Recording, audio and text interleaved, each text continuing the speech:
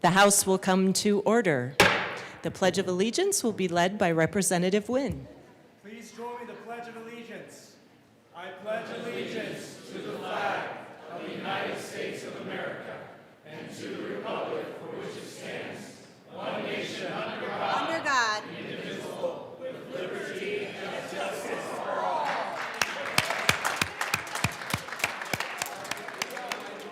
Mr. Schiebel, please call the roll. Representatives Bacon, Barone, Basenecker, Bottoms, Bradfield, Bradley, Brooks, Brown, Caldwell, Camacho, Carter, Clifford, DeGraff, Duran, English, Espinoza, Ferre, Flanell, Froelich, Garcia, Garcia Sander, Rep. Garcia Sander, Excused.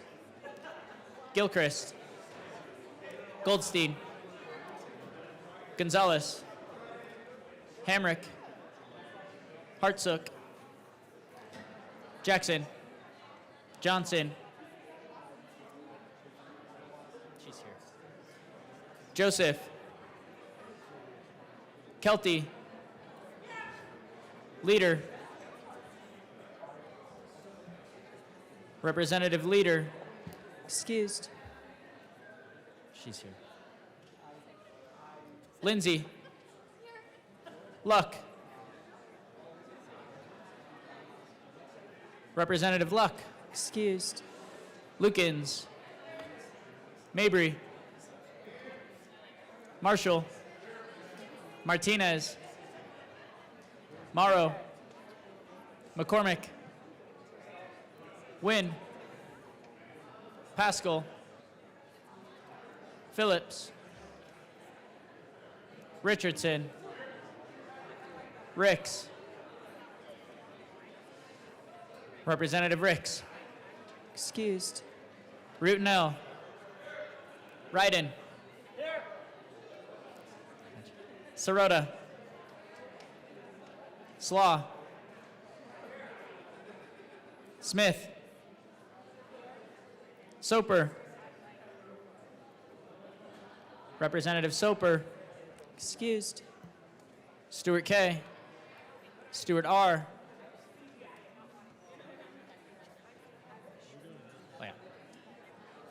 Story, Sukla, Taggart, Titone, Valdez A, Velasco, Weinberg, Wilford, Winter, Woodrow, Woog, Zokai. She's here? Yeah. And Madam Speaker. Here.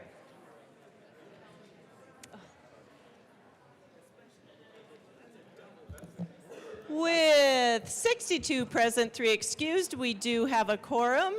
Representative Wynn. Madam Speaker, it is an honor to serve with you. It is an honor to serve with you. Madam Speaker, did you know that pho restaurants, when they have like pho 79, pho 88, that just means that that's when they came to the United States of America? I did not know that. Thank you for And with sharing. that said, Madam Speaker, I move that Journal of Thursday, March 12, 2026 be approved and as corrected by the Chief Clerk. Members, you have heard the motion that the journal be approved as corrected by the Chief Clerk. All those in favor say aye. Members, I do need a response on the motion. The motion before us is to approve the journal as corrected by the Chief Clerk. All those in favor say aye. Aye. All those opposed, no. The ayes have it. The motion is adopted. Thank you. Members,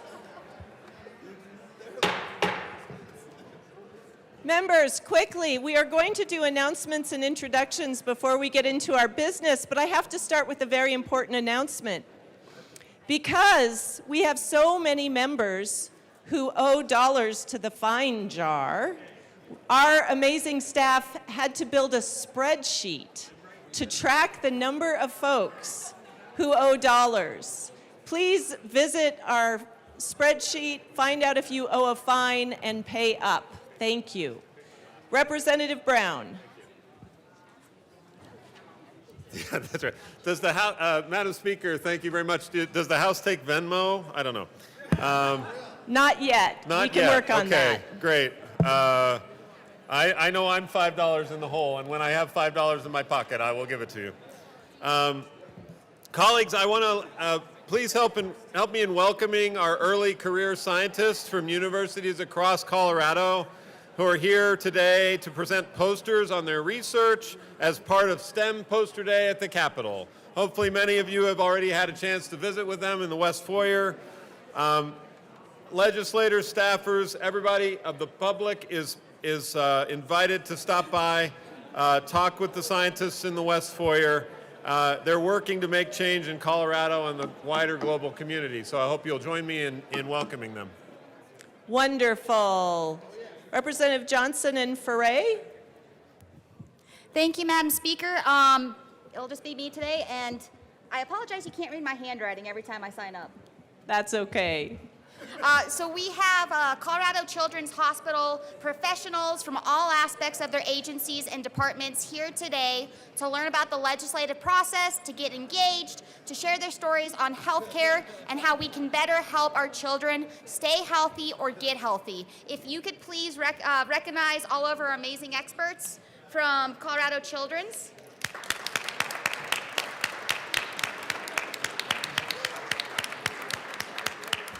And sometime this morning, please come by and say hi. They'll be here throughout the day. They may end up in the chamber at some point, but please reach out, say hi, and listen to their stories. Thank you. Representative McCormick. Thank you, Madam Speaker. I wanted to welcome students from the St. Vrain Valley School District that are here today. Please stand up, and I would ask my colleagues on this side of the room to please help them out when they're wondering what we're doing down here, and they turn to you with perplexed looks. I also want to welcome our school board member. School board member Babs is also here with us today, so give them a round of applause and help them out.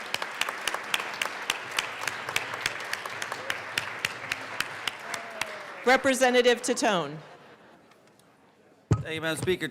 Monday morning, 8 o'clock in the morning, please come to Joint Technology Committee. We're going to finish our discussion on the referred budget request. I know it's Monday at 8 o'clock. We got to get this done. Please come, be on time. Representative Hartsook. Good morning. Happy Friday, Madam Speaker. Happy Friday. All right, members, if I could have your attention, we got some really special guests over here to my right. We got the two-legged and the four-legged guests over here. We got some furry little critters. So the dogs, we've got Gunner, we have Scout, and then we have Master Trooper Hampton. And we have Trooper Crenshaw that's doing like an amazing job there. So let me give you a little bit about the dogs over here. So this is the state police. This is their canine unit. First began here in the 20s. The Army, and I've served overseas. I never was in the Canine Corps, but I've seen them working, and they do amazing work. And that goes all the way back to 42. So in June of 2001, the State Patrol's Explosive Detection Canine Team began. Master Trooper Hampton over here and Trooper Crenshaw are the first handlers for this team. Trooper Crenshaw has been a trooper for 11 years and has been with the explosive detection for almost 5 years, along with Scout, who's one of the original canines. Scout is a 5-year-old German short-haired pointer, and that's the one that she was hoisting up a moment ago.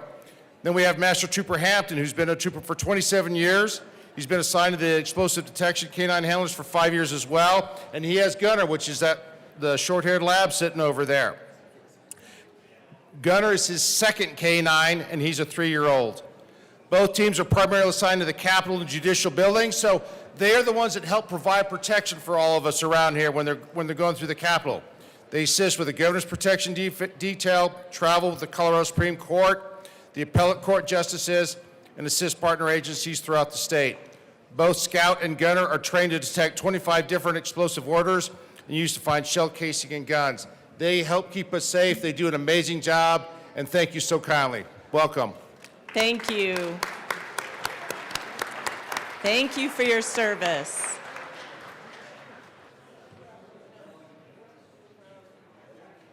Representative Hamrick MSU team. and company. Yep. Lukens. Megan. Representative Hamrick. All right, hold on. Members, very soon we will have the National Championship Metro State University women's volleyball team on the floor. Right now they're in the Senate, and we've written a joint tribute. I just want to tell you a little bit about them, and when they come here, please greet them. At the beginning of the year, they were 7th in the nation, but they knew in their spring games that they had something great, beating many D1 teams. Their ending record was 32-3, with 2 losses coming to Colorado teams, Colorado Mesa and CCCS. So they ended the season with a 32-3 record. They were 4th going into the tournament, the national tournament. In the finals, they played number 2, and they beat them, basically sweeping, right, 4 sets. So let me go ahead and read the tribute that we have for them.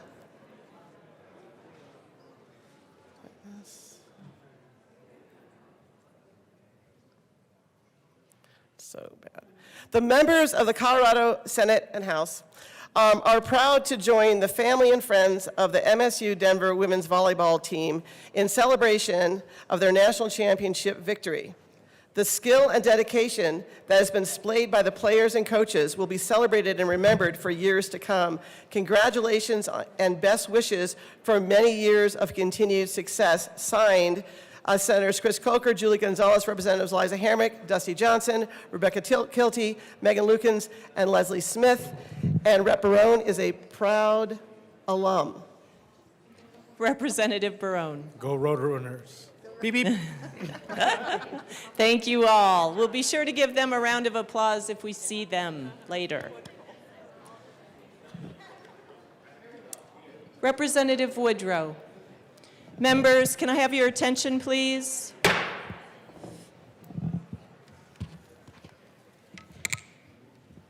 Madam Speaker, I request a moment of personal privilege. So approved. Thank you. It is an honor to serve with you. It is an honor to serve with you. Good morning, colleagues. I rise because yesterday, in a town called West Bloomfield, a terrorist drove a truck loaded with explosives into Temple Israel, the largest Reformed synagogue in North America. After he rammed into the building, he engaged in gunfire with the security team, who eventually neutralized him as a threat.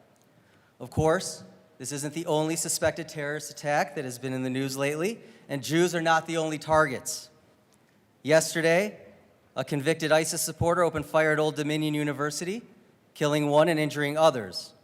Over the weekend, 2 young men used homemade explosives to attack a protest outside of New York City Mayor Mondani's residence. Yet it is impossible to discount the rise in anti-Semitism. According to the Anti-Defamation League, there were more than 9,300 cases across the country in 2024, the highest number on record since they started keeping track in 1979. Many of you have likely seen the attack earlier this week in San Jose on 2 men speaking Hebrew, or videos of people outwardly sporting swastika tattoos. And how could we forget that it was just this past June that Jews were burned in our own beloved Boulder? To be sure, the problem is global. Within the last 2 weeks, Toronto has had 3 separate synagogues come under fire. In December, it was the devastating attack at Bondi Beach in Australia. What made yesterday different is that West Bloomfield, a suburb nestled 30 minutes northwest of downtown Detroit, is my hometown. Temple Israel is where my friends send their kids to preschool. It is where I've celebrated countless bar mitzvahs and weddings. Rabbi Josh officiated my wedding. It is where my mom serves as the recording secretary for the Temple Sisterhood. Fred Rogers, quoting his own mom, used to say that when we see scary things on the news, look for the helpers. You will always find people helping. That was especially true yesterday. I am beyond grateful for the heroic security team and law enforcement agents who undoubtedly saved lives, for the educators who followed their training and kept their students calm and safe, for Shenandoah Country Club that took in and cared for fleeing students and staff, and for the entire Detroit Jewish community, which is one of the most vibrant and close-knit enclaves of Jews living out their Jewish values anywhere on the planet. These values include an immutable belief in family, tradition, education, kindness, and charity. Perhaps above all else, they include tikkun olam, the idea that the world is a broken place, and it is our job to do our part to fix it. The world is indeed so broken right now, so badly in need of fixing and healing. My heart breaks for all the suffering in the Middle East, from Iran to Gaza and everywhere in between. From the last few years to the last few weeks, it has all been beyond devastating. And now the disease that plagues us has come crashing through the door, and we all must do our part to stamp it out, so that courage may conquer fear, hope may defeat dismay, and love may triumph over hate. I have two asks of you today.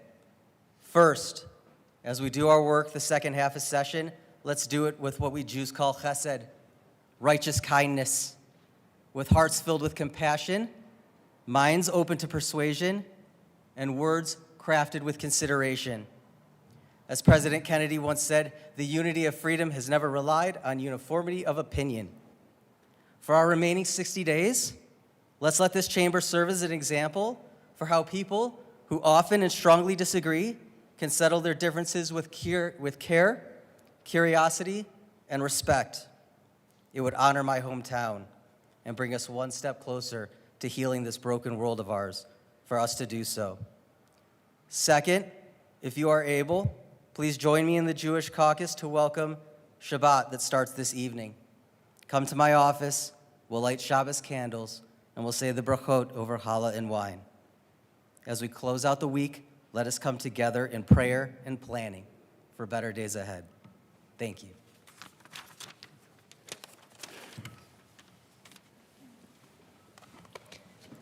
Thank you, Representative.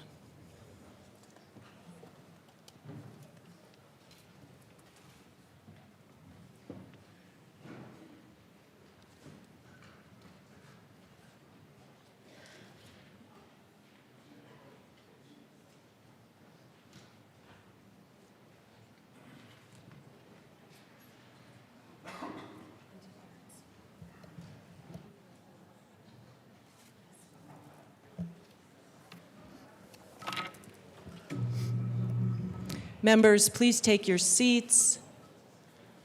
We are proceeding to third reading.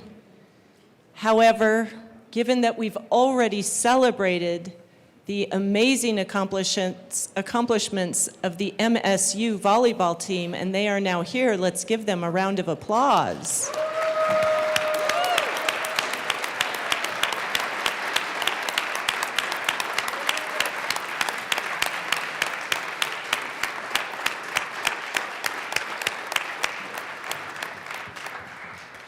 That was a grand entrance. Well done. Madam, we are moving to third reading. Madam Majority Leader. Thank you, Madam Speaker. I move to lay over House Bill 1130 until Monday, March 16th.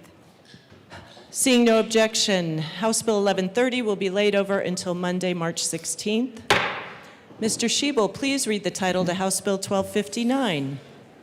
House Bill 1259 by Representative Sirota, also Senators Marchman and Bridges, concerning changing requirements related to early childhood services and in connection therewith clarifying or extending specified existing licensing exemptions, updating early care and education provider reimbursement, modifying certain existing funding provisions for the universal preschool program, clarifying certain existing program eligibility and reporting requirements, and adjusting the membership or duties of specified early childhood advisory bodies.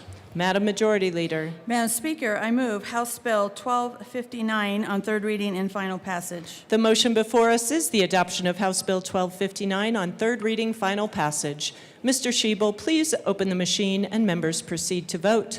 Representative DeGraff, how do you vote? No. No. Representative DeGraff votes no.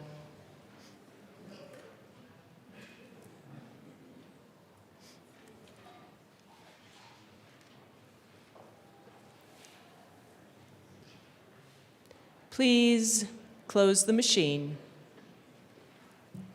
With 44 aye, 18 no, and 3 excused, House Bill 1259 is adopted. Co-sponsors.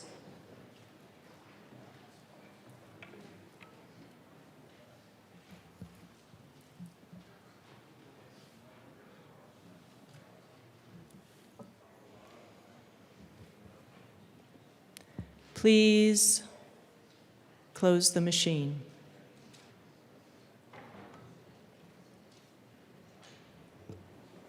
Mr. Schiebel, please read the title to House Bill 1229.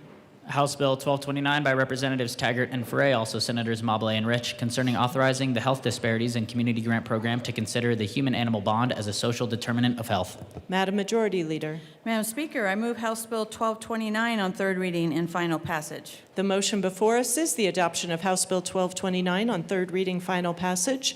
Mr. Schiebel, please open the machine and members proceed to vote. Representative Garcia Sander, how do you vote? Yes. Representative Garcia Sander votes yes. Representative DeGraff, how do you vote? No. Representative DeGraff votes no.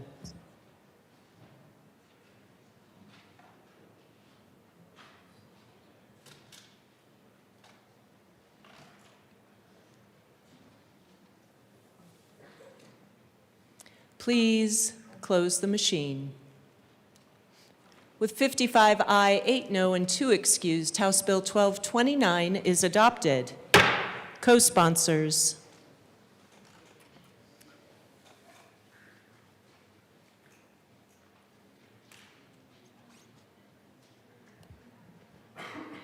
Please close the machine.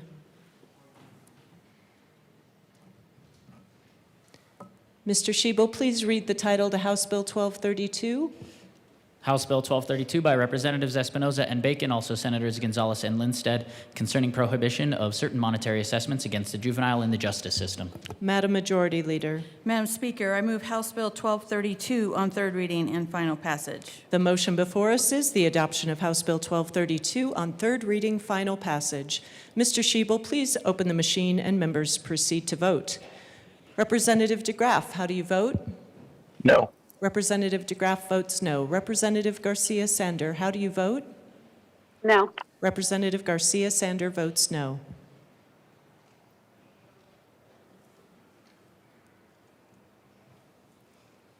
Please close the machine. With 44 aye, 19 no, and 2 excused, House Bill 1232 is adopted. Co-sponsors.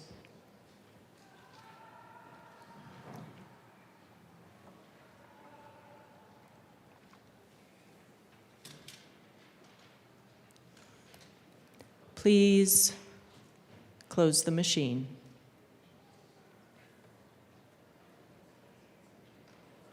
Mr. Schiebel, please read the title to House Bill 1239.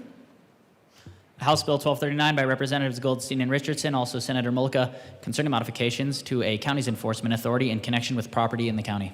Madam Majority Leader. Madam Speaker, I move House Bill 1239 on third reading and final passage. The motion before us is the adoption of House Bill 1239 on third reading, final passage. Mr. Schiebel, please open the machine and members proceed to vote. Representative DeGraff, how do you vote? No. Representative DeGraff votes no. Representative Garcia Sander, how do you vote? Yes. Representative Garcia Sander votes yes.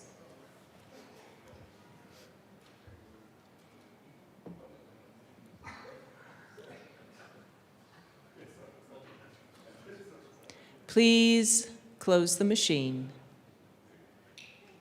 With 53 aye, 10 no, and 2 excused, House Bill 1239 is adopted. Co-sponsors.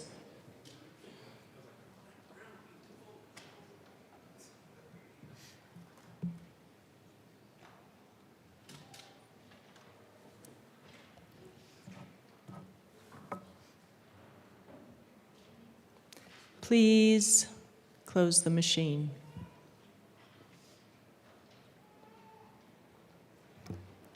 Mr. Schiebel, please read the title to House Bill 1079.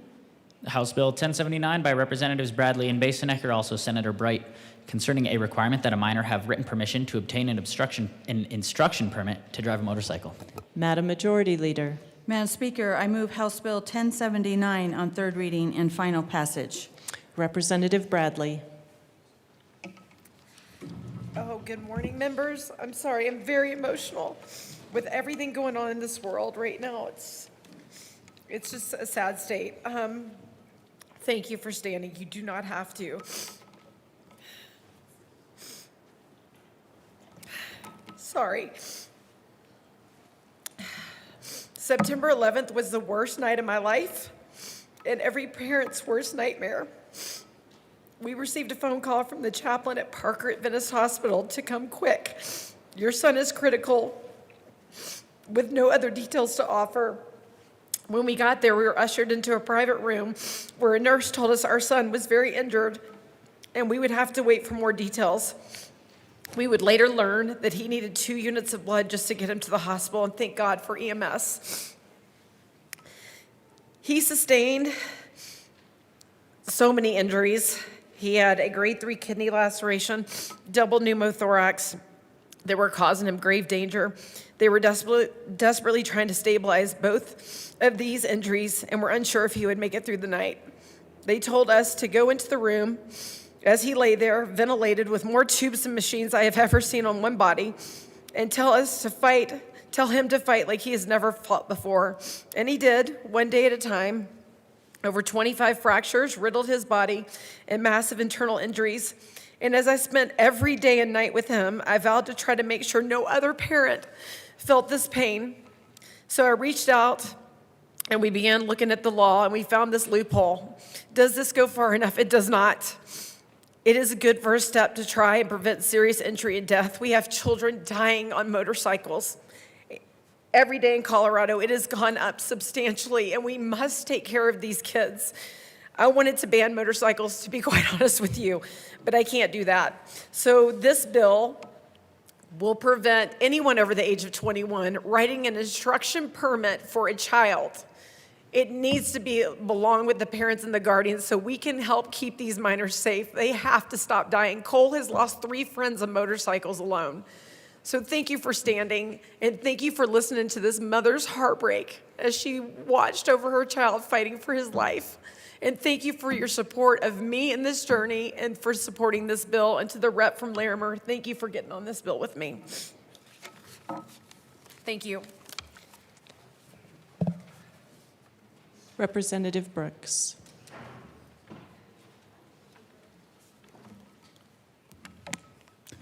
Madam Speaker, thank you. I suppose there's a first time for everything, and I believe that in this case, I'm actually honored that this is the first time that I have asked to do this. I asked permission to run an amendment on third reading. Please briefly explain. The very brief explanation is that I am asking to change the short title of the bill. Thank you. Seeing no further discussion, the motion before us is to allow permission for a third reading amendment on House Bill 1079. Mr. Schiebel, please open the machine and members proceed to vote. Representative DeGraff, how do you vote? Yes. Representative DeGraff votes yes. Representative Garcia Sander, how do you vote? Yes. Representative Garcia Sander votes yes. Please close the machine. With 63 aye, 1 no, and 1 excused, permission is granted. Representative Brooks. Madam Speaker, thank you. I move L004 to House Bill 1079 as to be displayed. It is properly displayed. Please proceed.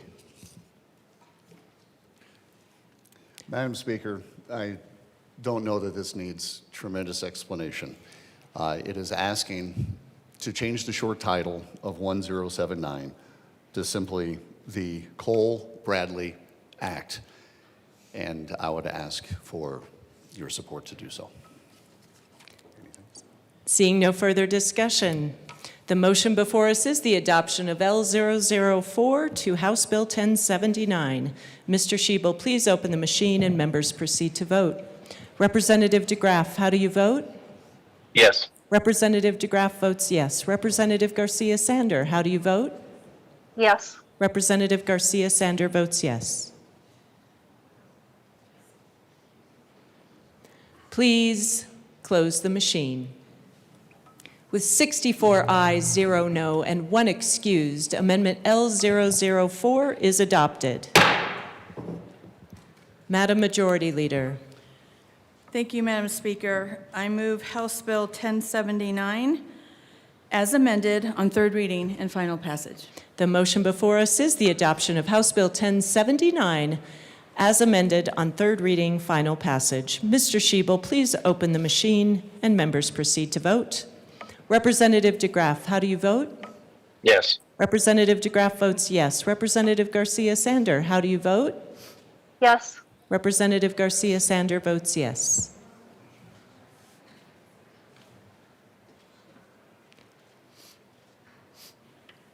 Please close the machine. With 64 ayes, 0 no, and 1 excused, House Bill 1079 as amended is adopted. Co-sponsors.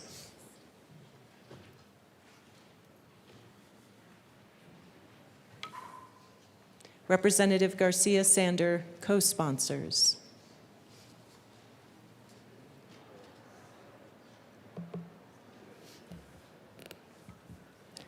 Please.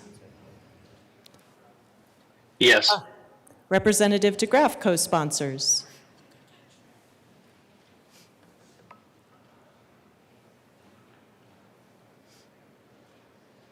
Please close the machine.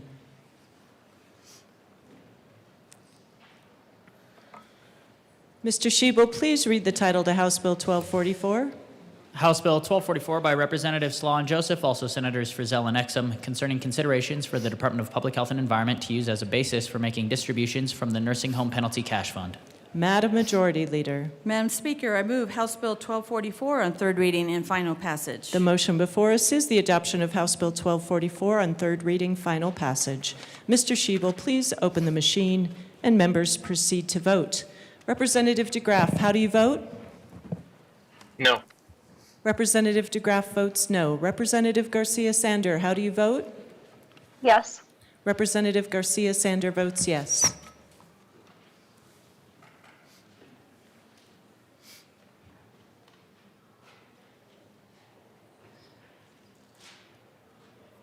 Please close the machine. With 62 aye, 2 no, and 1 excused, House Bill 1244 is adopted. Co-sponsors.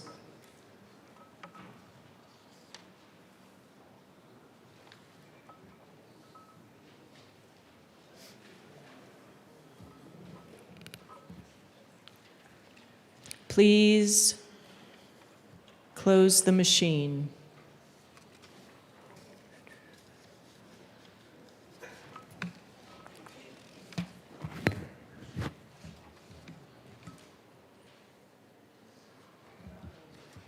Members, we are proceeding to consideration of Senate amendments to House bills. Madam Majority Leader. Thank you, Madam Speaker. I move to proceed out of order for consideration of Senate amendments to House bills. Seeing no objection, we will proceed out of order for consideration of Senate amendments to House bills. Mr. Schiebel, please read the title to House Bill 1001. House Bill 1001 by Representatives Basenecker and Mabry, also Senators Exum and Gonzalez, concerning the promotion of residential developments on qualifying properties. Mr. Speaker Pro Tem. Thank you, Madam Speaker. I move to concur in Senate amendments to House Bill 1001. Please proceed. Thank you, Madam Speaker. In the Senate, they made several well-negotiated changes, including ensuring that the bill focuses on infill opportunities and not development in rural areas, exempting industrial land, exempting parcels that are subject to IGAs, clarifying affordability requirements, adding some guardrails to the property size, life safety codes, height requirements, public input, historic district standards, et cetera.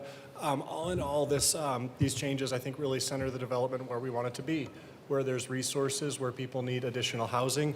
And as a result of these changes, we were able to put many, if not most of the concerns from a lot of our counties to rest. So we appreciate these amendments, and we ask for your support. Representative Mabry. Thank you, Madam Speaker. Members, we ask that you concur with the 97 amendments that were made in the Senate. 97. I think there's a rule you can't lie at the well, Representative Mabry. An embellishment, he says. Seeing no further discussion, the motion before us is to concur with Senate amendments to House Bill 1001. Mr. Schiebel, please open the machine and members proceed to vote. Representative DeGraff, how do you vote? No. Representative DeGraff votes no. Representative Garcia-Sander, how do you vote? No. Representative Garcia-Sander votes no.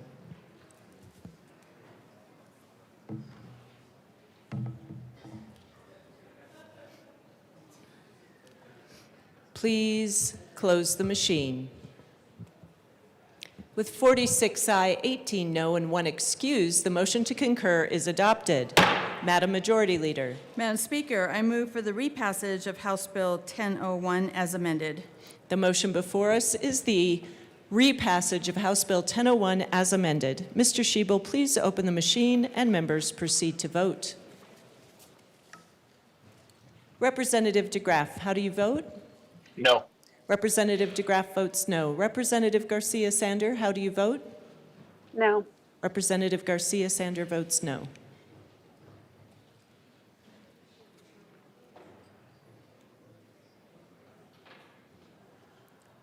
Please close the machine.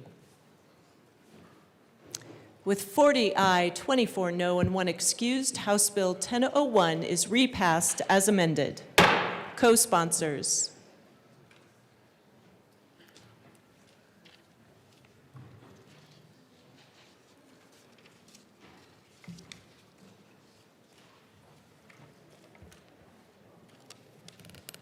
Please close the machine. Mr. Schiebel, please read the reports of committees of reference. Committee on Agriculture, Water, and Natural Resources, after consideration on the merits, the committee recommends the following. House Bill 1253 be amended as followed, and also amended be referred to the Committee of the Whole with favorable recommendation. Committee on Appropriations, after consideration on the merits, the committee recommends the following. House Bills 1053 is amended, 1187, 1194, and 1207, and 1280 be referred to the Committee of the Whole with favorable recommendation. Committee on Business Affairs and Labor, after consideration on the merits, the committee recommends the following. House Bill 1210 be amended as followed, and also amended be referred to the Committee of the Whole with favorable recommendation. House Bill 1291 be postponed indefinitely. Committee on Energy and Environment, after consideration on the merits, the committee recommends the following. House Bill 1279 be postponed indefinitely. Committee on Finance, after consideration on the merits, the committee recommends the following. House Bill 1043 be referred favorably to the Committee on Appropriations, and Senate Bill 39 be amended as followed, and also amended be referred to the Committee on the Committee of the Whole with favorable recommendation. Committee on State, Civic, Military, and Veterans Affairs, after consideration on the merits, the committee recommends the following. House Bills 1252 as amended, and Senate Bill 84 be referred to the Committee of the Whole with favorable recommendation. House Bill 1254 be postponed indefinitely. Printing report. The Chief Clerk reports. Printing report will be printed in the Journal. Members, I have one announcement. Representatives Brown, Sirota, and Taggart are excused at such time as necessary for the Joint Budget Committee meeting. Madam Majority Leader. Thank you, Madam Speaker. I move the following bills be made special orders on March 13th, 2026 at 9:54 a.m. House Bill 1019, House Bill 1280, House Bill 1268, House Bill 1139, House Bill 1187, House Bill 1053, House Bill 1208, House Bill 1297, House Bill 1194, House Bill 1303, House Bill 1116, Senate Bill 11, House Bill 1262, House Bill 1203, House Bill 1207, and Senate Bill 32. Seeing no objection, the bills listed by the Majority Leader will be made special orders on March 13th at 9:54 a.m. Representative Mabry.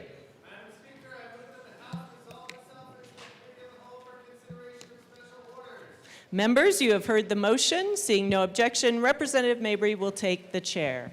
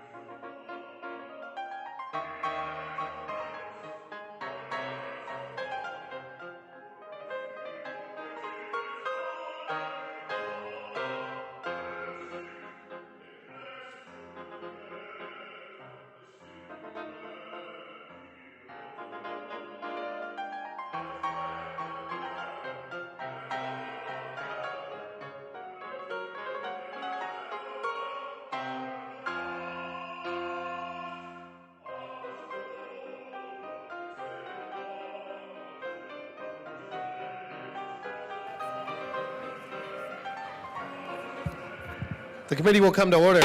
With your unanimous consent, the bills will be read by title unless there is a request for reading of a bill at length. Committee reports are printed in your bill folders. Floor amendments will be shown on the screen. Bills will be laid over upon motion of the Majority Leader, and the coat rule is relaxed. Mr. Shebo, please read the title of the House Bill 1019. House Bill 1019 by Representatives Leader and Bacon, also Senator Roberts, concerning mandatory health care coverage for preventative kidney function screening services. We have no amendments. Representative Leader. Thank you, Mr. Chair. And it's an honor to serve with you. It's an honor to serve with you. So I move House Bill 261019 and the committee report. To the committee report. What the bill does is it's concerning mandatory health care coverages for preventative kidney function services. So Representative Bacon and I are the co-prime sponsors of House Bill 261019. I introduced the bill because early detection of chronic kidney disease saves lives and saves money. But too many Coloradans don't know to get screened. Among the 800,000 Coloradans with hypertension, diabetes, or both, an estimated 144,000 likely have advanced chronic kidney disease. It remains undiagnosed. 1 out of every 7 Americans has chronic kidney disease, and up to 90% don't know they have it. Without early detection, kidney disease progresses to stages that require dialysis, transplants. Patients' out-of-pocket costs escalate from $208 a month annually for stage 1 chronic kidney disease to over $10,000 for end-stage renal disease. The cost of early screening is minimal. Each comprehensive kidney Members, it's already too loud in here. We cannot hear the conversation we're having in the well. Rep Leader, are we talking about the committee report? Okay, great. Yes. So the Kidney Disease Prevention and Education Task Force established under House Bill 211171, which I sit on, identified early detection through accessible screening. It's critical to reduce health complications and financial strains on Colorado residents and our healthcare system. And this bill implements those recommendations by requiring health insurance coverage for annual preventative kidney function screening services without cost sharing. Thank you. AML Bacon. I was going to do maybe a beatbox or hip hop line for this, because it might not be as riveting given the room, but I think it goes something like, this goes out to all of us on dialysis. This bill helps with insurance analysis. Nobody? Okay. So. I liked it. Members, for those of you who are listening, but also to those who supported this bill, we do want to thank those from the rare disease community, as well as those who have been fighting for a long time to talk about kidney disease. So first, we want to thank you all for your stewardship and for your engagement in the Capitol for so long. I do hope that you see both of us representing your interests, and that we know that the things and the complications that you fight against every day, we want you to know that you are heard and received, and hopefully that this bill might support. Members, House Bill 1019 is important in the sense that for the first time maybe in 5 years, we are saying that kidney screening must be considered preventative care and therefore covered as such by insurance policies.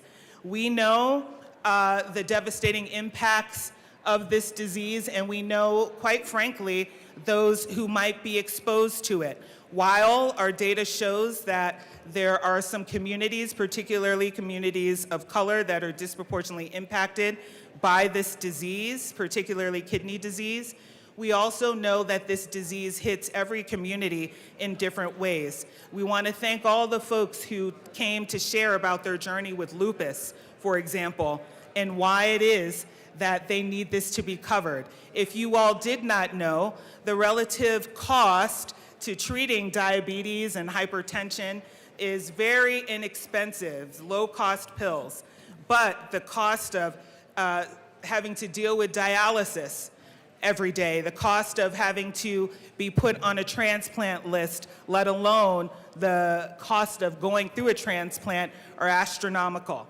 And so I'd like to say this generally to all of us as well, because I want to thank the committee for the conversations and the debates that we had. You know, healthcare and the costs of it are really important to this state. I think it is the focal point of our budget issues this year. And I'd like to say that this issue is not something that we call a peekaboo issue, as if you were a toddler. You know, if you can't see it, it's not going to be there by way of costs. For those that we don't cover this way, in the lower cost from the preventative angle, the costs do come back to us as a matter of the state. We will either have to support people who cannot afford their health care and their dialysis or their transplants or hospital stays. And so the last reason we're going to ask for support on this bill, even though we're talking about coverage out in the landscape, is because it is an investment, and we have the data to show. We have the cost-benefit analysis that says for the low cost of treating this as preventative, we will save millions down the line, because we will not, as a state, have to support those who cannot afford their health care, or to the families who are privately insured, they won't have to pay the high costs of something that was very preventable. And with that, We just want to end here as the entire bill, the reason why we're speaking to the committee report, the entire bill was through the strike below, and therefore the committee report. And we look forward to discussion. Is there any further discussion on the committee report? Rep. Bradley.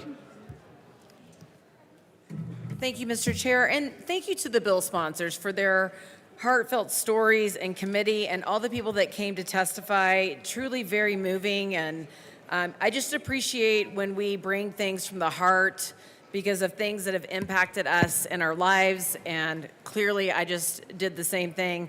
I have a little bit of a problem with, and I get that we're in a fiscal crisis, but carving out. If we're going to mandate something on carriers and then we carve out, I go back to the baby diaper changing stations where we're making small businesses put them in, but we're carving out the state buildings. So in this bill, state employee insurance is offered through two insurers, Kaiser and Cigna. Kaiser offers fully insured plans to subject to state regulation, while Cigna administers self-funded plans regulated under federal law that are also required to cover all mandatory benefits outlined in state law.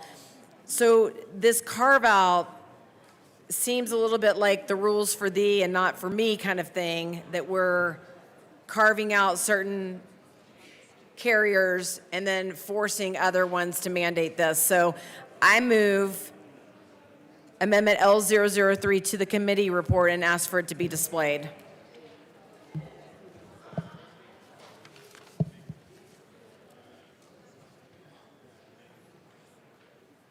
That is properly displayed to the amendment. Rep. Bradley. Thank you, Mr. Chair. So what this is doing is striking part of Section 3, the specifications drawn by the director for any group benefit plans, must include the mandated coverages required by Section 1016-104, except that the specifications must not include coverage for kidney function screening services. This is just adding those plans back in. If we're going to mandate something, we have to mandate it for all. And I would urge an aye vote on this, please.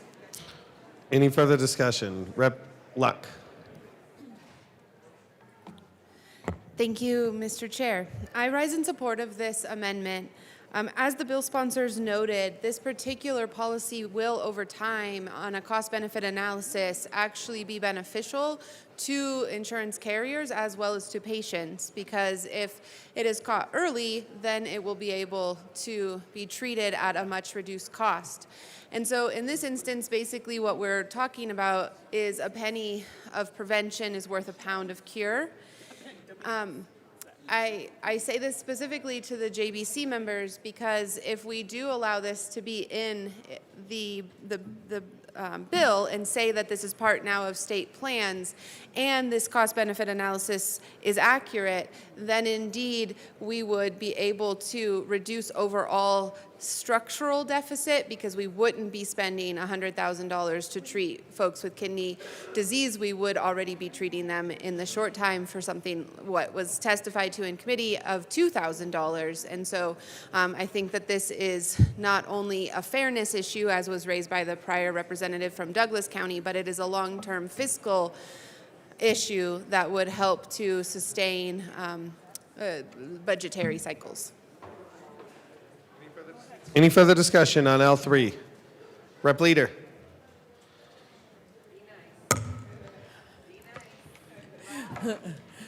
We asked for a no vote. We have heavily staked this with the state workers and the fact that WINS can only negotiate their contract every 5 years.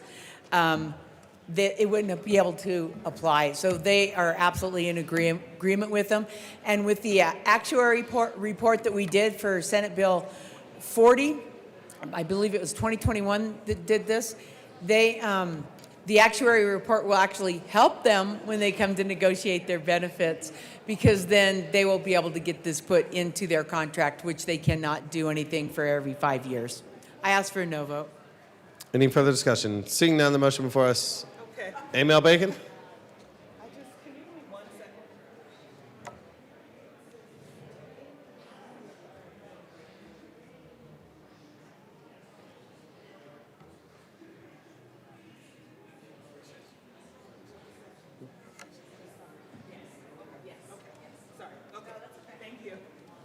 Seeing no further discussion, the motion before us is the adoption of L3. All those in favor say aye. All those opposed say no. L3 fails. To the committee report. Seeing no further discussion on the committee report, the motion before us is the adoption of the Health and Human Services Committee report to House Bill 1019. All those in favor say aye. All those opposed say no. The committee report is adopted. To the bill. Rep. Bradley. Thank you, Mr. Chair. I just wanted to outline a couple of things with mandates for my side of the aisle that we typically do not like mandates. And so I'm standing for principle, not for the policy being discussed, and some factual evidence. Economic research on benefit mandates broadly finds that each mandated benefit raises premiums. And so that's why I'm up here talking for my district. Raising premiums adds costs to their insurance every month, and they are begging for financial help in our state. One multi-state study using medical expenditure panel survey data estimated that each additional mandate benefit increases average health insurance premiums by roughly 0.6%, with coverage of a specific benefit mandates like required screening tests in this bill having the largest impacts. Another study of the Affordable Care Act's dependent coverage mandate found that this single federal mandate increased family plan premiums by about 2.5 to 2.8%. It's so loud in here. It's too loud. Members, it's too loud in here. We cannot hear the conversation we're having in the well. Please be respectful. Thank you. By about 2.5 to 2.8%, illustrating that seemingly narrow coverage requirements can add materially to costs. Colorado has a clear track record. Every time it has turned a clinical recommendation into a no-cost screening mandate, premiums have had to absorb more cost, and HB 261019 fits that same pattern. Osteoporosis screening was added to Colorado's preventative care mandates through SB 2156, SB 21016, and must now be covered without deductibles, copays, or coinsurance, explicitly expanding the list of services that carriers must pay for it in full. Breast imaging was expanded under HB 19-1301 so that insurers must cover guideline-based mammography and follow-up advanced imaging at no additional cost on the day of service.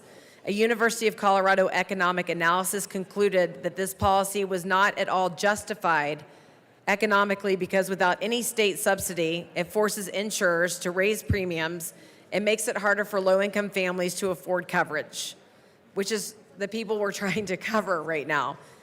Medicaid reimbursement for postpartum depression screening in Colorado led to a 9.6 percentage point increase in bills, screens, and higher rates of diagnostic mood and anxiety disorders in outpatient treatment, meaning more services being paid for out of public and private insurance dollars. Taken together, these examples show that when Colorado mandates first dollar coverage for screenings, osteoporosis, postpartum depression, and breast imaging, the result is predictable. Higher utilization of covered services and higher claims costs that must be recouped through premiums, with analysts and insurers warning that mandates are a direct contributor to rising prices. This bill would add kidney function screening to the same no-cost sharing list for virtually all insured plans at precisely the moment when Connect for Colorado and outside analysis project that net premiums for many consumers will roughly double as subsidies expire and base rates climb. The strongest conservative argument is that Colorado has already seen how screening mandates work in practice. They expand benefits for some but push premiums higher for everyone, especially unsubsidized and middle-income buyers. And this bill repeats that mistake instead of letting insurers and employers design kidney screening coverage based on actuarial value and consumer demand. I talked a lot in committee that no state has mandated this, and that we as a community, like 9 News Health did, should start getting into the community more. Several states encourage screening through task force or public health initiatives like Michigan, New York, Pennsylvania, California, and Texas. I feel like this should be a community emphasized, especially for underserved populations who can't get to the doctor in the first place. We need to go to them. We need to come to them in a community effort to help screen the people of Colorado. 37 million Americans have chronic kidney disease and 90% don't even know it. It is a problem. But is it a problem to mandate the insurance companies, or do we owe it to our communities, especially underserved communities, to go to them and help screen them? And so for that, I will be a no vote, but respect the sponsors for bringing this bill forward. Thank you. Mel Bacon. Thank you. No. No. I want to. Was I recognized? Oh, sorry. I was? Mel Okay. Bacon, you were, yes. You were recognized. So I want to thank the representative from Douglas County for raising some of these issues. I think they're fair when we talk about health care. And I do know we're here on second reading, and I just want to put some things on the record for those who might look it up so we can save some time on third reading. Nobody? Okay. All right. And so I do want to say this. Yes, Colorado would be the first, but we are a state that is put in a very precarious position right now in figuring out our investments, particularly around health care. Yes, I do agree that we should do outreach in communities. In fact, from the public health perspective, the reason why we've been able to mitigate a lot of diseases is because we have seen that kind of outreach. But the only problem we have with that is outreach is great, but then when people have to actually go to the doctors to get screened, those screenings would not be covered. And especially in communities that are already struggling to finance health care. We have heard from communities like our rural communities, if they're struggling to even keep hospitals open and there isn't money to support that, how could we be in a place to ask those who are particularly the most disenfranchised, who are also prone to these diseases, quite frankly, because of the quality of our food, right? That even though they would know the signs to be screened, how could they still be covered to do it? And that is the question. And so in regards to the costs, we do believe in responsible policymaking. There was an analysis done by the Colorado Department of Insurance, an actuarial analysis. And this is what we want to put on the record, not just for us, but to understand what's happening in healthcare costs, okay? In the actuarial reports on page 3 and 4, according to our own division, this should cost 3 cents a month, or 36 cents per year, or $3.60 every 10 years. And what we heard from insurance companies was literally over 100 times that amount. And so it's one thing to figure out how much something is at cost versus how much something is to make a profit margin. And the saddest part is we're talking about preventative care with that. And so if we're hearing quotes back higher than 3 cents per month on a pill or a screening, I can't imagine what the differential is on a kidney transplant or dialysis. And when I said peekaboo earlier, and even for the conversation with our state employees, when people can't pay that, the state pays that. We pay for that ambulance ride. We pay for that emergency room visit. We pay for the admittance into a hospital. We might even pay for dialysis. And so, yeah, we're saying, let's have this be covered here. If we are the first, I am sure it's going to get there, only because we have learned so much about kidney disease in the last 10, 15 years alone. We have mastered the cost of treating type 2. And then for our babies, God forbid, who have to have ports, think about those families and the stressors and what we can do to recognize earlier to support them better. When we put this in the exchange, and you heard from the state employees they negotiate every 5 years, when they negotiate, they will include this in their conversations. But this state needs to be responsible, and we need to be responsive to our communities. And if we have set up a whole task force, if we set up a whole actuarial study, we have come to the conclusion, per the recommendations, that the costs are not only able to easily be mitigated, but more importantly, we can help save lives. And I'm okay with being first. I can appreciate our community's feelings on mandates. I really can. But sometimes we do them. It's okay to disagree with them. But sometimes we do them, and sometimes down the line, all of us can feel the benefits of that. So the last time we did do a mandate in the state for coverage, it was for breast cancer screening and osteoporosis. And some people didn't like it then, but I'm telling you, when I think about now reducing the stresses of that mammogram, I'm not going to get more specific because it's kind of gross. I want to say thank you, Colorado. Okay? So members, thank you very much for the discussion, including all of us across both sides of the aisle. We urge an aye vote. Rep Leader. Thank you, Mr. Chair. So just like your annual exam, this is straightforward preventative care.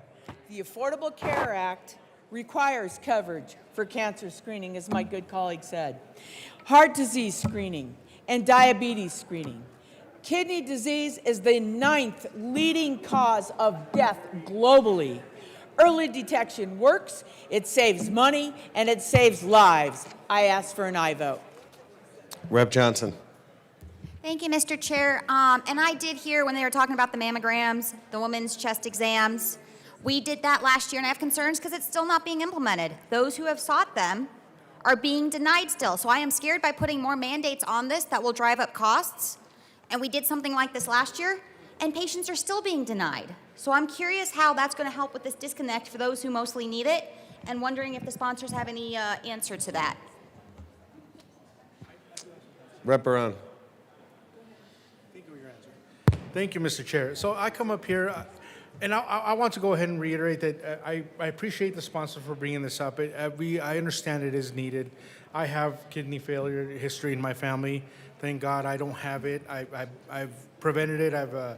I've tested for it myself because I know that history. The only thing is that in doing so, this is actually, my concern is raising the premiums for everybody else. Everybody else that doesn't have this history of kidney disease. And I was in Ledge Committee this morning on a supplemental for LCS, and the main focus on that was, of that supplemental was health, dental, and vision insurance.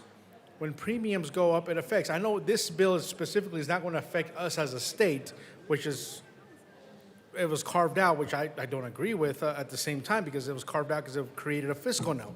Now imagine what it's going to do with the premiums to the people that are buying these insurances. That's my main concern, is premiums going up for everyone else. I paid for that testing. I requested that testing because I knew that I needed to do so because of my history, my family history. There were some testimonies in committee. I was in committee for this one. There was some testimonies in committee that, of course, these testimonies came forward and said, "I thank God that I tested for it," because they were proactive about it. Now this is not required yet, but they were able to save themselves because they were proactive on it. Now I understand not everybody can be proactive. Sometimes it just happens out of nowhere, but at the same time, everybody else is going to have to pay higher premiums because of this mandate. I don't agree with a mandate, of course. I do agree that this is a problem. I'm part of it. I'm at risk for kidney disease, but I am proactive about it, and I have those concerns. Rep Leader. Thank you, Mr. Chair. And to my good colleague here, and I can't remember the county because y'all got too many, but they should not be denying you. That's absolutely absurd. And this is preventative care service. This is for everybody, and they should not be denying you.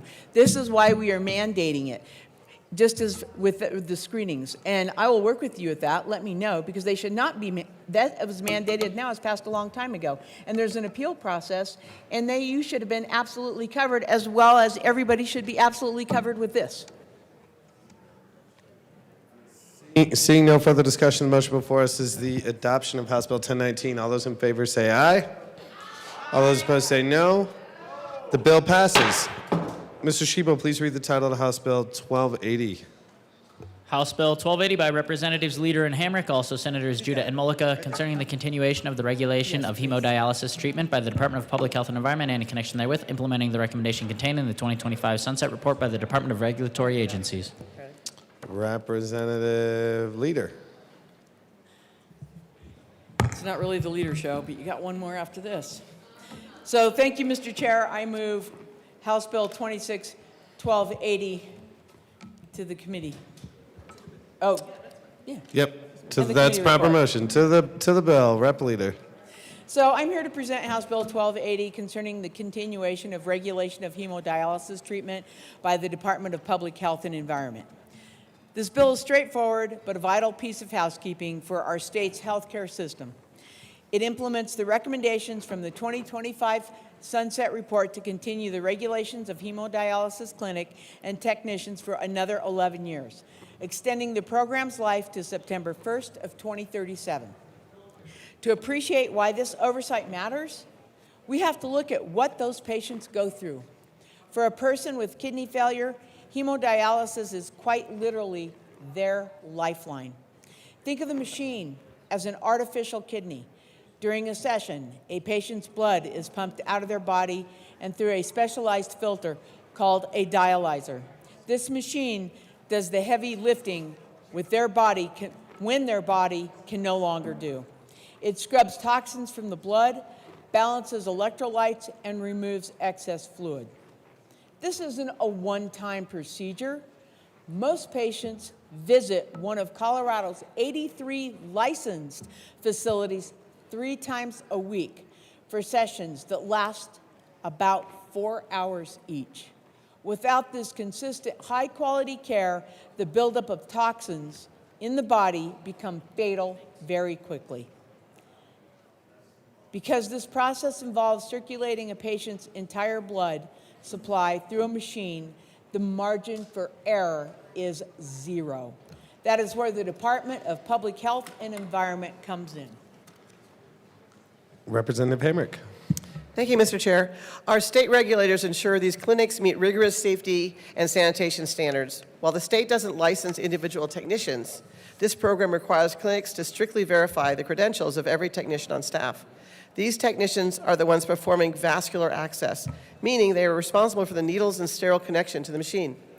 It is a testament to the success of this current regulatory model that we have seen 0 disciplinary actions in this program over the last 5 years.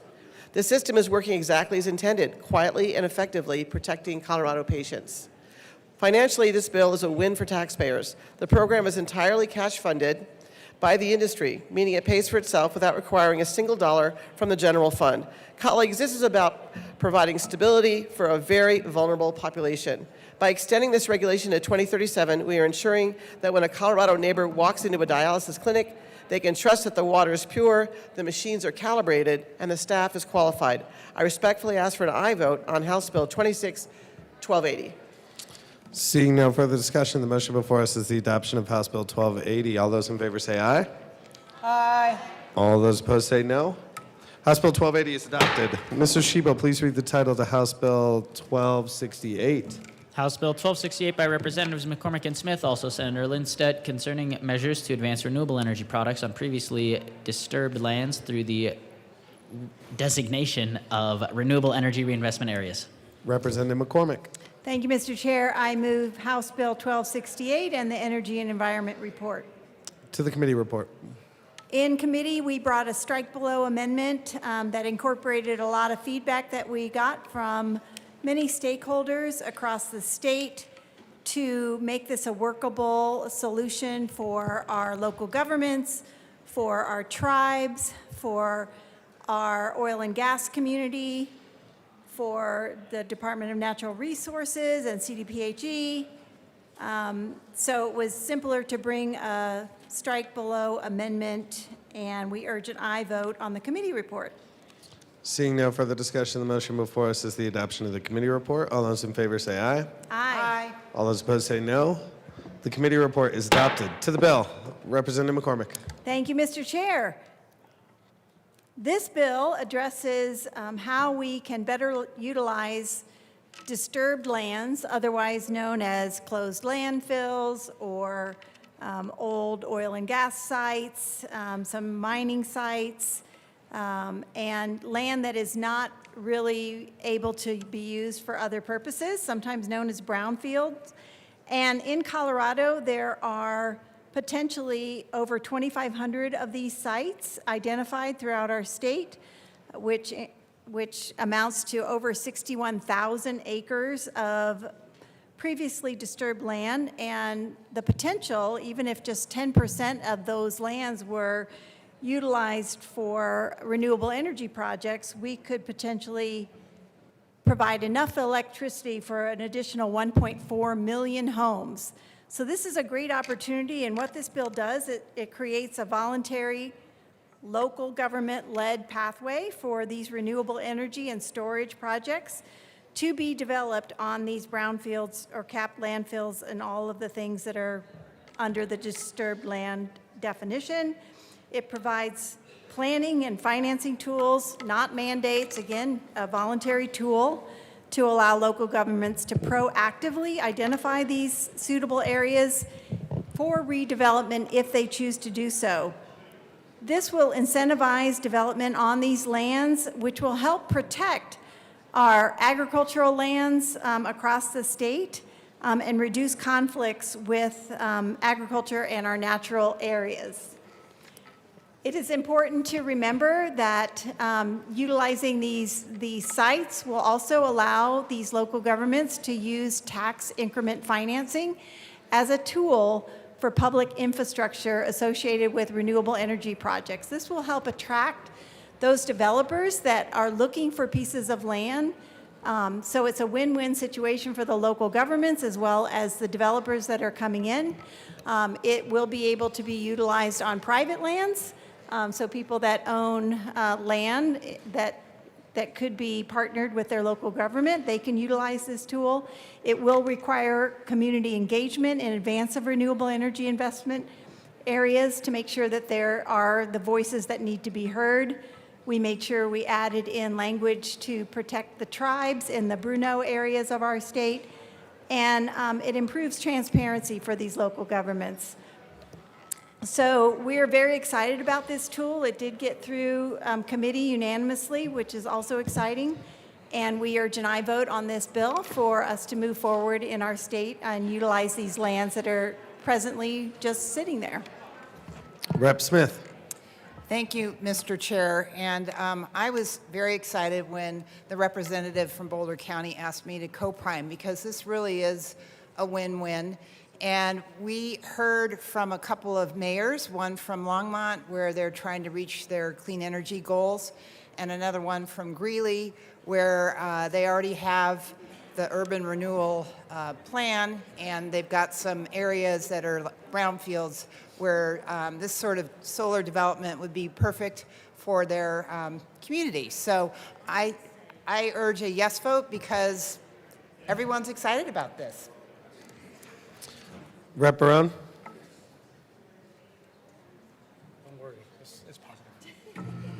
Thank you, Mr. Chair. I come up here in support of this bill, members, because I love the fact it's not a mandate. It's an option. It's a good tool. My county of Weld County already does it.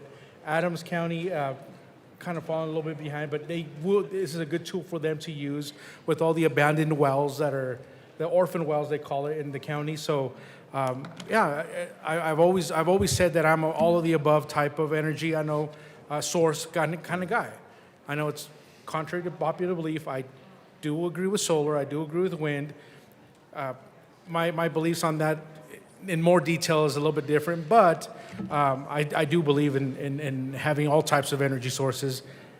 And this actually gives a good tool for these counties to be able to use. So I come up here in support of this bill.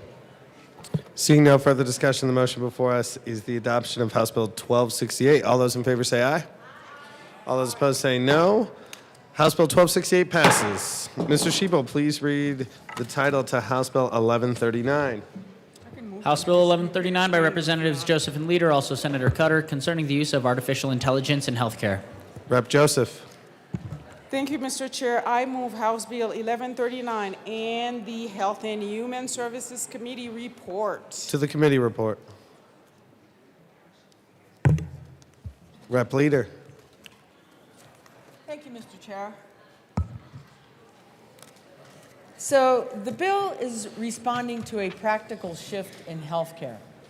First, I want to back up because I want to thank my co-prime rep, Joseph from Boulder, for asking me to get on this important bill. It's critically necessary.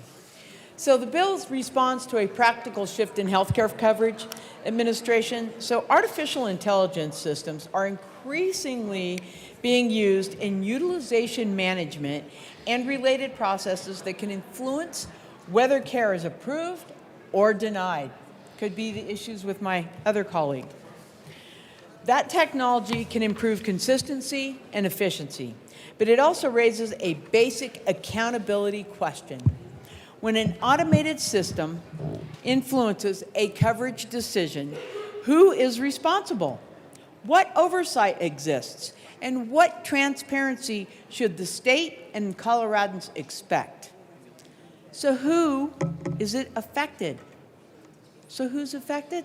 It's first the patients, the families, and because these decisions directly impact access to covered care and the ability to understand and appeal adverse outcomes. Second, carriers and entities concluding utilization review, because the bill sets some guardrails for when and how AI systems are used and what must be disclosed to regulators. And third, providers, because the bill is aimed at ensuring the clinical decision making it not effectively displaced by automated outputs without meaningful human review. Rep. Joseph. Thank you, Mr. Chair. I'll speak to the committee report and add a little bit as far as the amendments that we made in the committee. They were just cleanup language. We matched some of the definitions to Senate Bill 205, and yeah, that's basically what we did. And we also strike some language from our bill that was very similar to another AI bill that is coming through the House to ensure that we are not doing the same thing or we're not being duplicative. And we ask for a yes vote on the committee report. Any further discussion on the committee report? Seeing none, the motion before us is the adoption of the committee report. All those in favor say aye. Aye. All those opposed say no. The committee report is adopted. To the bill. All right, Rep. Joseph. I'll speak to the bill. Thank you, Mr. Chair. House Bill 261139 addresses the growing role of artificial intelligence in healthcare and ensures that while technology can support care, it cannot replace human medical judgment. Healthcare decisions are among the most important decisions a person will ever face. They determine whether someone receives treatment, whether a family gets more time with someone they love, and whether a patient's unique circumstances are truly understood. Because of that, these decisions must remain human-centered. This bill establishes clear guidelines or guardrails for how artificial intelligence can be used in our healthcare system. AI may assist with administrative tasks and even help speed up approval for care, but it cannot be used as a sole basis for denying or delaying care. Any denials based on medical necessity must be reviewed and approved by a licensed clinician or a physician who is qualified to evaluate the patient's individual situation. The bill also addresses the rise of so-called mental health companion chatbots. This system cannot represent themselves as licensed therapists. Actually, that was part of the earlier section of the bill. The bill makes clear that insurance plans and public programs like Medicaid cannot pay psychotherapist that is delivered directly by an AI system. Psychotherapy requires trained professionals who can exercise judgment, empathy, and ethical responsibility. At its core, this bill simply says that AI can assist care, but it cannot replace the human relationship and professional judgments that safe and ethical healthcare requires. I respectfully ask for a yes vote on this particular bill. And also, I just wanted to note we have two small amendments on the bill. I'm happy to, should I move the amendments now? Yes. Thank you. We move L L007. Actually, we'll move L06 first, and then we'll move L07. Thank you. I haven't. Did you move the amendment? Oh, Rep. Johnson. Thank you, Mr. Chair. I double down on moving L006 to House Bill 1139 and ask that it be properly displayed.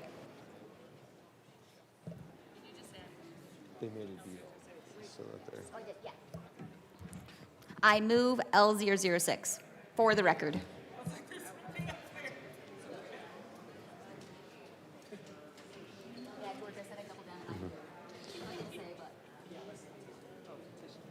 That is properly displayed to the amendment. Thank you, Mr. Chair, and thank you, sponsor, so much for the dialogue back and forth, for recognizing that this is such a complex area, that time is good, and I urge a yes vote on this petition. Rep. Leader. Thank you, Mr. Chair. I as well urge a yes vote on this amendment. Rep. Joseph. Oh, I asked for a yes. Oh, seeing no further discussion, the motion before us is the Petition clause? Rep. Brown. To the petition clause. Thank you, Mr. Chair, and thank you, the sponsor, for accepting this. And the reason I wanted to come up here and speak to it is because AI is such a new industry. It's such a new technology that's coming forward. Now, I don't disagree with regulating it because it's so new. But if we do make a mistake in one of these regulations, it's good to have this petition to be able to fix it. I know it's so new. We don't know very much about it. We're trying to figure it out. But if any of these regulations actually hurt people, hurt the citizens, it's good to have this petition so we can actually fix it. So I thank you for accepting it, and I urge and I vote. Thank you. Seeing no further discussion, the motion before us is the adoption of L6. All those in favor say aye. Aye. All those opposed say no. L6 is adopted. Rep. Leader. Thank you, Mr. Chair. I move L007 to House Bill 1139 and ask for it to be properly displayed.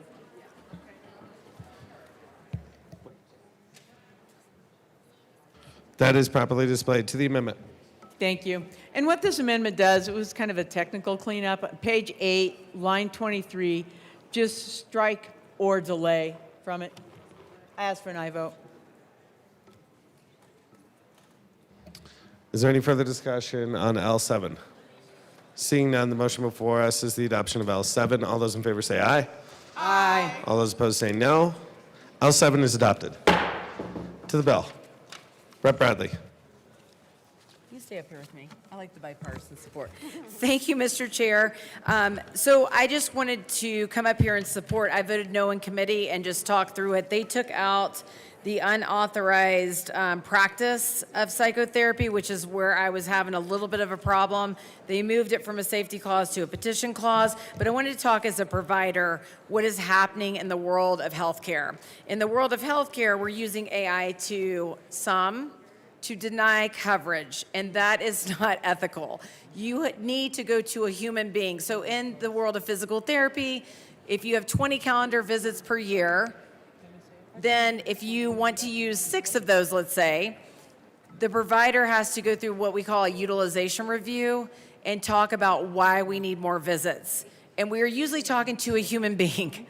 But now in the world of AI, if we don't start cleaning this up, then patients are going to get denied for visits based solely on AI. And so there has to be a human component to it. There also has to be a human component to the world of psychotherapy. We cannot use chatbots that are used to facilitate and affirm people, especially with suicidal ideation.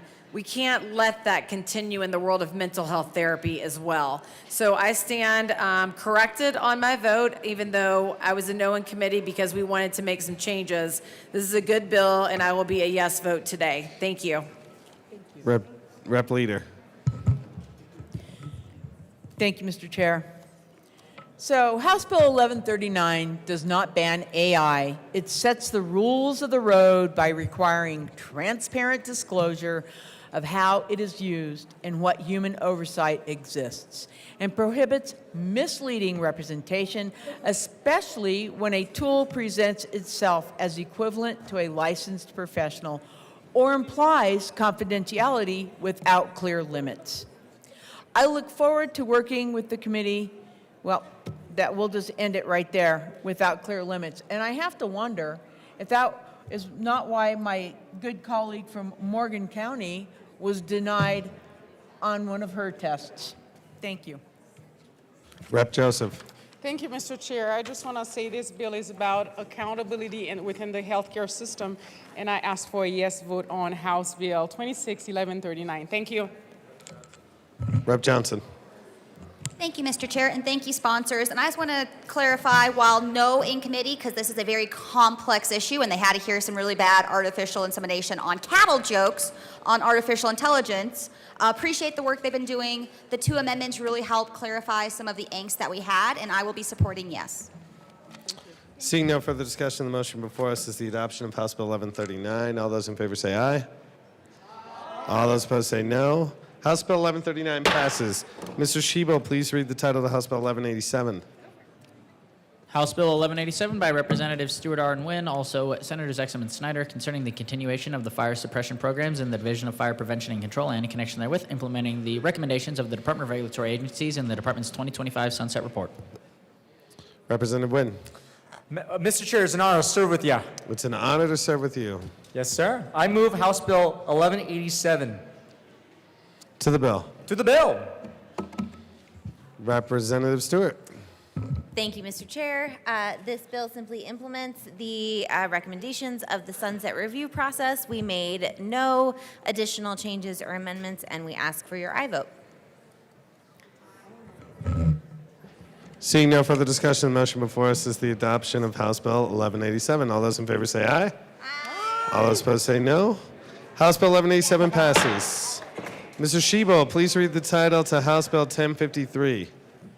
House Bill 1053 by Representative Morrow, also Senators Pelton B. and Wallace, concerning the administration of duties related to the ownership of a vehicle. Representative Morrow. Thank you. It is an honor to serve with you, Mr. It's an Chair. honor to serve with you. I move House Bill 1053 in the committee report. There are two committee reports. Oh, committee reports. My apologies. To the Finance Committee report. Okay, Finance Committee report. I asked for an aye vote. Nothing. I ran a technical amendment. What this bill does is works with our county clerks on some cleanups that they need to run more efficiently, and changes that every time you buy a car, you don't have to get a brand new plate. You can transfer your plates. So this will in turn save the state of Colorado. I'm sorry, Representative Morrow. We need to talk about the Appropriations Committee report first. Appropriations Committee report. We passed unanimously, and I asked for an aye vote. Is there any discussion on the Appropriations Committee report? Seeing none, the motion before us is the adoption of the Appropriations Committee report. All those in favor say aye. Aye. All those opposed say no. The Appropriations Committee report is adopted. All right, Rep. Morrow to the Finance Committee report. I just briefly explained the Finance Committee report where there was a technical amendment, and I asked for an aye vote. Is there any further discussion on the Finance Committee report? Seeing none, the motion before us is the adoption of the Finance Committee report. All those in favor say aye. Aye. All those opposed say no. The Finance Committee report is adopted. To the bill, Rep. Morrow. Thank you, Mr. Chair. I do have another technical amendment. I move L002 to House Bill 1053 and ask for it to be properly displayed.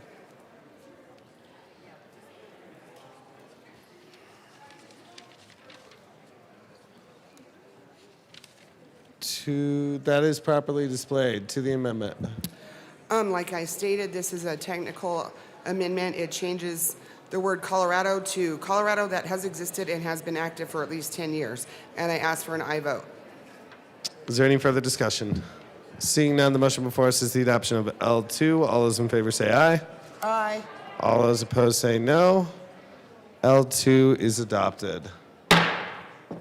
And Rep Mara, I got to apologize for accidentally calling you Rep Leader. It was just because it's been the Rep Leader show this morning with 3 Rep Leader bills. That's Rep okay. Morrow, to the bill. To the bill. It's a good bill vote. Yes, it's going to save us money and make county clerks run more efficiently. I ask for an aye vote. Seeing no further discussion, the motion before us is the adoption of House Bill 1053. All those in favor say aye.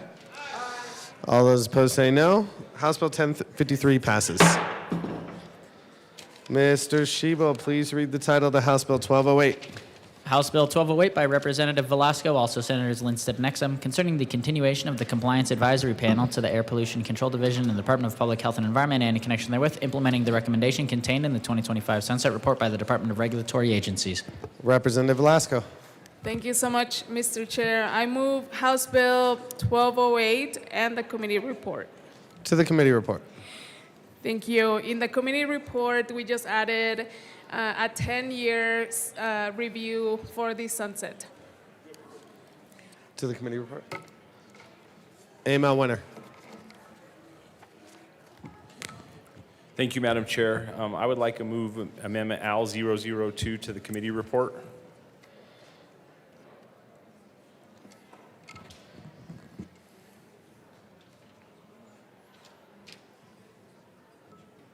That is properly displayed. To the amendment. Thank you, Mr. Chair. Basically, we want to thank the sponsors for putting the 10-year sunset on this, but we're really asking for this amendment for the simple reason is as we're looking at 6 years out, there's going to be a whole different group of legislators in here at the building at the time, and I think that they should be able to make a decision on something like this before it goes into almost 2 full legislatures down the road. We've been trying to do this in a lot of other committees. We think it's good governance to let people take a look at this a little bit sooner. We make decisions right here, and people might have a different view on things in the next 6 years instead of 10 years when they come in here. So I thank the bill sponsors for at least taking a look at this amendment, and I urge an aye vote. Rep Brooks. Go ahead. Chair, thank you. I rise in support of the amendment. I'm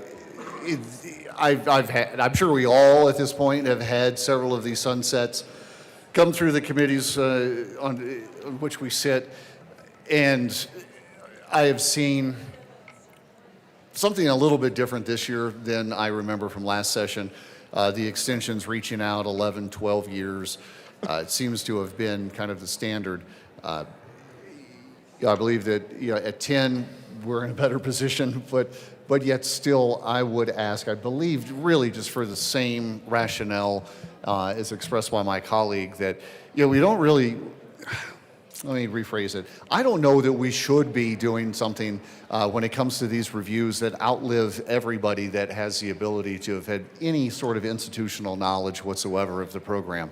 If we're able to drop it to 6, it's really not much of a change from where we're at, but it does allow us the ability to ensure that there might be, I understand seats move around quite a bit around here, but it gives us the ability to potentially have some institutional knowledge about that program and ensure we're doing the right thing for Colorado and we're doing the right thing for the program. So I would ask for an aye vote on this amendment. Representative Barone. Thank you, Mr. Chair, and it's good to stand here next to my patriota. I also rise in support of this amendment. The reason being is that I'm sure we all, like my colleague said, we've seen a lot of these sunsets come through. I've seen a lot of them, and honestly, I didn't even know these programs existed because of these sunsets. I know they existed, and I'm glad that I had some input on these programs. And to bring the sunset down a little bit closer, that'll give somebody else the opportunity that might come into my spot to look at this again. Maybe another oil and gas guy, maybe another person that's all of the above energy guy. So it's good to have these sunsets to where somebody that's coming in can actually look at it again and make sure that we actually still need it, just to put their input on it, maybe change it a little bit, but it's good to have this. So I also support this amendment. Representative Velasco. Thank you so much, Mr. Chair, and thank you to my colleague from Las Animas for bringing the amendment. I urge a no vote, and that is because this committee has not been met has not been meeting for about 3 years, and this committee is just a federal requirement. So I believe that there's no need for a review earlier than 10 years. So I urge a no vote. Seeing no further discussion, the motion before us is the adoption of L2. All those in favor say aye. All those opposed say no. L2 fails unanimously. To the committee report. Seeing no further discussion on the committee report, the motion before us is the adoption of the committee report. All those in favor say aye. All those opposed say no. The committee report is adopted. Seeing no further discussion on House Bill 1208, the motion before us is the adoption of House Bill 1208. All those in favor say aye. All those opposed say no. House Bill 1208 passes. Mr. Shebo, please read the title of House Bill 1297. House Bill 1297 by Representatives Carter and Luck, also Senators Rich and Exum, concerning using uniform language to reference misdemeanor traffic offenses. Representative Luck. Thank you, Mr. Chair. I move House Bill 1297. To the bill. Thank you, Mr. Chair. Again, this is a statutory revisions bill. We saw a number of these last week, and it is, again, just a basic cleanup. In our statutes right now, we have traffic offenses and misdemeanor traffic offenses, which are describing the exact same type of offense. And there is some confusion related to whether they are different. And so we are streamlining it to call all of these misdemeanor traffic offenses.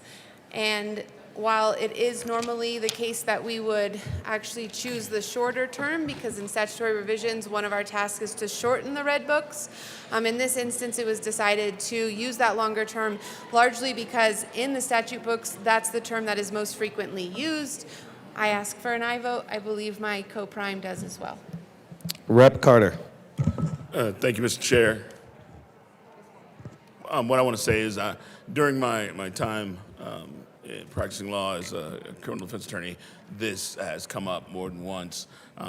The fact that there is no difference, but they have different names, does lead to some confusion sometimes that some people may be able to exploit. Based on that, I am asking for a yes vote. Seeing no further discussion, the motion before us is the adoption of House Bill 1297. All those in favor say aye. Aye. All those opposed say no. House Bill 1297 passes. Mr. Shebo, please read the title of House Bill 1194. House Bill 1194 by Representatives English and Barone, also Senator Hendrickson, concerning the continuation of the Office of Combative Sports and in connection therewith implementing the recommendations of the Department of Regulatory Agencies in the Department's 2025 Sunset Report. Representative Barone. Thank you, Mr. Chair. Members, we're bringing this bill forward. It's a sunset for Combative Sports Office and Commission. We changed. I'm sorry. I move House Bill 261194. And the committee report? And the committee report. I'm sorry. To the committee report. In committee, we did put an amendment that Dora actually asked for. It was a technical amendment, just technical changes to the bill. And we also made the 2 non-voting medical doctor members of the board voting members. And that is it. I ask for an aye vote. Seeing no further discussion on the committee report, the motion before us is the adoption of the committee report. All those in favor say aye. Aye. All those opposed say no. The committee report is adopted. To the bill. Representative Brown. Thank you, Mr. Chair. Members, like I said, this is a bill that's very needed to stay in compliance with federal law.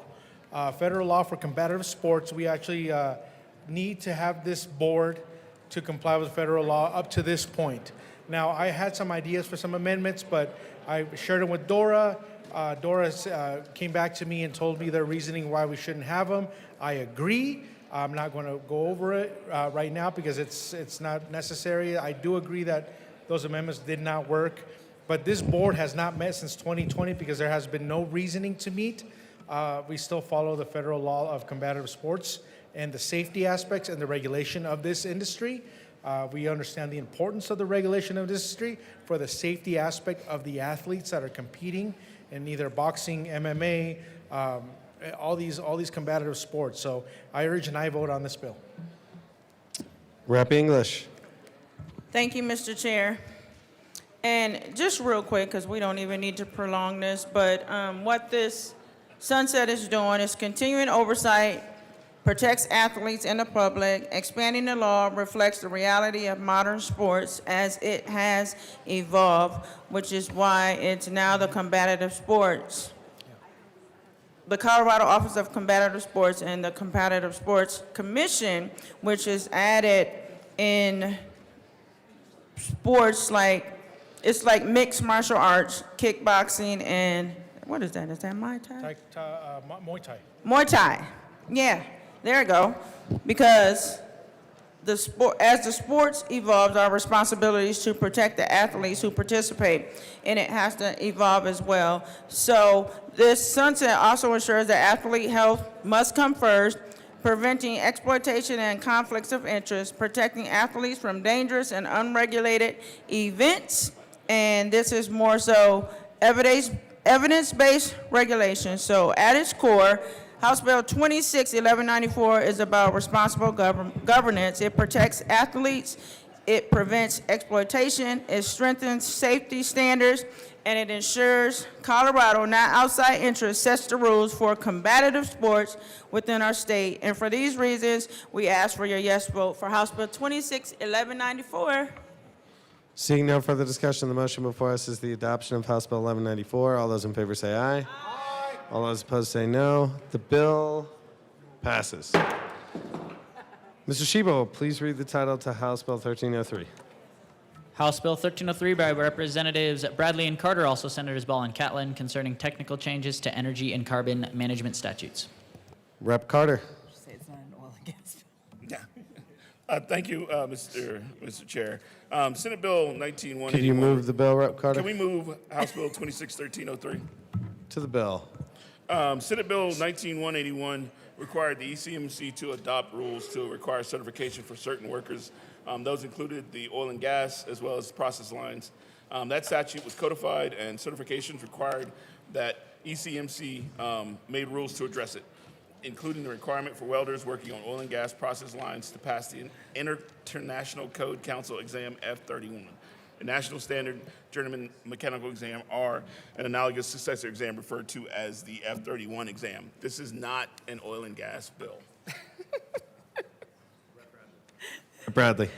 Thank you, Mr. Chair. Yeah, there seemed to be some confusion in committee. We just wanted to clarify that. The proposed bill would amend the ECMC statute to appropriately refer to and require the passage of the API exam or the ASME exam for any person working on pressurized process lines in an upstream and midstream operations, removing the fact that we had put in statute the erroneous reference to the irrelevant F31 exam, and correcting inconsistencies between the statute and the ECMC rules. That is what this bill does. It is a great bill. It's a good bipartisan bill, and we would love to thank the drafters and Statutory Revision Committee for getting us in alignment in statute. Seeing no further discussion, the motion before us is the adoption of House Bill 1303. All those in favor say aye. All those opposed say no. House Bill 1303 passes. Mr. Shebo, please read the title to House Bill 1116. House Bill 1116 by Representatives Ryden and Gonzalez, also Senator Ball, concerning processes related to individuals with behavioral health disorders. Representative Gonzalez. Thank you, Mr. Chair. I move HB 1116 and the Health and Human Services Committee report. To the committee report. Representative Gonzalez. Thank you, Mr. Chair. So in the committee, we had an amendment which striked some provisions in the bill. So that basically was helping to drive down the fiscal note to zero, which we got, and I want to appreciate my co-prime for helping get that on there. So all we did was just make sure we minimize the fiscal note. So we ask for an aye vote on the committee report. Seeing no further discussion, the motion before us is the adoption of the committee report. All those in favor say aye. Aye. Aye. All those opposed say no. The committee report is adopted. To the bill, Rep. Ryden. Thank you, Mr. Chair. What we are left with is a bill that does two things. One, it extends the amount of time our hospital staff, which are our social workers and our nurses, are able to follow up with folks who maybe have been on psychiatric holds, those 72-hour holds.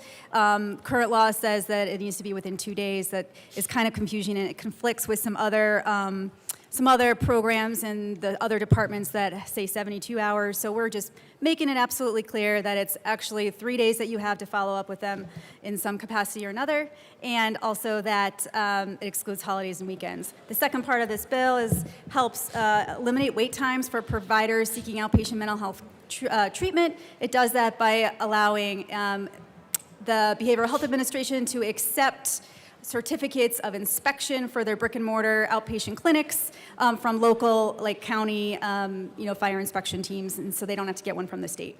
So we encourage yes vote. Rep. Gonzalez. Thank you, Mr. Chair, and I want to thank my co-prime for her work on this, working with the BHA and other stakeholding process to get the bill to where it is now. As she said, obviously it does two things. Obviously, making sure we extend the wait time from 48 hours to 72 hours, and excluding weekends and holidays. We also wanted to make sure that this bill added clarity for our providers. I spoke with my people in my district as well as my community health centers who wanted some clarity on some policies. So this bill aims to do that. As well as making sure that we have a more streamlined process to make sure there's consistency and specifications and policy to make sure that our providers know what the outlines are for these policies. And so we asked for an aye vote on this bill. Seeing no further discussion, the motion before us is the adoption of House Bill 1116. All those in favor say aye. Aye. All those opposed say no. House Bill 1116 passes. Mr. Shebo, please read. Madam Majority Leader. Thank you, Mr. Chair. I'd like to move Senate Bill 11 till after House Bill 1262. Senate Bill 11 will be moved until after House Bill 1262. Mr. Shebo, please read the title to House Bill 1262. House Bill 1262 by Representatives Stewart and Stewart, also Senators Ball and Roberts, concerning preserving patient access to compounded medical items. Representative Stewart K. Woo! Thank you, Mr. Chair. I move House Bill 1262 and the Health and Human Services Committee report. To the committee report. Oh, there's no committee report, so whatever. We're doing To the bill. To the bill. Whatever the Stewarts are doing. Stewart R. Thank you, Mr. Chair. It is a delight to serve with you. It is a delight to serve with you as well. Mr. Chair, I move L6 to House Bill 1262 and ask that it be properly displayed.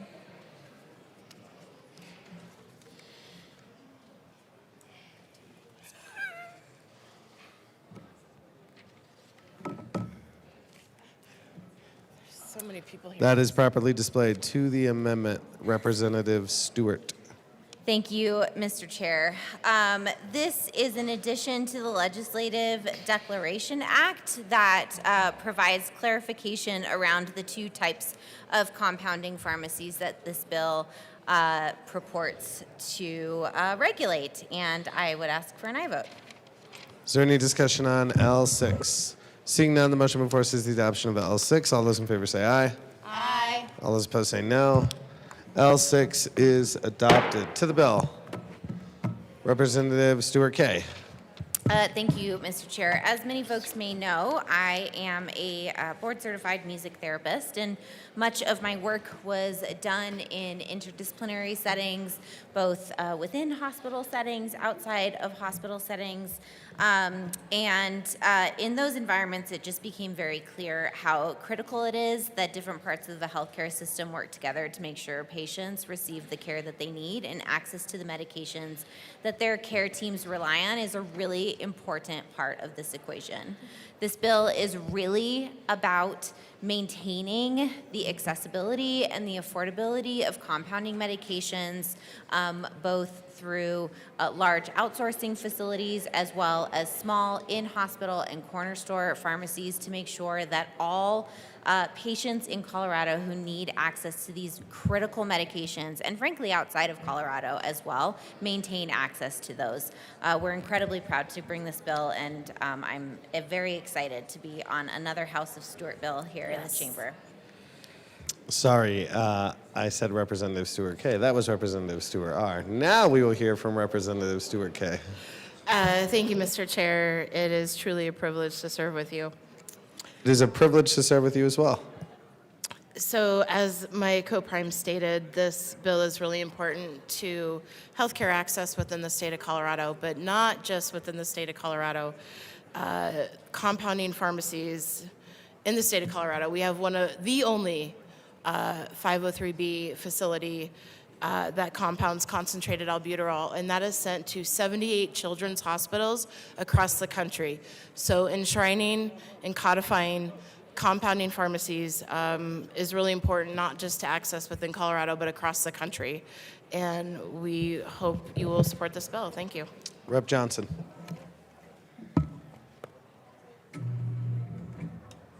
Thank you, Mr. Chair. And thank you, sponsors, recognizing that you put that into the messaging legislative declaration and not the statutory leg deck. I would move L005 to House Bill 1262 and ask that it be properly displayed.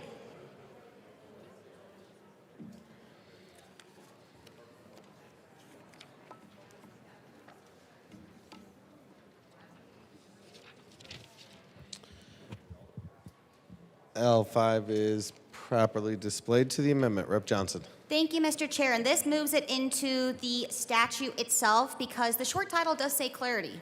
Well, if we're going to be clear, because we understand compounding medications are very confusing and we outline what 503B is, we should also do the same for 503A. This outlines the context of the bill without setting a set definition. Understanding at the federal level and the state level, we don't have a definite of a 503A because that's more on the facility. But when we're talking about the context of this bill, it is important to align and identify which terminology we're using so we can offer the clarity that the short title of this bill is alluding to. I urge a yes vote. Representative Stewart. Thank you, Mr. Chair. I will ask for a no vote. Colleagues, the specific language of the bill and where things go has been very meticulously stakeholdered, vetted with our legal experts, and moving this definition out of the legislative declaration that we just passed an amendment to put it into statute is something that is not workable for this particular piece of legislation. So I'd ask for a no vote. Rep. Johnson. Thank you, Mr. Chair. And thank you for that, Madam Sponsor. The thing I have concern with in this building is we always have lawyers come at play saying we need hard definition. We need it in statute so we don't have any lawsuits. And now we're putting the definition in a leg deck that has no legal qualifications. We never see any lawsuits, one, because a document had an unofficial leg deck. Sure, it points to the intent, but it's not solidified in statute that this leaves ambiguity, and it still doesn't leave the clarity that we need to prevent what this bill is trying to do is prevent lawsuits, and I would urge a yes vote for clarity. Representative Kelty. Thank you, Mr. Chair. And I would like to ask the bill sponsors, one or two, if they could, for me, I understand, I kind of understood what they had just said, but I would like them to expound more why this amendment actually goes, is a problem with the list that they were provided from the attorneys. Representative Stewart. Thank you, Mr. Chair. Thank you for the question. These types of pharmacies that are being affected by this bill are defined in the statute. They are just not called 503As. Very specifically, they are called 503As in the leg deck that we just passed, but they are referenced and defined in statute. And this just feels unnecessary, and so we'd ask for a no vote. Representative Kelty.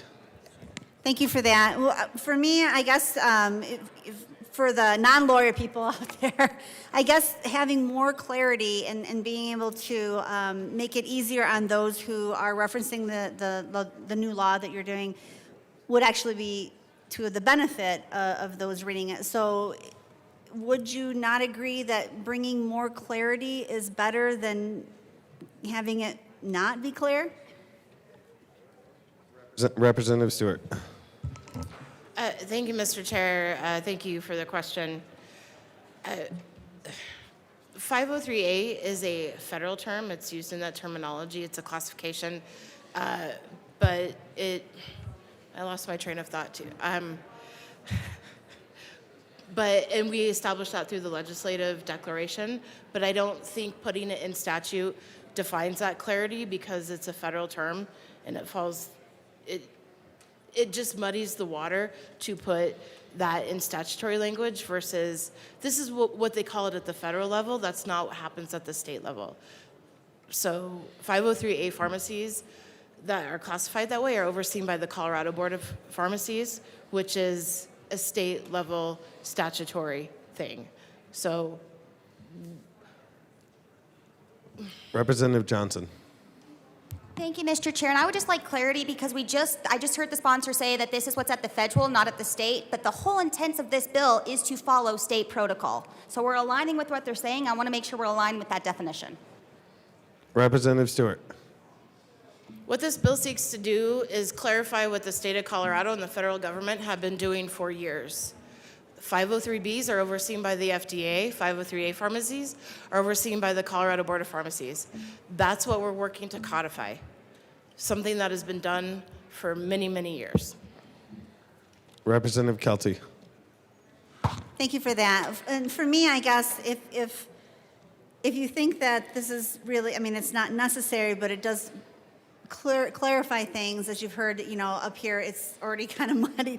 But since there's no harm in putting this in there, and it could give some sort of clarity between federal and state, what would be the harm of putting this amendment in there if it's really something that's not that big of a deal? Rep. Stewart.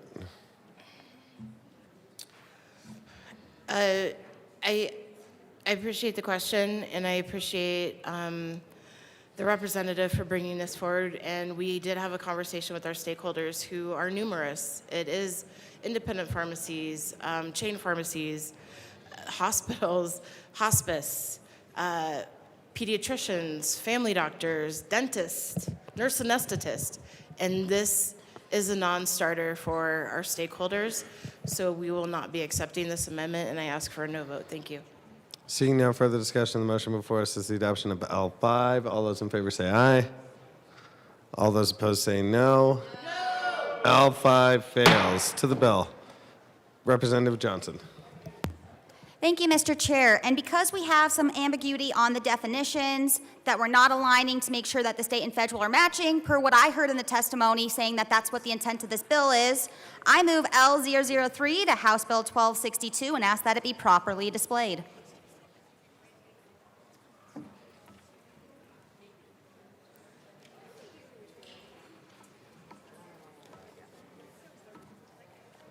That is properly displayed. To the amendment. Thank you, Mr. Chair. I want to make sure when we are talking about this that we are only talking about human compounding elements, and we're not having to bring in any veterinarian or animal sides of this because it is a very complicated. There are some questions still left on what the definitions are. We haven't quite aligned federal and state, but that's what the bill intends to do. This ensures we aren't doing any unintended consequences and we're not hurting agriculture or our veterinarians, and I would urge a yes vote. Representative Stewart. Thank you, Mr. Chair. There are medications that are compounded for animals because not all dogs and cats are created equal. Some folks have very small dogs and some folks have large dogs, and they would need a different dosage. And so we actually think it's really, really critical for our furry pals that they also are protected in this bill. Thank you. Representative I would ask for a no vote. Representative Johnson. Thank you, Mr. Chair, and I will clarify, yes, because animals need compounding medications, but because we do it differently in rural Colorado for our veterinarians, that we don't want what's lost in this happening for human health on the way this bill was presented for humans to get stuck and bring in agriculture on something that they do not want. I heard in stakeholding all last year, I've been working on this concept of compounding since last May, and it was always brought to the table by my ag folks. Make sure we're excluded. We don't want at the table for this fight. We want to continue operating the way we've been operating.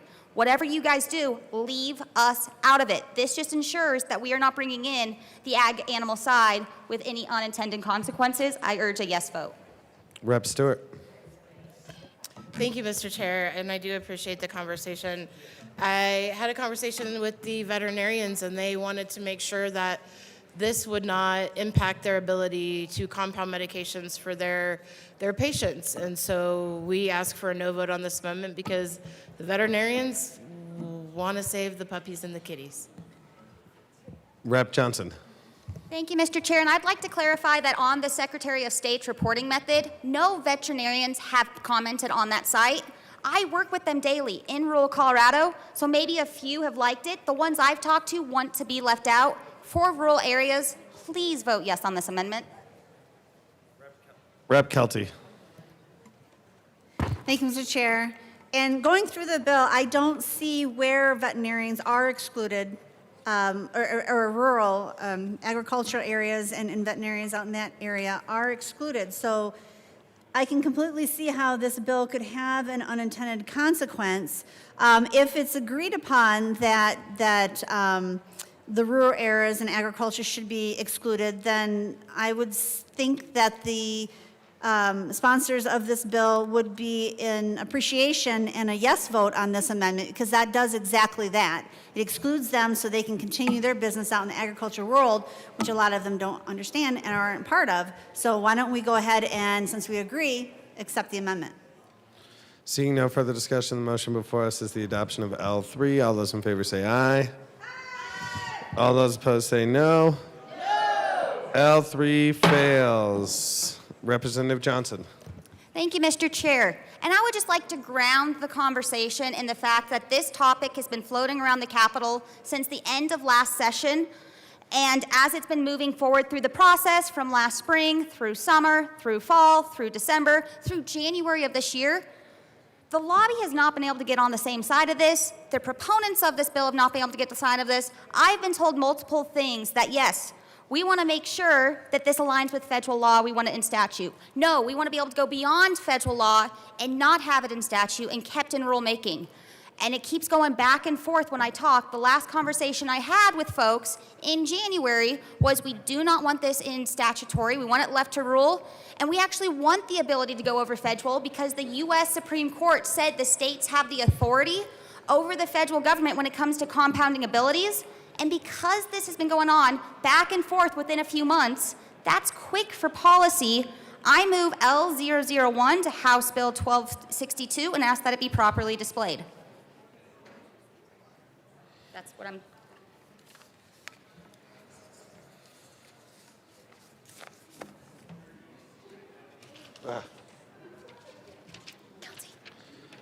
That is properly displayed to the amendment. Thank you, Mr. Chair. As I said, the conversations just since last spring, that is less than a year ago, because we're not in spring yet, for the May timeframe, have been going back and forth with everybody, all the stakeholders involved in this. Do we want federal oversight? Do we want to go beyond federal scope? Do we want this in statute? Do we want to allow the flexibility in rules for our pharmacy board?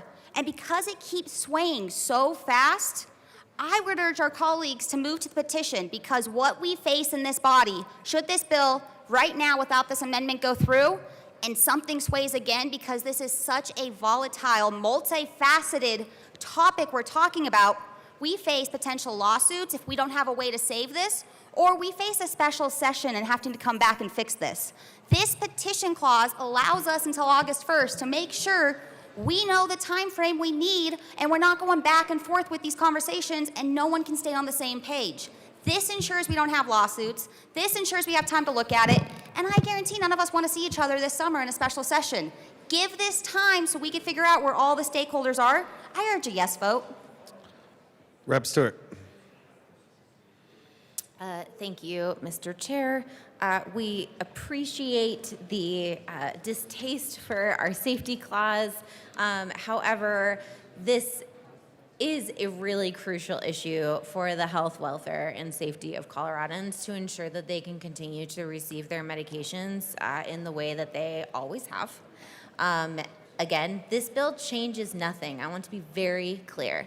This bill codifies what is already happening in Colorado, and it's incredibly crucial right now when we are seeing ambiguity in the law in other states, people losing their medications that are compounded from places like Texas.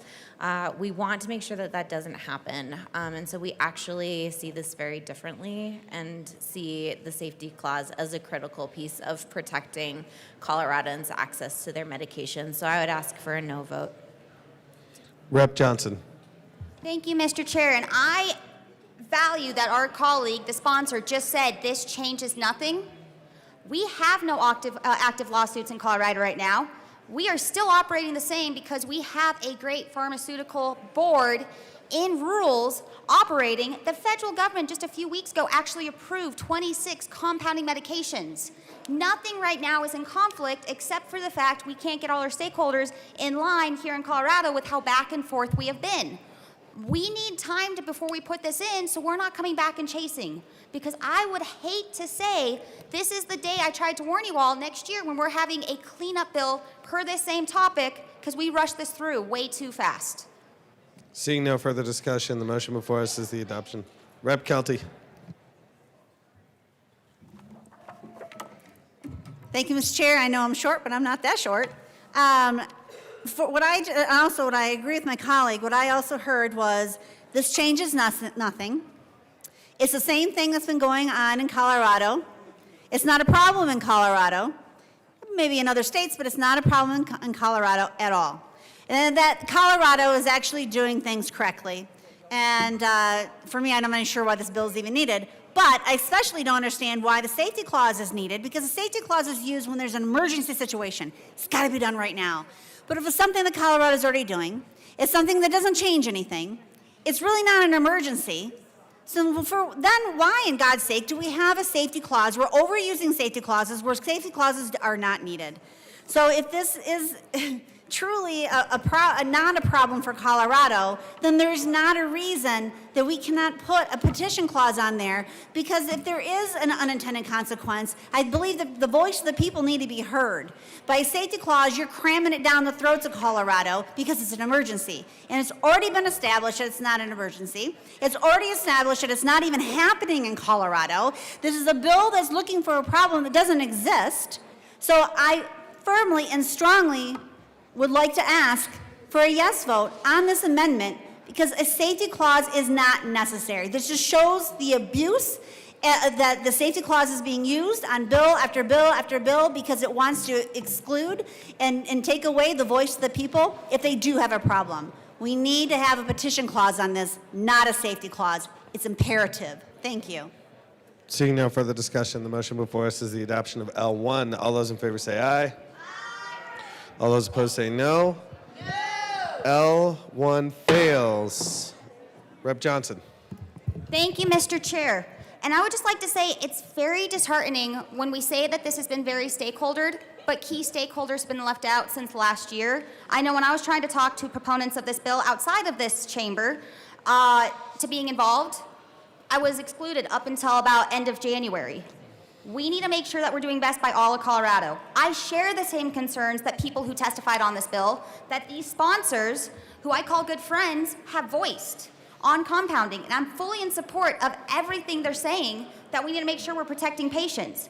Compounding medications are something that I've spent most of last year researching. My research was done with one thing in mind, making sure patients come first, not special interests. Like GLP-1s, which were the first driving organization back in May of 2025 to start the conversation on what is now HB 26-1262. I also have a personal stake in this.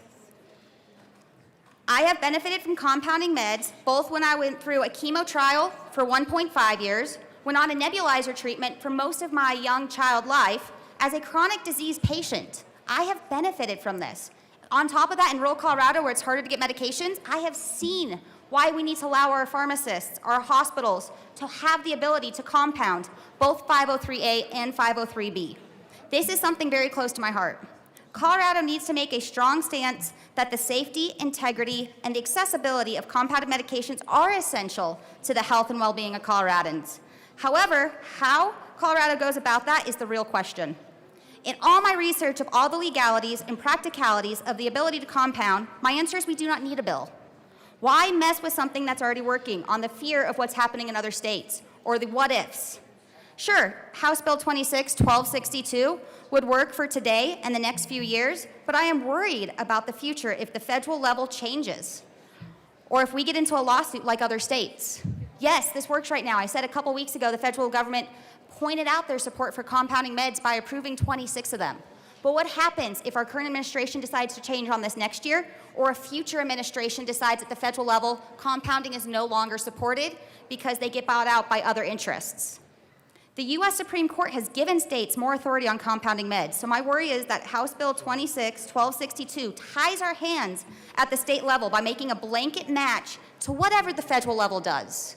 That means we are stuck in statute to match them when the U.S. Supreme Court said we should have the ability to go above that for the needs of our state because we have unique needs, every single state. Rep. Stewart. I'm still going, sir. Oh, sorry. Thank you. I'm sorry, Rep. Johnson. I thought you were done, and I was No, calling on Rep. and Stewart. it's So. hard to hear because there's a lot of conversation, so I get Yeah. that. Can we? Members, can we please keep it down? As I was saying, Colorado would be stuck. Maybe not in the first 2 years, but in a few. This is why the National Diabetic Association is against this, along with other chronic care and small cancer groups. I have had worries that if we stick ourselves in statute, instead of the flexibility that rules now allow us to do, we put ourselves in a bind. We as a state have a compelling interest in ensuring continued access to individualized treatment options, particularly for patients in rural communities and for those with unique medical needs for whom commercially available drugs are insufficient or unavailable, or for commercially available drugs that say they're compounding but don't have that oversight of a provider to offer the script. I have heard from friends saying they didn't have that safety net. They were able to buy what they wanted, and I know I've been seeing a lot of commercials, like probably all of you have, promoting this at this time the bill is going through. We need to do better. Right now, the best way to protect the ability to compound is to keep it at the rulemaking level and not make it a hard, non-flexible law. We have other two competing bills in addition to this one, and they all can't get aligned with the same concept. We do not need to act. We are good where we're at right now. Do not put Colorado in a bind that could hurt our patients down the line. I urge a no vote. Rep. Stewart. Thank you, Mr. Chair, and I appreciate the robust discussion. What I will say is that we had over 10 meetings in the span of 6 months regarding this bill with every corner of the healthcare industry. We had no opposition testify in Health and Human Services Committee, and I can tell you right now that the safety of Coloradans and folks across the country is at risk if we don't pass this bill. I've had constituents directly impacted by other states' laws regarding compounding. So this is a now issue, this is a safety issue, and I urge a yes vote. Rep. Stewart. Thank you, Mr. Chair. Mostly what my colleague said and co-prime said, but just remember that this is about protecting what is already happening in Colorado and ensuring access to safe and affordable medication for people across our state, and we would urge an aye vote. Is there any further discussion? Seeing none, the question before us is the passage of House Bill 1262. All those in favor say aye. Aye. Those opposed, no. The ayes have it. House Bill 1262 passes. Mr. Schiebel, please read the title of Senate Bill 11. Senate Bill 11 by Senators Frizzell and Roberts, also Representatives Basenecker and Caldwell, concerning search warrant requirements for operators of certain electronic platforms. Representative Basenecker. Thank you, Madam Chair. It's an honor to serve with you. And an honor to serve with you. I move Senate Bill 11. To the bill. Thank you, Madam Chair. We're going to say a couple things about this piece of legislation, but we'd like to move a couple amendments first. So with that, I move L9 to Senate Bill 11 and ask that it be properly displayed. One moment.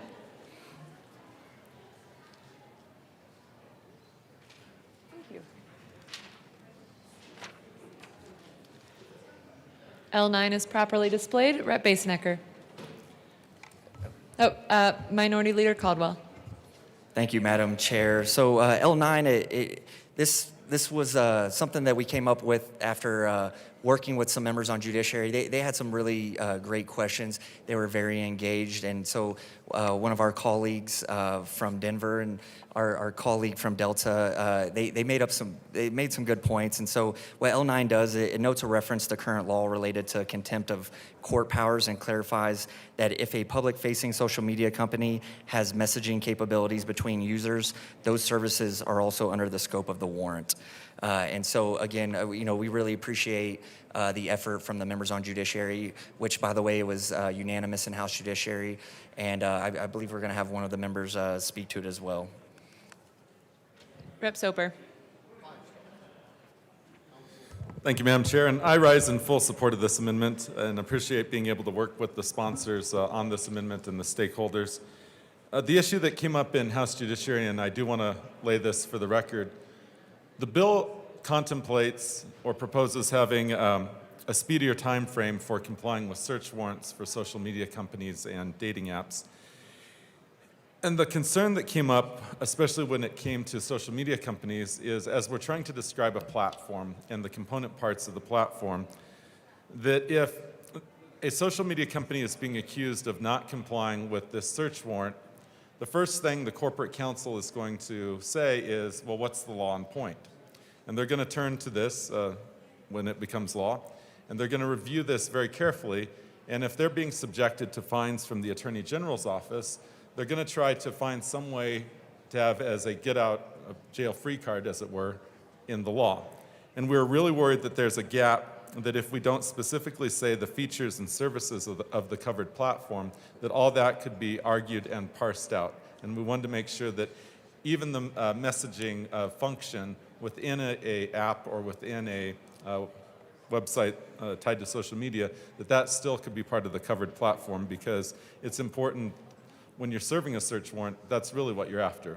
If someone's putting on it like a message on their public-facing social media, you of course don't need a search warrant for that even right now because it's public, you can see it. This really does concern what is much harder for law enforcement, and they are serving a warrant. They just are going to be asking, does this fall under the timely compliance of the bill, or can they drag their feet and take forever to comply? And we want to make sure that social media companies do comply with Colorado law, and I appreciate you guys working on this bill. Thank you. Is there any further discussion? Seeing none, the question before us is the passage of L9. All those in favor say aye. Aye. Those opposed, no. The ayes have it. L9 passes. To the bill. Speaker Pro Tem Basenecker. Thank you, Madam Chair. I move L11 to Senate Bill 11 and ask that it be properly displayed. One moment.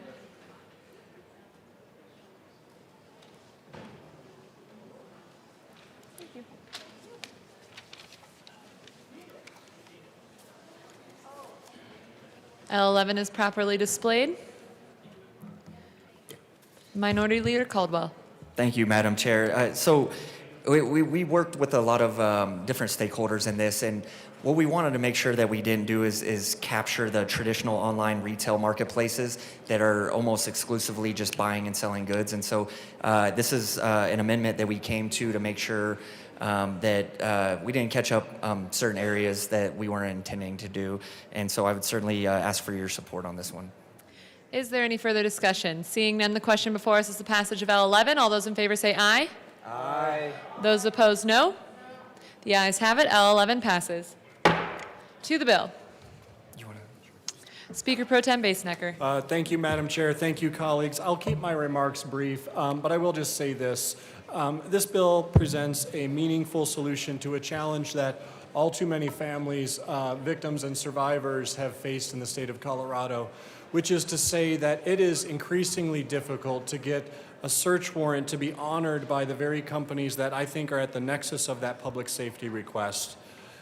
Senate Bill 11, at the end of the day, is a focused common sense bill. It does not expand law enforcement authority or weaken constitutional protections. It simply ensures that when a Colorado court issues a valid search warrant, large social media platforms respond in a timely and reliable way. For too many families across our state, they have faced a loss that is unimaginable. Losing a child, losing a loved one, losing a parent, in a way that certainly all of us can look back and say, my God, how terrible that happened. On the back end of that tragedy, they've also faced uncertainty and in many cases non-responsiveness when it comes to being served a warrant or serving a warrant to the very company that was perhaps hosting some of that content or those conversations online. Regardless of who you are in the state of Colorado, you have a duty to respond to a warrant. Regardless of who you are in the state of Colorado, you have a right to justice when there's been a crime or the allegations of a crime and the company is holding some critical information that could delay or otherwise hinder an investigation. At the end of the day, I think this bill is about fairness, ensuring that victims can receive a measure of justice, companies respond in a timely fashion, and hopefully law enforcement is able to do their job to the benefit of all of us. We ask for a yes vote. Minority Leader Caldwell. Thank you, Madam Chair. Yeah, members, this was a very emotional committee to hear the testimony of families. Many of these families, they lost children who were purchasing illicit drugs on social media. And what we heard from these parents was that, you know, warrants would be issued to the social media companies because the parents would get the phone, they would see the account that sold the drugs to their kids that unfortunately equated to a fatal dose. And what we heard in testimony was sometimes it would take weeks, if not months, in order to get a response. And when it comes to something like this, you know, time is of the essence. For every day that account is still on there and that information is not being responded to and given to the authorities, is potentially how many more children who are dying from things like fentanyl. And so, you know, this, as my co-prime said, is just saying, hey, just like any other brick and mortar business, there is a timeline that you need to respond to these warrants, and that's what it does. And so we certainly would appreciate your support on this, and I appreciate all the stakeholders. I appreciate all the families of the victims and all that they do on behalf of future Colorado families, because that's an important thing to keep in mind is the parents who come here and they testify about their loved ones that they've lost. You know, their loved ones are gone, but they're still out there fighting because they're fighting to make sure that people like myself and Mr. Speaker Pro Tem who have children, that they're fighting on behalf of us and our kids and all the kids of Colorado. And so we can't thank them enough. And so please, I would urge an aye on this bill. Thank you. Is there any further discussion? Seeing none, the question before us is the passage of Senate Bill 11 as amended. All those in favor say aye. Aye. Those opposed, no.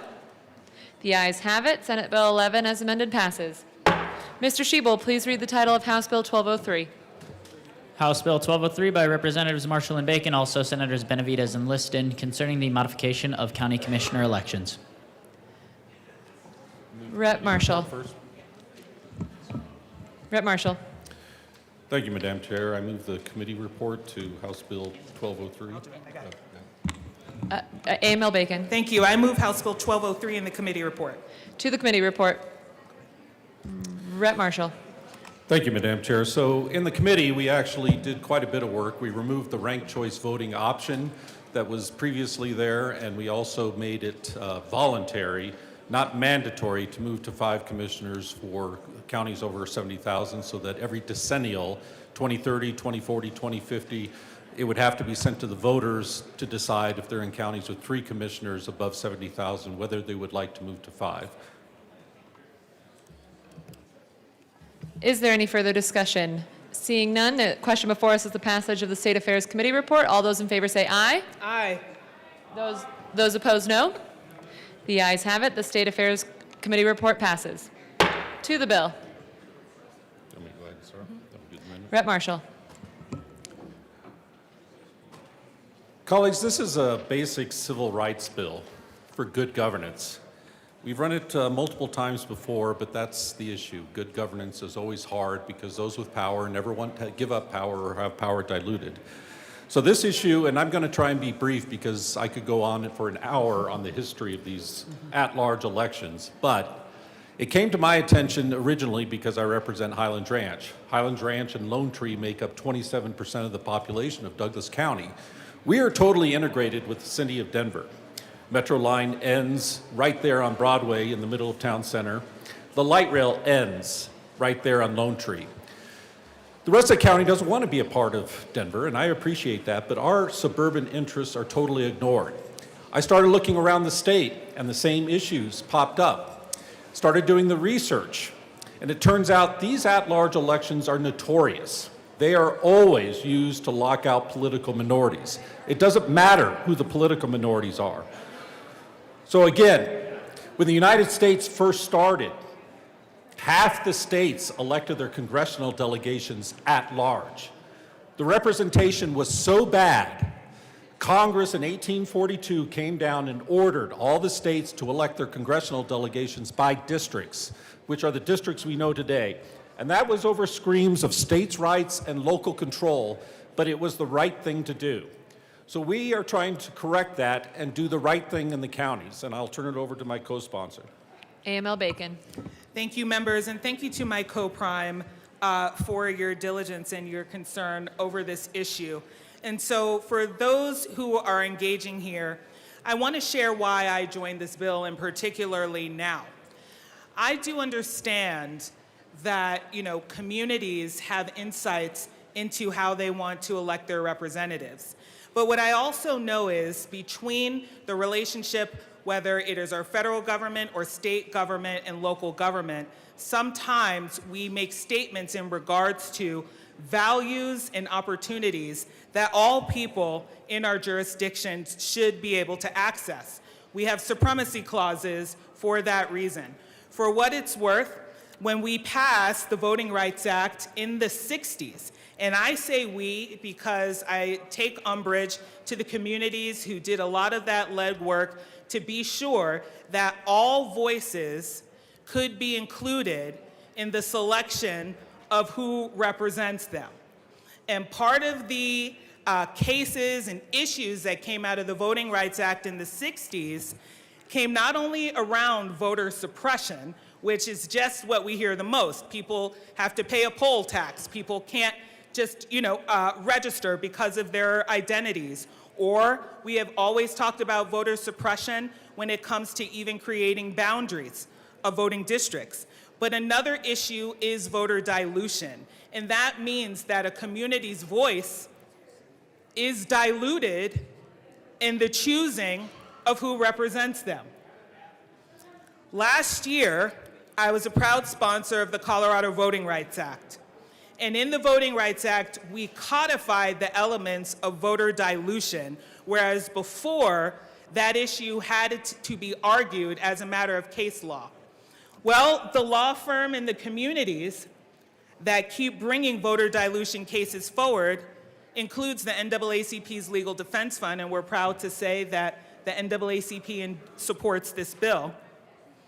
But all of the voter dilution cases, and if not all of them, then the overwhelming majority of those cases start with the fact that there are at-large districts. The notion of at-large districts have generally been used to support the voices of concentrated communities over others. And so when we hear my good co-prime from Douglas County talk about this is a civil rights bill, I agree. Voter dilution is a problem. There are states in this country that no longer have at-large county commission seats because they are under court order to do district seats because of violations of the Voting Rights Act and voter dilution. And again, voter dilution as a violation of voting rights have overwhelmingly been brought because of at-large district seats. And so I do want to say this as well. While the Colorado Voting Rights Act and the Federal Voting Rights Act talk about minority, they also talk about there cannot be discrimination on certain bases. And so that means if also political minorities are overwhelmingly one ethnicity, regardless of what it is, it may still have standing for a voter dilution case. And what we've seen from our larger counties in this practice is we might have communities where one city is voting for the representation of another. I want to say that again. One city, and looking at our voting data, could be choosing the representation of another on a county commission board. And that is a fundamental violation of the purpose of people having their voices counted to choose who represents them. Again, the purpose of the law is around the voter, not the candidate. So last, I will say, part of the reason we asked for the decennial data and changes is because every 10 years, that's what we're doing anyway. Every 10 years here at the state level, we redraw our seats. Every 10 years, counties are looking at their populations to make adjustments as per law. And every 10 years, rather than say to the voters who have to figure out how to get 5% of signatures, we say this will be a natural question that you ask in regards to their representation in the spirit of not having voter dilution occur. Because I did ask that question to the commissioners and to the clerks. What are you now doing to examine your own data to ensure voter dilution is not happening? And we didn't get answers. And so rather we will say, let's be prescriptive and preventative to use a time period that is used for all of the resets anyway to ask this question. And with that, we do have an amendment. Rep. Marshall. Yes, I'd like to move Amendment 011 to House Bill 1203 and ask for it to be displayed. One moment.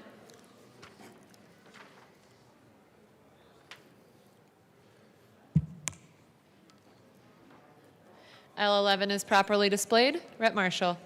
Yeah, thank you, Madam Chair. So all this amendment is doing is removing an obsolete provision in the bill.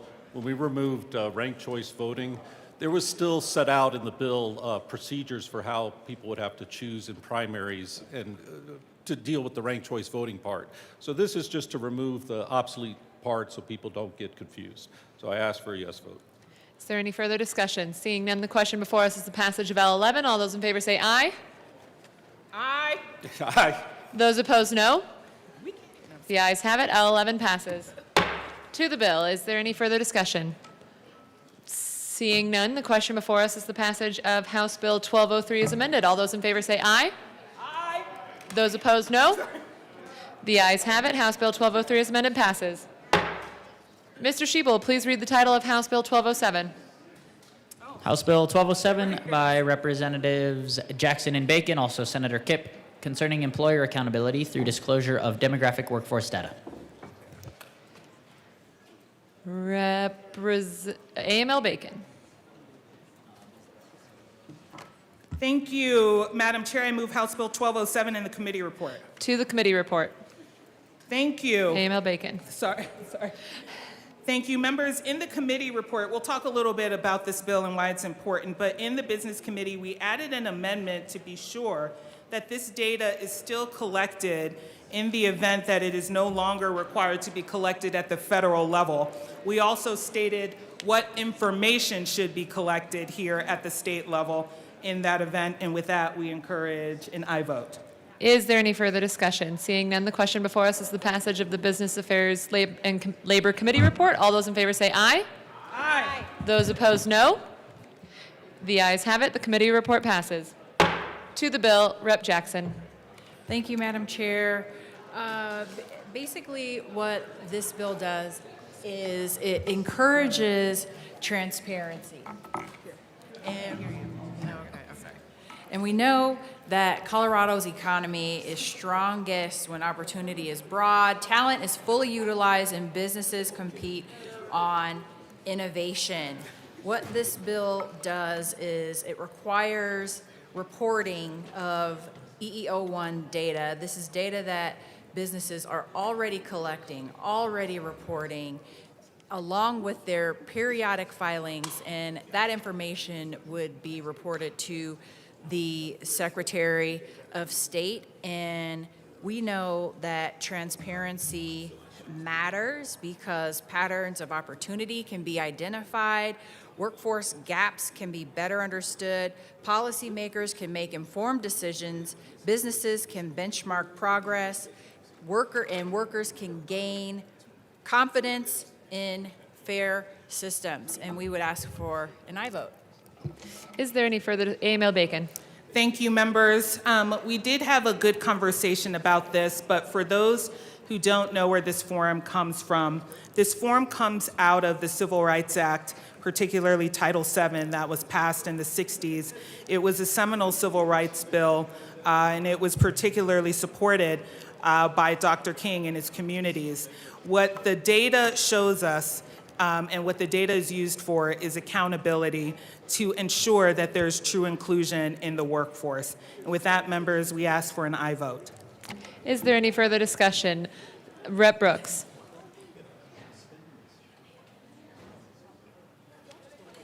Chair, thank you. With all due respect to bill sponsors, I mean, this is one that I have a lot of opposition to. There's the ones that I say I don't like, or I'm going to vote no on it, and then there's ones that I truly have some deep issues with, and this is one that I do. I think that probably was evident in committee, as I do sit on the committee that this bill came through, and we did have a good discussion. There was a lot of discussion around this. To be perfectly honest, not to give any sort of spoiler alert, I'll probably have something to say on thirds, okay? It's, I'm not at a point where I'm in agreement. I'm going to ask for a no vote for whatever that's worth. But then I expect that we'll probably have a little bit more to discuss on thirds. So thank you. Is there any further discussion? Emil Bacon. Thank you to Douglas County? Awesome. Thank you to my colleague. I think I want to just address something because I want to address the question of why are all the chambers against this? I did hear that. I don't want to make assumptions on the question. And then I do want to talk a little bit about another point of opposition by way of it being duplicative. Okay. And so on the one hand, while I cannot necessarily speak for businesses outside of what I've already heard them say, I do want to point out that not all of the chambers were actually opposed to this. And the ones who weren't included the Women's Chamber for a reason. Now, I will say that in regards to the data being collected, if on the one hand, the businesses are opposed to it because they think it's duplicative, I'm not going to say that it's not. The reason why we are bringing this bill is because, one, as a matter that we are proposing of state priority, we do believe that there is a state interest to understand this data. And in response to what we've seen from the federal government, which could either be construed politically or at best in a non-political space, when we hear from the federal government that they no longer want to do things at the federal level, they may also indicate that states have every right to move forward in the things that they feel like are important to them. And so in the event that this data may not be collected at the federal level, we want to say that we would still like it collected here at the state level because we still do believe in the values and the principles from which this came, which is Title VII of the Civil Rights Act. I will also say that it is of concern that businesses don't want to gather this data if it is not for the duplication reasons. For many of you, you may not know this. A reason why this form is also used is, for one, if any entity, whether it's public or in the business sense, does want to create programming in which they support minorities, women, or any group that has been shown to not have representation, that in order to create programs according to case law, you need to demonstrate that there is a disparity. So for every economic development program that we have for women, every economic development program that we have for minorities, and particularly in the small business space, No entity can justify doing that if there is not a demonstration of a disparity. And you cannot learn that if the data is not collected. And so when I hear that businesses may not want to do this for other reasons other than I've mentioned, I think the thing that we have of question is then how are you going to demonstrate inclusion? How are you going to demonstrate then, even in the event that we feel you're discriminating, what evidence are you going to put forward, which could have been satisfied if you filled out the form? But more importantly, we do believe there's a community interest to know with businesses, particularly of this size, because this form is only for businesses with 100 or more employees, or who are at least engaged 50 contractors, to understand what their representation looks like and does it match this community. And we cannot do that if we do not see the data. And if there's an allegation that it does not, they're going to end up showing us this data anyway, because that is something that they would need to demonstrate in these cases. And so, I do think that perhaps there might be some commentary, and I want to get ahead of this, and I want to thank my colleagues from both sides of the aisle, as well as when this happened for me in committee, because they showed tremendous grace for something that was difficult for me. When we start questioning whether or not these policies are impactful to the communities who fought for them, I think that is a bigger discussion than this form.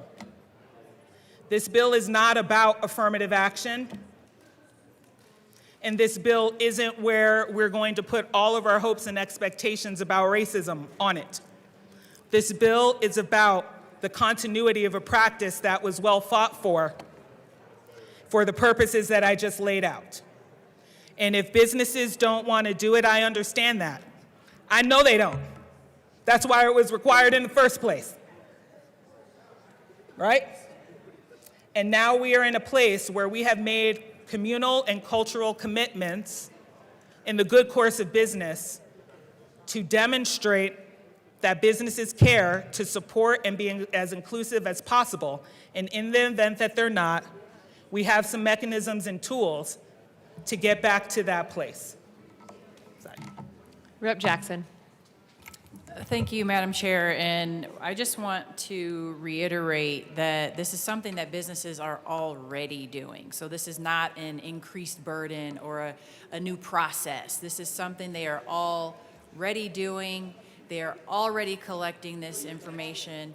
They are already filing their periodic reports, and because we want to make sure that we streamline this process and that it is not an additional burden on businesses, we are incorporating these things into their existing practices. And so I know that we will probably hear, death by 1,000 cuts, but this is something that they're already doing and reporting. Thank you. Rep. Kelty.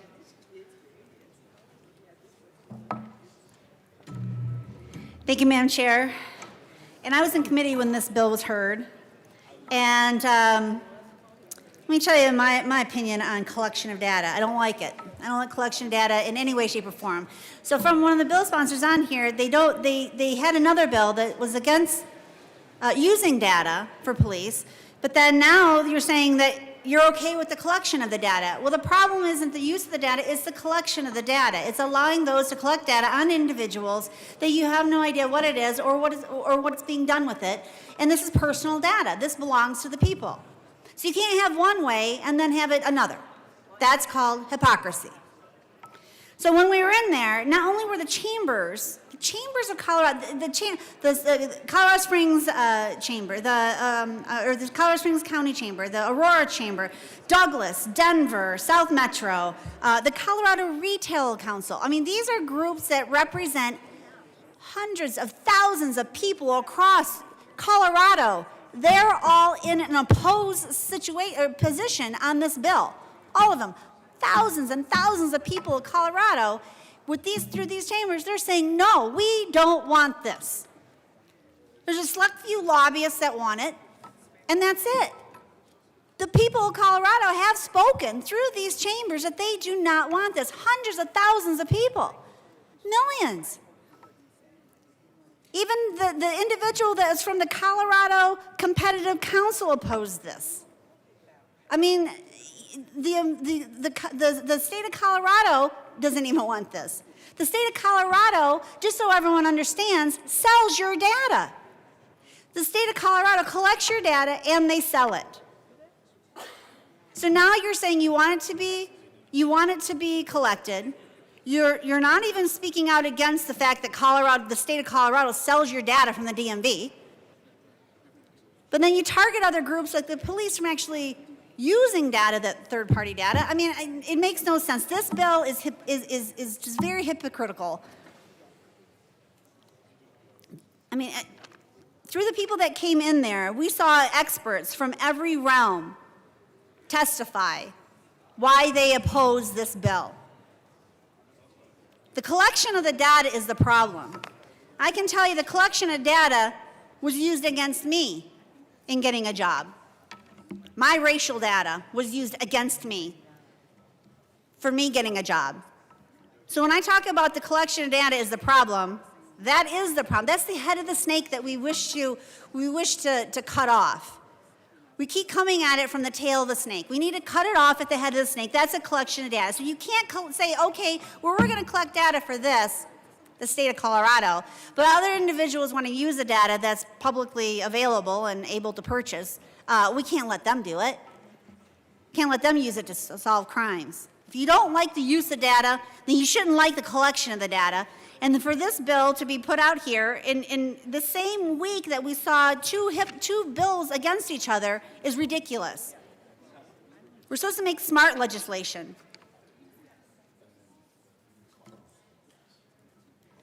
Knowing that your data is being collected, used and sold by the very state you live in, knowing that there are entities in Colorado, like all the chambers, all the groups that deal with business, I mean, across the board, the retail association, everywhere, across Colorado, they do not want this legislation. There were so many of them in there that said no, and a handful that said yes. And of course, they have special interest in it. I'm asking for a no vote on this bill because we have to be smarter when we put bills through this and start legislation. This is not it. The people have spoken. It's about high time that we actually listen to them. Thank you. AML Bacon. Thank you, Madam Chair, and thank you to my colleague from El Paso County. I think there are a few things to respond to. And one, I don't want to disregard any experience, especially if you feel like you've been discriminated against. I will say there's nothing in the law that says that a person of any ethnicity cannot bring these cases. If you read Title VII, it says on the basis of. And so if you are targeted, and that's also an element, particularly named and targeted because of your identity, that doesn't preclude any civil rights cases. I think the difference, too, in what we do here and what this bill does, and thank you for the conversation on data. You know I've been knee-deep in it with you, okay? But here's a fundamental difference. And I might stray a little bit, Madam Chair, just to address this point. This bill is about, and I want to tell you why there's a fundamental difference in how the form was crafted, okay? The form, again, is for businesses with 100 or more employees, which means we're taking into account its size so that we can disaggregate data. And what that means is the data that is presented is not personal. There aren't names, right? It is publicly available, and the only reason it's publicly available is because it's disaggregated. And so if you look at the form, it just simply asks the number. It doesn't say who, you know, it doesn't have any other information like that. And so in regards to how that data is then used, I guess it's already a public form, so I'm not going to say that it's not publicly out there. And I don't think it necessarily needs to be purchased because it's kind of free, right? But the form's purpose was to take into account that it could give, again, a global kind of idea without identifying people. And so, given the conversations we've had about data, one, generally, I don't think it's off the table. for us to talk about, given the world that we're in right now. But the conversations we're typically having about data are personalized. It's because you are identified, you are targeted, and whatnot. And that is not what this form does. And it also was constructed so it could not do that. And that's why the size of business matters. And so, one, in regards to the issues about discrimination or anti-discrimination, I think generally the laws are out there to protect us all for it. And two, the purpose of this form is to have, again, I said the wrong word, not disaggregated data. I'm sorry. Because to the whole point I'm making, that is literally the opposite of disaggregated. I apologize. But the aggregation of data, I'm sorry. I apologize for that. But the whole point of this form is to have aggregated data to give us a global sense of if there are critical mass of different types of experiences, then we can understand that critical mass influences culture. And that's what the point of the form is. The other point of the form, because in regards to the discrimination claim, I did hear someone quote Dr. King, and that's kind of where I got emotional. Because when you see the bill signing for the Civil Rights Act, you see Dr. King standing next to President Johnson, because this whole act was part of their movement to be sure that there was something to check to be sure that businesses had some modicum of diversity, and not just for Black people, for all of the categories on the form, which included gender. Because part of the civil rights movement was also to address women's space in the workforce. So again, I want to, at the very least, I want to say thank you for sharing your concerns, and I do not condone any of the things that happened to you.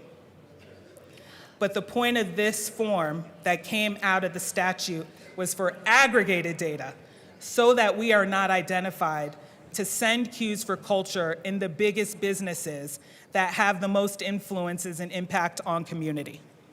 And so for that, again, members, we do encourage an aye vote on the form, always happy to continue discussions about the programs in our culture for the last 60 years. But I do want to place the right types of responsibility on this, and that this form not be responsible for things it is not responsible for. Rep. Kelty. Thank you, Madam Chair, and thank you very much for that, for your words. Can I ask a question? In the bill, it states that a business in a state that employs 100 or more workers, to include the demographic, workforce data, blah, blah, blah. Does that mean that all 100 workers are within the state of Colorado? Because it doesn't specify that. And for me, if I have a business and I have 100 employees, and I have 5 that work in Colorado, I have 20 that work in Idaho, I have 100 employees, but I only have a few here in Colorado.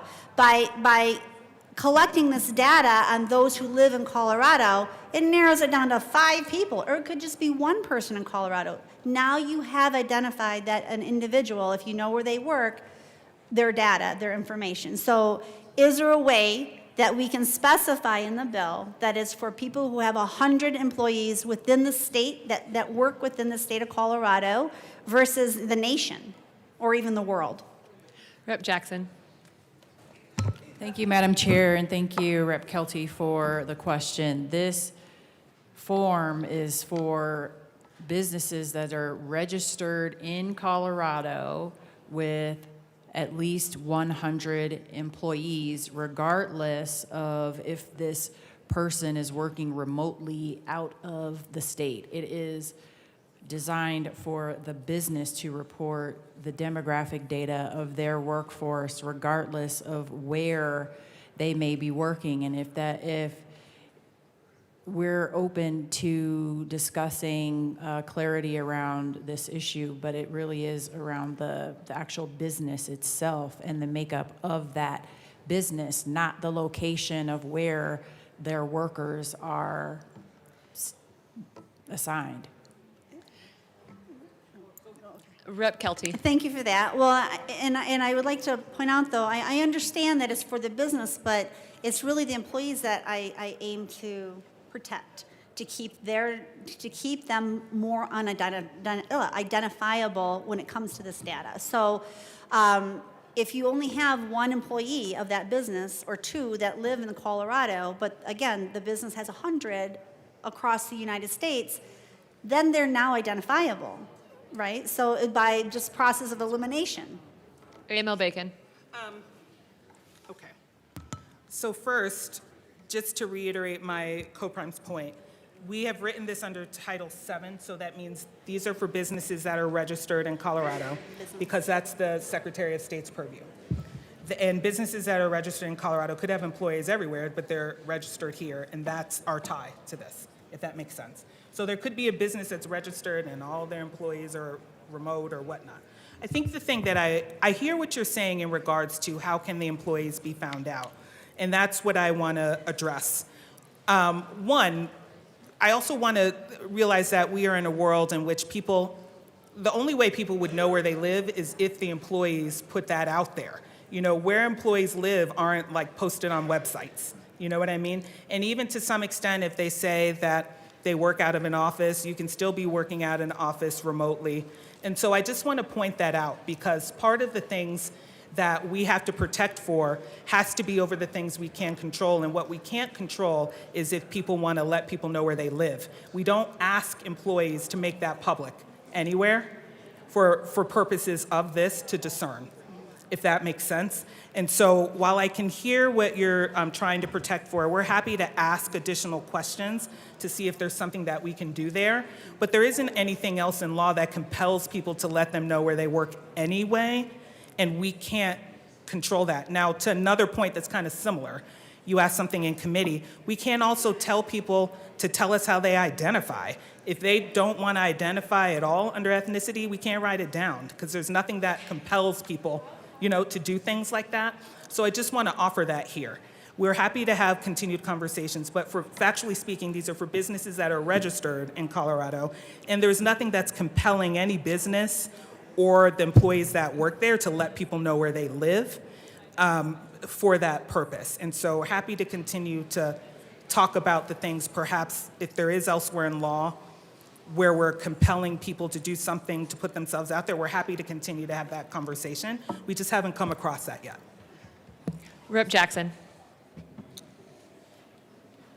Thank you, Madam Chair. And if you're asking if businesses would only report on, let's say, if they have over 100 employees and only 5 actually live in Colorado, if they would only report on those 5, no, they would report on the entire 100. Does that make sense? If that's what your question was. Okay. Rep. Kelty. Yeah, thank you, Madam Chair. Yeah, that is what I'm getting at, is that if they only have 5 people in the entire company that work in Colorado, now they're easily to identify. And the internet has everything on it. So to be able to find someone, whether they put their address out there or not, it's out there. So I think my goal with this is to try to make sure the employee is protected from their data. Like I said, I don't like collection of data in any way, shape, or form anyways, unless it's maybe medical for a medical need, and that's up to them.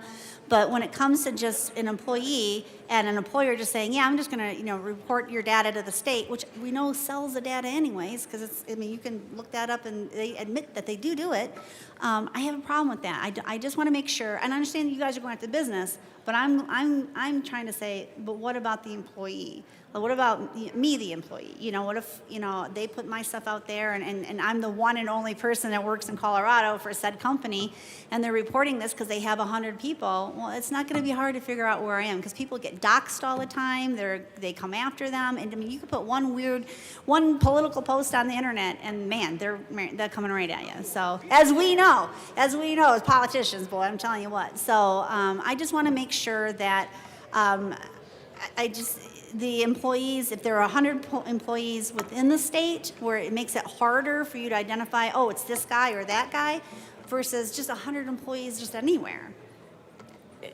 Rep. Jackson. Thank you, Madam Chair. It is aggregate data for the 100 employees regardless of where they are. So, That's my problem. So we are not, it's not singling out people who may live in Colorado or not. This is unidentifiable data that is already being collected and reported. Rep. Kelty. I understand that, but the problem is that you're now making it and putting it on a public site where federally you have to request the data and that kind of stuff. But this, am I wrong? You want this on a public website for anybody and everybody to find and go to. Is that correct? AML Bacon. So here's another thing I want to say about this. I also want you to remember this is already a form that's out there. So that means if someone wants to look up a business, which still would list its address of where it's registered, even federally, right? But it's not public. It is. It is publicly available, federally. Already. Sorry, I'm sorry for the dialogue. That is not a cow thing. We didn't mean that, sorry. That's a committee thing. I apologize. I know the chair's like, what's happening?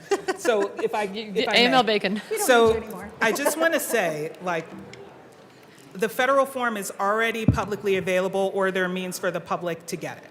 The forms also name the businesses, and you can see where they're registered.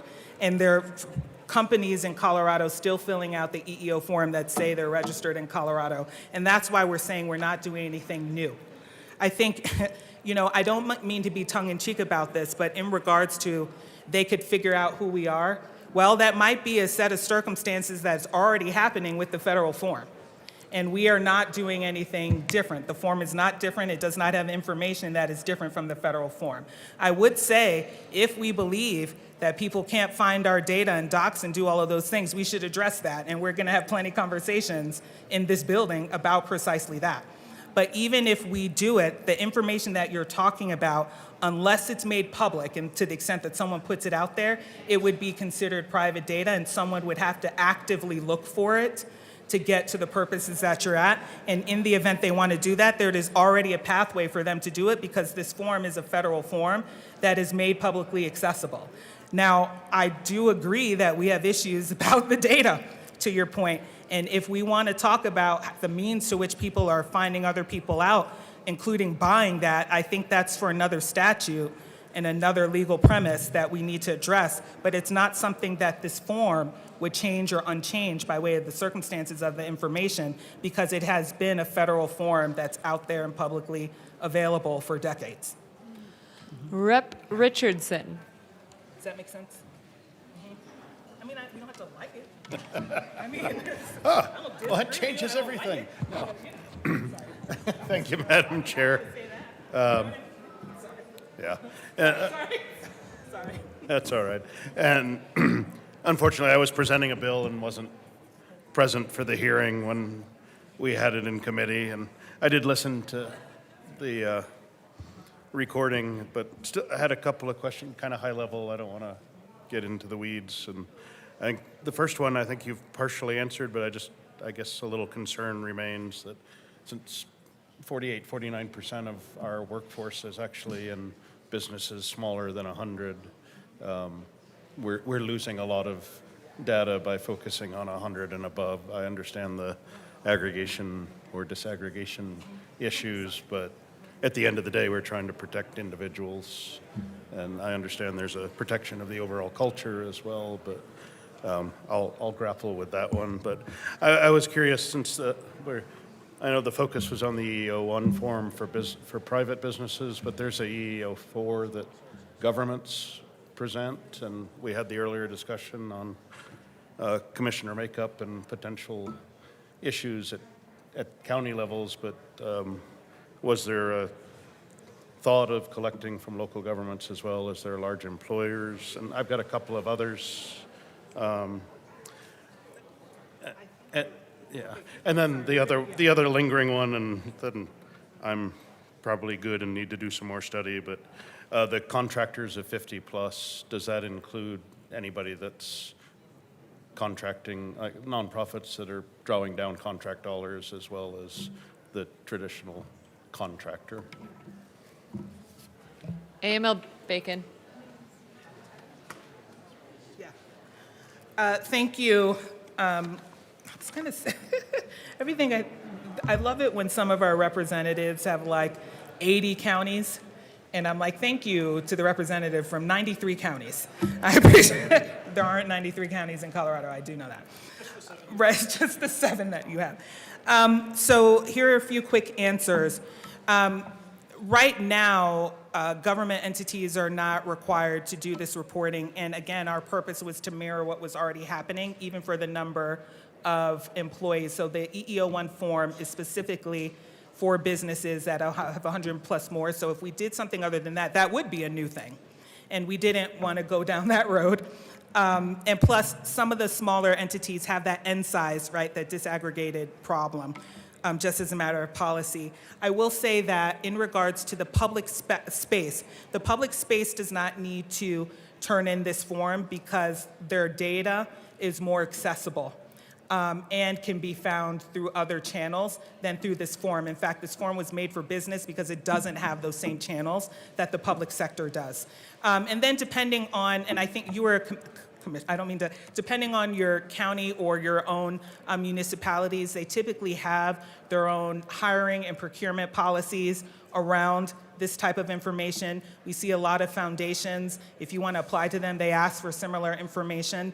And so, in regards to the way to get the information, it's certainly through a different channel in the public sector than it would be in the private. And this does apply to any nonprofit. I think there are ways, I think if the business, I think you can still register as a business and be a nonprofit because nonprofits is tax status, not corporation status.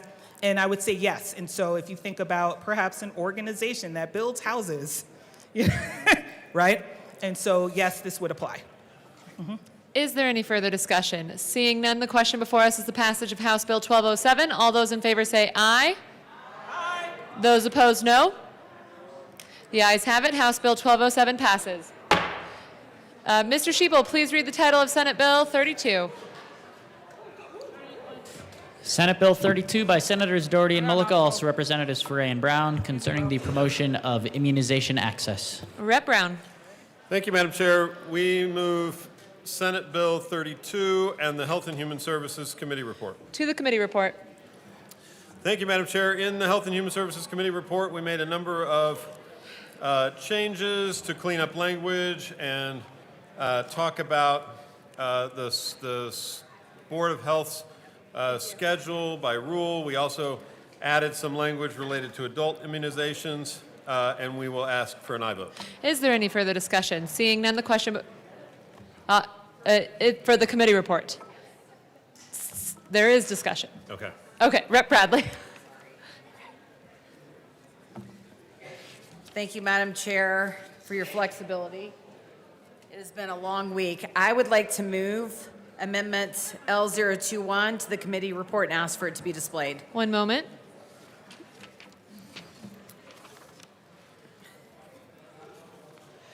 L21 is properly displayed. Rep. Bradley. Thank you. So this strikes a huge portion. It takes out basically the adult immunization rules. During COVID, there was a lot of rules placed on healthcare workers, firefighters, flight attendants, nurses, the majority of the healthcare force. It was a point of major contention. The adult immunization rules, rulemaking authority of the State Board of Health, is a big, big contentious point of this bill to a lot of the people in my district and a lot of the people from the COVID era. We were forced to vaccinate or lose our jobs. And to have language in this that talks about adopting rules is the next thing going to be a mandate. And so for me and my caucus, we're very disturbed by the words listed under the adult immunization rules. We talked about the American Academy of Pediatrics being involved in this, and it was told that they vaccinate college-age kids. I can understand that, but if we start making these rules, then what is next? We already have major maternal deserts. We have major healthcare deserts in rural Colorado. The people were very clear after COVID, forcing vaccinations was not the way to go, and I fear that this is just setting us up for another COVID round where we pretend to rely on the science and not allow people to make a choice. I stood for healthcare freedom. When I ran for office, it is my #1 priority. As a healthcare worker, I don't feel like the state gets to mandate or adopt rules establishing a schedule of recommended adult immunizations. Right now, it says recommended. I believe this is the pathway to mandating, and I believe the people of Colorado have spoken about that. We also have multiple reports from vaccine injuries, and the latest concerns about that is in the 70% range. So I would ask for a yes vote on this. I think we need to carve out this language. I don't want a COVID rerun. I think people are capable of making decisions for themselves. And again, I know the language doesn't say a mandate, but I fear that I'm going to be standing up here next year because we have now forced a mandate to happen. So I would urge an aye vote. Thank you. Rep. Brown. Thank you, Madam Chair. First off, I just want to thank my good colleague from Douglas County for her engagement on this bill, not only today on the floor, but also in committee. I know that as a healthcare worker, she cares very deeply about the health of her community, about the health of every Coloradan, and I am particularly honored to be able to work with her every day. We may not agree on everything, but it is a real privilege to be able to work with someone who really cares so much about the health of their community. We asked for a no vote on this particular amendment. I will say that adult recommendations are extremely important. As you may know, when your kid goes off to college, they are now an adult. Things like meningitis are particularly rampant in college campuses. I will also say that for anyone with an older adult in their lives, they know the importance of a shingles vaccine or a pneumonia vaccine. These are particularly beneficial for, again, adult populations. And it's important that we have evidence-based recommendations from the Board of Health based on scientific criteria, scientific recommendations from professional societies that we can rely upon. So with that, I ask for a no vote with the utmost respect for my colleague from Douglas County. Rep. Luck. Thank you, Madam Chair, and I rise in support of this amendment. But before I dive into some of the concerns I have, I'm just wondering if the bill sponsors have any insight into why this is necessary for the government to do. Because the bill itself on page 14 of the pre-amended, section 2604, for those who are on other versions, does lay out, this is part of the committee report, I think actually, does lay out that the Board of Health needs to look at the recommendations that are made by ACIP, the American Academy of Pediatrics, the American Academy of Family Physicians, the American College of OBGYNs, and ACOG, I guess I should say, and the American College of Physicians. So there are already specialized expert groups who lay out their own vaccine recommendations. Presumably our medical teams are more than capable of going to all of that research and all of those schedules and saying, hey, we recommend this for this patient or that for that patient. I believe that's just common practice that medical providers are expected to stay up on the research, stay up on what is the science in any particular area. And so if you're a doctor administering vaccines, presumably you are looking to these entities yourself. And so I'm just wondering why it's necessary that we establish another task for government to do vis-a-vis compiling all of these recommendations into one place. And then, that would be my first question. Rep. Ferre. Thank you, Madam Chair. I think there's always value in synthesizing the data and bringing that together so we can bring a better recommendation. So the more the merrier in terms of that data. So that's why we think we should have that in the bill. Rep. Bradley. Thank you, Madam Chair, and thank you. I didn't say thank you to the bill sponsors. Thank you for working so diligently with our side and kind of hearing our concerns. It gives me hope in this place that I haven't had a lot of. I appreciate that. I should have said that. Some of our concerns is ACIP has only 5 recommendations for infant and adult vaccinations. The American Academy of Pediatrics has over 70, I believe. So I'm just wondering, it says recommend for adults after taking into consideration of all these, but the Board of Health then still adopts the rules. Logistically, I'm just trying to figure out if one only recommends 5 and one recommends over 70, then where do we go from there, and who does the Board of Health listen to? Rep. Brown. Thank you, Madam Chair, and thank you to my good colleague from Douglas County for the question. I appreciate the question. I will say that that is the role of the Board of Health, of course, is to, in their medical expertise, in their healthcare expertise, to be able to take recommendations that are evidence-based and make these determinations. The government at various levels have been making recommendations about the immunization schedule for decades. This has become a best practice, and we want to make sure that our State Board of Health in Colorado has the best evidence from all of these different groups, and they can weigh the pros and cons and the available evidence to make for their recommendations. And so that's why we are specifically calling out these particular groups, and then they can make the decision based on what they think is best for Colorado. Rep. Luck. Thank you, Madam Chair. So I want to just explain one of the concerns that I'm hearing about this section of the bill from outside of the building.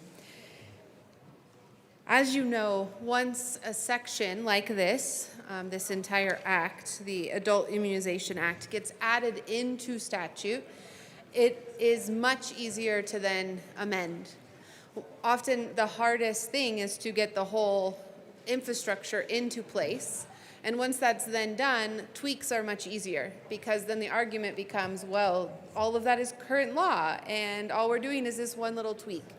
And so right now, this is the biggest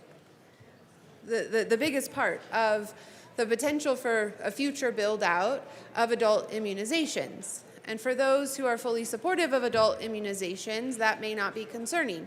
But for those in our communities who have been injured by vaccinations or who have seen their children injured by vaccinations, the idea of expanding the vaccination schedule to include everyone over 18 is concerning, especially since in the instance of the language proposed here, while right now it just says recommended, that the Board of Health shall adopt rules establishing a schedule of recommended adult immunizations. However, that recommended can quickly be removed, and all of a sudden it's the Board of Health shall adopt rules establishing a schedule of adult immunizations. Immunizations that then would be required, and I know that that is not currently the bill before us, but I do think that it's important as we build these things out to understand what is likely next to happen. When you look at the ledge deck of this particular bill, it does point to that. It points to the potential for those kinds of movements towards a forced vaccination. And I don't think that that is a Chicken Little comment in light of what we saw in COVID, where we saw vaccine passports mandated, where we saw people being refused services or access to particular buildings unless they showed that they had received a certain set of vaccinations. And this setup allows for the build out of that in future years. We're also seeing that in recent quarantine of unvaccinated students and staff due to measles outbreak. Again, it's not outside the pale of possibility that this will quickly be turned into not a recommendation by the Board of Health, but actually a mandate. And so the folks that I am hearing from are very concerned about that. They're concerned that this will shift into an expectation of paying for adult vaccinations and free vaccinations. And so I do rise in support of this amendment because it strikes that particular thing. It puts it back on the physicians and on their patients to decide what is best for them. And it limits the likelihood of future government action that would infringe upon people's ability to move freely or to make their own decisions related to their health. I ask for an aye vote. Rep. Bradley. Thank you, Madam Chair, and thank you to my good colleague. Another part of the bill talks about federal funds if they're not received, and we know that we were supposed to get or be able to use federal COVID-19 immunization funding through the summer of 2027, but then the CDC changed course and we lost about $27.8 million in federal immunization funds. We know RFK just removed all 17 members from ACIP. The CDC has an MD on it now that has more initials after their name than most of us in this building. And so if we're not going to listen to federal standards, I believe that we might be in contempt of federal funds being pulled, and we've already lost $28 million. So just another thing I wanted to say on the record. Thank you. Is there any further discussion? Seeing none, the question before us is the passage of L21. All those in favor say aye. Aye. Those opposed, no. The noes have it. L21 is lost. To the Health and Human Services Committee report, Rep. Luck. Thank you, Madam Chair. I move Amendment L22 and ask that it be displayed. One moment.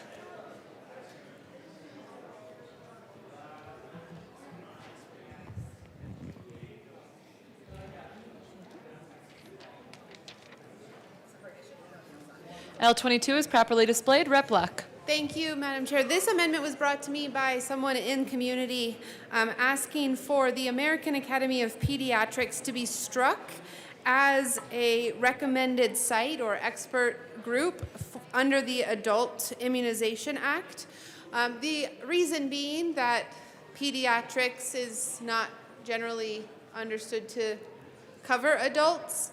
That being said, I did talk to the bill sponsor about this particular amendment and was informed that this particular group does provide vaccine recommendations for college students between 19 and 24. I was doing a quick search. I could not pull up for some reason. The link was not working to verify that, but there was a note in our very famous AI that seems to substantiate that, so I am asking to withdraw this amendment. L22 has been withdrawn. Is there any further discussion? Seeing none, the question before us is the passage of the committee report. Oh, Rep. Luck. For the committee report? Yes. Rep. Luck. Thank you. Thank you. No, I pulled, okay.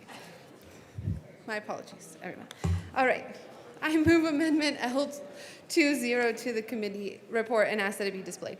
One moment.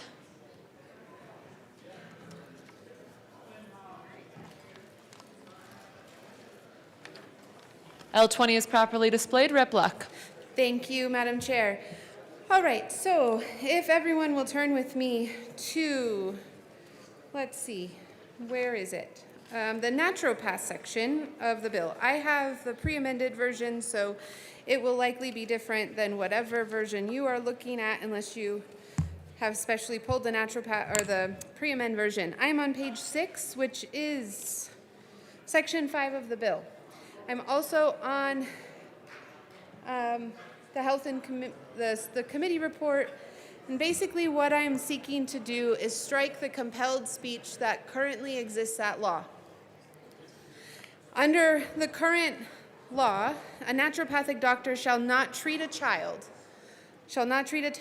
who is of the ages of 8 and younger unless that naturopath provides to the parent or legal guardian of the child a copy of the most recent schedule of immunizations and recommends that the parent or legal guardian follow that particular schedule. Now, I am leaving the requirement that the naturopath has to provide that information. I believe in informed consent. I think that that is very important that doctors and naturopaths, anyone in the medical field, actually anyone anywhere, is fully transparent about all of the different options so that people can rightly choose. I think that's fair. However, as a government, I do not believe that we have the right to compel a naturopath to then recommend that particular schedule. If you are familiar with naturopathy, you know that many folks who go into that particular field are actually opposed to vaccinations. And so to require this of them will limit their willingness or ability to serve people 8 years of age and younger. And I think that is a very sad state of affairs. If the parent and legal guardian wants the naturopathic route and wants to be able to choose that for their child, I think that they should be able to access that. And this particular restriction limits conscientious naturopaths from being able to serve kids. I don't think that that's appropriate. I do also think it's a violation of First Amendment jurisprudence and the idea of compelling speech. We are compelling them to recommend a particular course of action, which they may or may not actually believe to be good. And so I ask for an aye vote. Rep. Bradley. Thank you, Madam Chair. This was a significant contentious part of this bill, and I just want to read to people that don't know what naturopaths do. Is a distinct primary healthcare system blending modern science with traditional natural therapies to support the body's innate ability to heal. They're licensed. They have a 4-year graduate degree. They use holistic, non-invasive methods like nutrition, lifestyle counseling, botanical medicine to treat the root cause of illnesses. Naturopathy is based on 6 core principles, including the healing power of nature and treating the root cause and treating the whole person. It emphasizes prevention, education, and using the least forceful natural intervention necessary. We don't regulate on abortion clinics to recommend other alternatives. I don't understand in this bill how we're going after the very people that don't believe in maybe vaccinations, and we are now going to force this on them to do what they don't agree with doing. And if they're not, then I'm sure down the road we are going to go after them and liabilities and all the other things that we typically do in this building. This is compelled speech. This is compelled speech against a specialty practice in the medical field who doesn't believe that children may necessarily need to be vaccinated. And what list? What list are we going through? The ACIP or the immunizations schedule established by the Board of Health? The ACIP only recommends 5. So I'm sure they're going to fight whatever the State Board of Health adopts because they don't believe in 70 vaccinations of the AAP. So then we're compelling speech in this group again. I don't know why we're targeting, I do know why we're targeting a group of doctors, because they don't believe in doing this. They believe that there are natural remedies to keep a child healthy and to keep their immunity up. And so we're going to go after a certain group of doctors and make sure that they have to tell the parents what the immunization schedule is. I think it's very, very conflicting and concerning. It's like a PT versus an MD. If an MD thinks there should be surgery and a PT is like, no, I think that you need to do all these conservative things and not just get cut on. It's the same thing. Why would we carve them out? This is a very clear, concise amendment. I think that the naturopath doctors are going to start suing the state of Colorado for forcing this. I urge an aye vote. Thank you. Rep. Foray. Thank you, Madam Chair, and I appreciate your perspective and what you're trying to do with this amendment. I don't think we're going to get there, and I would urge a no vote. Is there any further discussion? Seeing none, the question before us is the passage of L20. All those in favor say aye. Aye. Those opposed, no. The noes have it. L20 is lost. To the committee report, Rep. Bradley. Thank you, Madam Chair. I asked to move, or I will move, L024 to the committee report and ask for it to be displayed. One moment.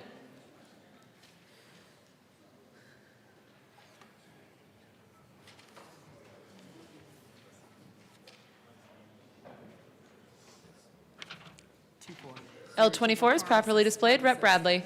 Thank you, Madam Chair. Quite a discussion on this one as well, taking pharmacy out of the vaccination ability. I don't think that, in the spirit of safeguarding patients, rolling up to King Soopers to get some of these vaccinations without the pharmacist knowing your medical record, given a subjective, any kind of health history is a in and out type of thing. I do not believe that this safeguards patients. I think pharmacists maybe in the hospitals, different story, but the little clinic and all these places, inside pharmacies, in King Soopers and Safeway, are not protecting patient safety. And there should be a standard for this. Vaccinations come with risks. And we're not even getting informed consent at some of the pediatric offices. This, to me, is a no-brainer. I don't think, we talk about patients having a home for health. We talk about coming to PTs because we treat them for hours at a time, and we know their subjective and objective histories.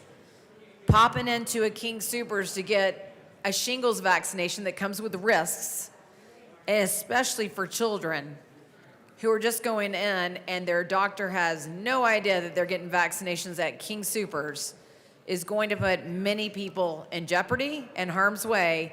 And I will be back up at this well next year telling you all about it. I urge an aye vote on this. This should not be happening in our state. Thank you. Rep. Brown. Thank you, Madam Chair. And again, I want to thank my good colleague from Douglas County for her engagement on this. We're going to ask for a no vote on this amendment. Pharmacists are one of the primary healthcare providers that provide vaccines in our communities. And Coloradans every day utilize the vaccination capabilities of our pharmacies and pharmacists. Taking this ability away from pharmacists would significantly curtail the access to vaccines that Coloradans need every single day and every single year. So we ask for a no vote. Is Rep. Bradley. Thank you, Madam Chair, and thank you to the bill sponsor. Very respectful conversation. I appreciate it because it can be contentious, but access versus patient safety. And I understand in rural Colorado, that's what we're talking about, but patient safety must come first. I will always stand for patient safety.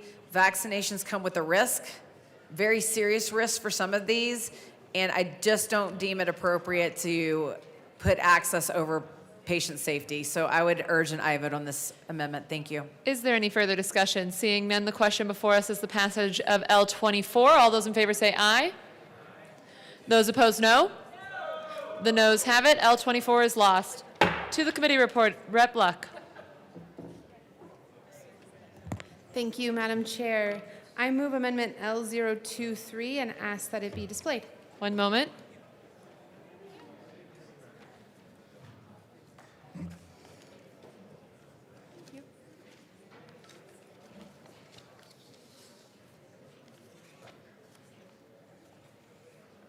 L23 is properly displayed. Rep. Luck. Thank you, Madam Chair.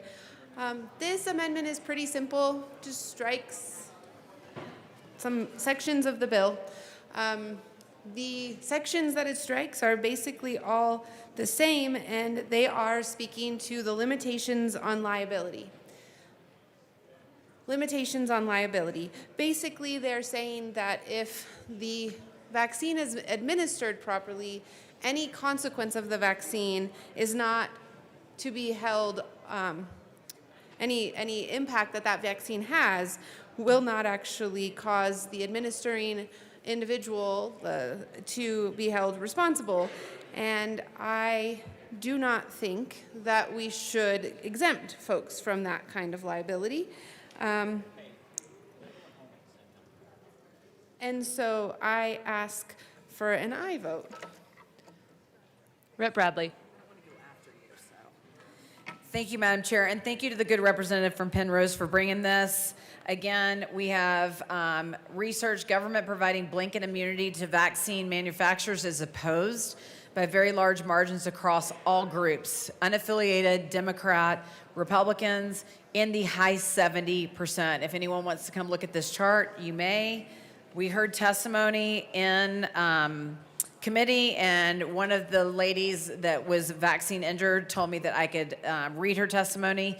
To address the liability piece in this bill, a recent federal poll done by Fabrizio, Lee, and Associates found that people across the political spectrum overwhelmingly agreed that the vaccine liability shield should be removed. Among Republicans, 79%, Independents, 74%, Democrats, 67%. Please ask yourselves, have any of my constituents, any Colorado citizens, the people I'm here to represent, asked me to have all entities who are part of vaccine administration be given a liability shield? I would guess that hasn't happened. If vaccines are so safe, then why does everyone down the chain in the process need liability protection? It's a very good point. If the vaccines are either safe or they're not. If they're safe, then you don't need liability protection. If they are not, then you need to put liability protection on every person involved in this chain. Why can't we let these products stand on their own merit like every other product in the market? I propose the liability piece of this bill should be removed.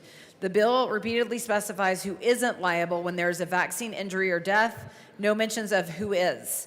The huge burden falls on the families of those injured or killed by vaccines, and we heard a lot of testimony about that. Already this session, there has been a huge discussion on whether there's no choice but to cut the funds of caregivers for the disabled due to Colorado's fiscal crisis. Colorado cannot afford this bill. Do you plan on using Colorado taxpayers to purchase vaccines in the future? Only 12.6% of Coloradans have received a COVID vaccine so far this season. Let me repeat that. Only 12% in the state of Colorado have gotten a COVID vaccine. Only 30% have received the flu shot. This seems like a lot of wasted money that the state doesn't have. If you are so worried about access and insurance, then go ahead and add an amendment saying that insurance must continue to cover vaccines, whether they are recommended by ACIP or have shared clinical decision-making status. Liability piece out, ensuring insurance coverage in. Proponents of this bill seem to believe that their side represents real science and what is coming out of DC is junk science. A few reminders of what the real science has brought us. Chronic disease in children going from 12% in the 1980s to 54% by 2011. Not one vaccine on the AAP schedule getting to market with an inert, placebo-controlled trial. So harmful to children. Biden's FDA wanting to wait 75 years to release the Pfizer trial data. Dr. Paul Offit publishing in AAP's Pediatrics that each infant would have the theoretical capacity to respond to about 10,000 vaccines at one time. This would later go on in AAP's Bible, the Red Book, to which pediatricians across the country translated this to mean infants can safely be given countless doses of vaccines all at once. Vioxx and opioids, all complete disasters that still took a while to get off the market, although opioids are still on the market. This is the concern from the community that came out against this bill, is that we still don't understand what these mass amounts of vaccines are doing, although we do, that chronic disease in children has almost quadrupled in 30 years. Other clinical data that we have, could vaccines result in more sickness to children than the diseases they were created to prevent? Peer-reviewed, published research and government data suggests the answer is yes. The National Vaccine Injury Compensation Program has now paid out over $4 billion with a B dollars. While this is an enormous amount of money, it pales in comparison to the billions of dollars worth of autism claims that the vaccine court unfairly dismissed in the omnibus autism proceeding. Because the amount is borne by consumers, vaccine manufacturers have no incentive to make their products safer. Our vaccine program relies upon 1980s vaccine technology at the very latest in a 2020 world. In 2016, the government's vaccine adverse event reporting system received almost 60,000 reports, including 432 deaths, about 1,100 permanent disabilities, 4,100 hospitalizations, and about 10,000 emergency room visits. According to HHS, fewer than 1% of adverse events are reported. So let me just tell you, fewer than 1% get reported, and this is how many disabilities and hospitalizations have occurred because of vaccinations. The least we can do, we can't talk out of both sides of our mouth. If one side of our mouth is saying that vaccinations are safe, then there should not be any liability shields. But we know they're not safe, and that's why we're shielding everyone from the doctors to the manufacturers to the pharmacists or the pharmacies. We cannot do that. Either say that they're safe and move forward and remove all these shields, or tell consumers that there is some risk involved and be done with it. But we can't continue to talk out of both sides of our mouth. People of Colorado are watching and they're sick of it. Please vote yes. Thank you. Rep. Luck. Thank you, Madam Chair. I apologize. I do agree it's a Friday and it's been a long week. So my apologies for confusing the record, for confusing the listener. The liability doesn't apply to administering the vaccines. It is focused on the handling, storage, or distribution of the vaccines. And so I just wanted to clarify that. Even still, the arguments stand that we should not be giving this special liability exemption in this way, as was stated by the prior speaker. We should handle this in light of the ways we handle all of these kinds of situations and not make this carve out. I will also note that the way that this language is currently written, and I'll just read it to you so that you can follow along. I'm in section 11, just by way of an example. There are 3 examples in this bill, or 3 sections that have examples in this bill. And it's 4A, where a claim brought on or before January 30th, 2029 against a hospital, clinic, pharmacy, manufacturer, wholesaler, or provider arises from injuries resulting from the handling, storage, or distribution of vaccines required by this Part 17, the hospital, clinic, pharmacy, manufacturer, wholesaler, or provider is not liable unless the injuries are the result of negligent failure of an employee of the hospital, clinic, pharmacy, manufacturer, wholesaler, or provider to conform to recognized standards of practice. Now, my concern is that a judge may read this to only require negligence. That's what it says, is not liable unless the injuries are the result of the negligent failure, which means that if there's an intentional or reckless failure, that which is a higher bar, those wouldn't be covered by this, and there would be no liability. And while there are judges who may say if you satisfy the negligent failure and it's something at a higher level, we're going to actually incorporate that into it, that's not strictly speaking what the language says. And so I am very concerned about that. I continue to ask for an aye vote. Rep. Ferre.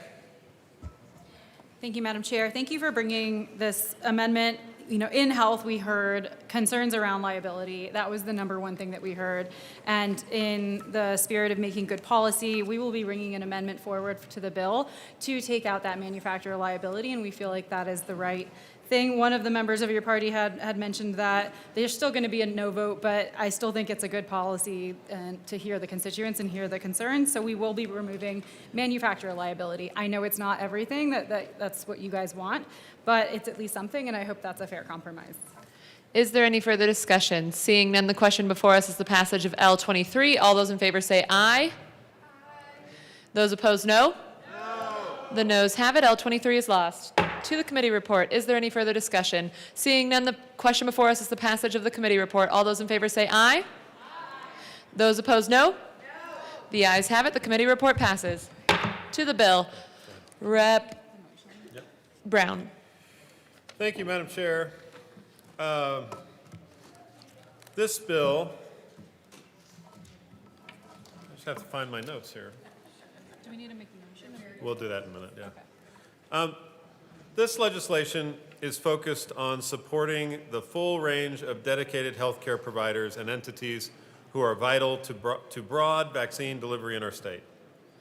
Vaccines have put diseases like polio in the history books, but we are at risk of losing decades of progress in the current uncertain federal times. Recent outbreaks, including the measles cases here in Colorado and across the nation, have demonstrated how quickly vaccine-preventable diseases can resurface when coverage and confidence decline.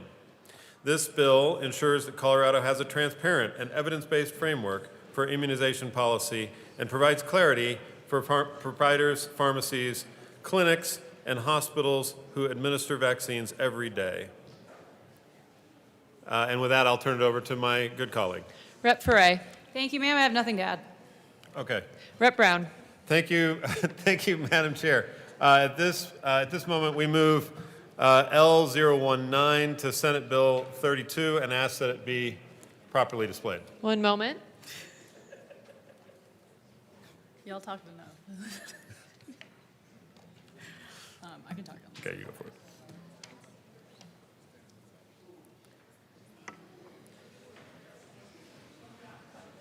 L19 is properly displayed. Rep. Ferre. Thank you, Madam Chair. Now I have something to say. I wanted to introduce this amendment. One of the things that we heard over and over in Health Committee was the manufacturer liability, and so we are going to take that out, and hopefully we have your support and a yes vote. Rep. Brown. Thank you, Madam Chair. And just to appreciate the words of my colleague here, we have heard the concerns, and we also know that there is significant liability protections that exist in federal law. And so based on the fact that this provision is currently duplicated in federal law, we feel like we can take this out of state law, and it is no longer necessary. So we ask for an aye vote on this amendment. Rep. Bradley. You could stay up here, Dr. Brown. Thank you. Thank you. I did not know that we would be able to get to a good place on this. The people that came out to testify feel heard.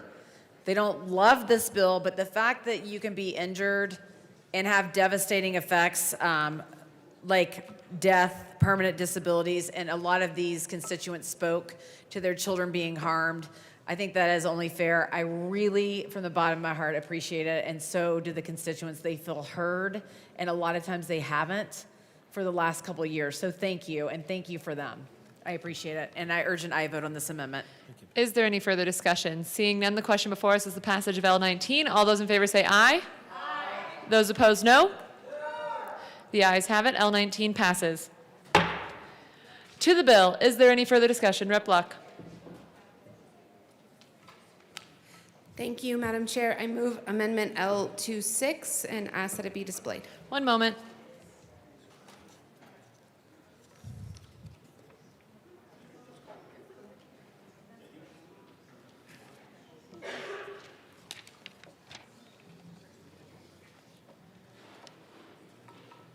L26 is properly displayed. Rep. Luck.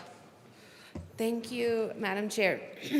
So this amendment would simply require that before a pharmacist could administer a vaccine, that the pharmacist would need to obtain parental consent. I think that is a reasonable request, that a parent should be able to know what vaccines his or her child is receiving at the local King Soopers or Walgreens, wherever they're going. And so I ask for an aye vote. Is Rep. Bradley.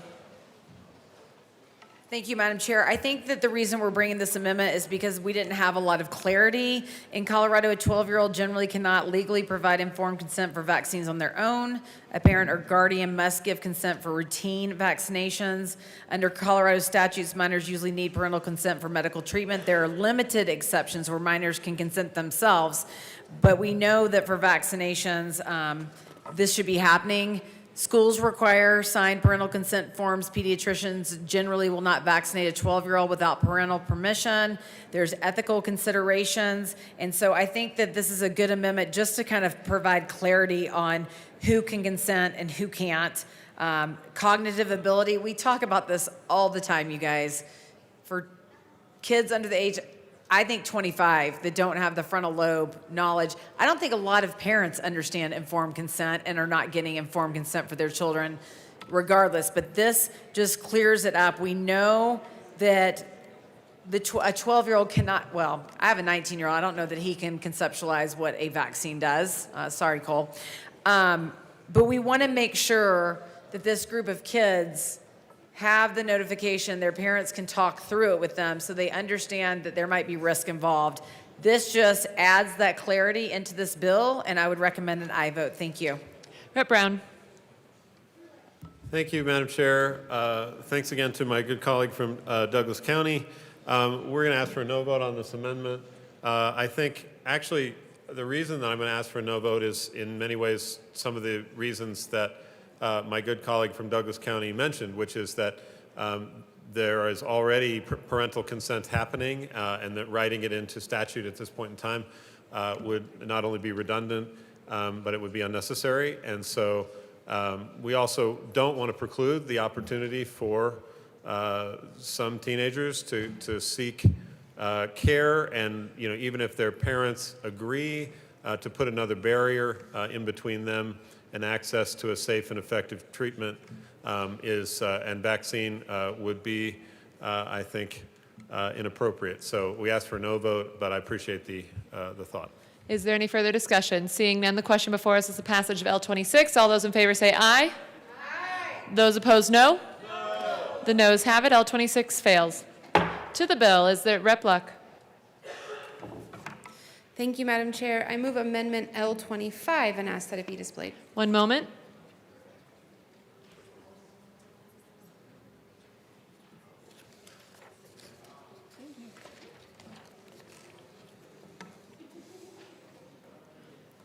L25 is properly displayed. Rep. Luck. Thank you, Madam Chair. Same discussion, different area of the bill, parental rights, the ability of parents to know what their children are being exposed to. This particular amendment says that before a child can receive the HPV vaccine, that the child must obtain parental consent. Pretty straightforward, just making sure that parents know what's going on with their kids and that they, who have all of that unique information about their particular child, are part of the conversation. We had a former legislator, our former minority leader, in fact, who would often get up here at the well and explain how her particular child's medical history informed a greater degree of scrutiny of any sort of common administering of drugs or treatments, and that the child didn't always understand the paradigm, the boundaries that her particular condition required her to stick within, and it was essential that the mother be part of that particular conversation. We heard it earlier on the bill. We were told not all dogs and cats are created equal. In the same way, not all kids have the same composition. They are inherently equal and valuable, but they are not all of the same composition, and we should enable the decision makers who care the most about them and know the most about them to be at the table as they make these all-important decisions. I ask for an aye vote. Rep. Bradley. Thank you, Madam Chair. Again, another great amendment. I go with my children to all of their doctor's appointments, and if I need to step out of the room for something, I will, but not very often. I talked to my pediatrician about the HPV vaccine for a very long time because there has been a lot of research saying it can cause sterility. I know that is, a lot of people have said, no, it doesn't. There's not research to base that on. And then I had heard that it could increase cervical cancer in girls and it could increase testicular cancer in boys. So we sat there and we talked and we had a very long discussion about this so that we could come up with a plan on the best case scenario for my child. I have been very vulnerable and told you I have vaccinated all of my children with every single vaccination. And then I started noticing some things. So I'm not an anti-vaxxer. I come to you with my head out of the sand to tell you that there has been some liability issues with all of these things. And to not be able to consent to that as a parent and walk your children through the complications and the risk factors to these things is bad. I mean, we're seeing disabilities. We're seeing autism rates go through the roof. We need to be able to at least have the parental consent added to this, especially the HPV virus that continues to change as far as the research goes. So I think this is a very easy amendment, and I ask for an aye vote. Rep. Ferre. Thank you, Madam Chair. And as we said on the previous amendment, we're going to ask for a no vote, but thank you. Rep. Bottoms. Thank you, Chair. I've been listening to the discussion that keeps saying that consent is already in the system required for this, but interestingly, I sat in Health and Human Services, and the sponsor of this bill, standing to my left, was the chair of that Health and Human Services last year when I tried to get parental consent on any medical procedure for a minor in any circumstances. And it was voted unanimously against by every Democrat on that committee, including the chair standing beside me. So I'm not buying that there's consent written into that stuff.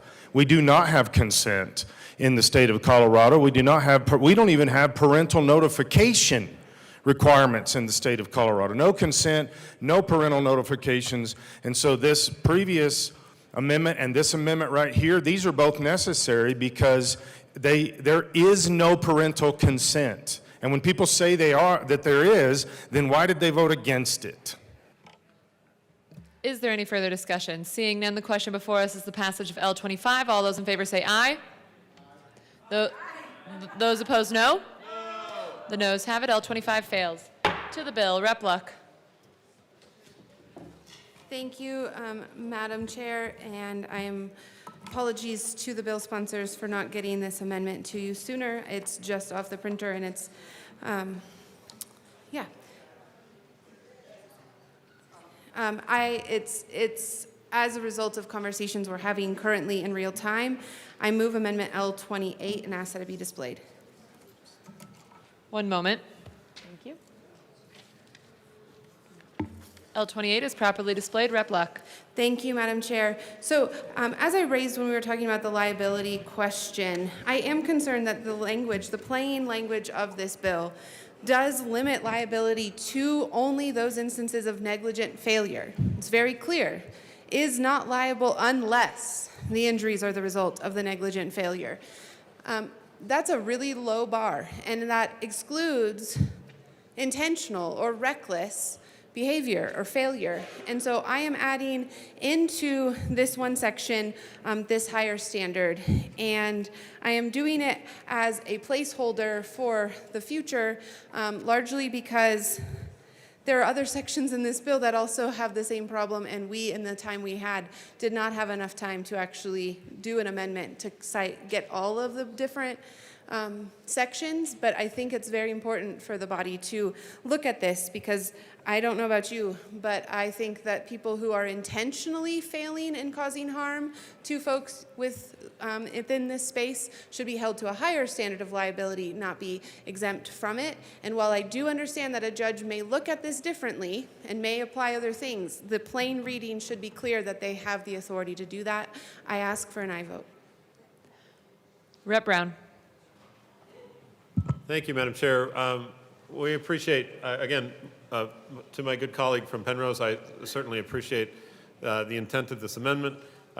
We believe that the kind of behavior that she is talking about, specifically intentional harm, is already covered in law. And the reckless standard, I don't know if that is the appropriate standard in this particular case. So without having had more time to digest this amendment, we're going to ask for a no vote.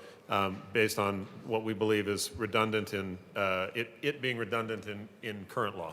Is there any further discussion? Seeing none, the question before us is the passage of L28. All those in favor say aye. Aye. Those opposed, no. The noes have it. L28 fails. To the bill, is there any further discussion? Seeing none, the question before us is the Rep. Bradfield.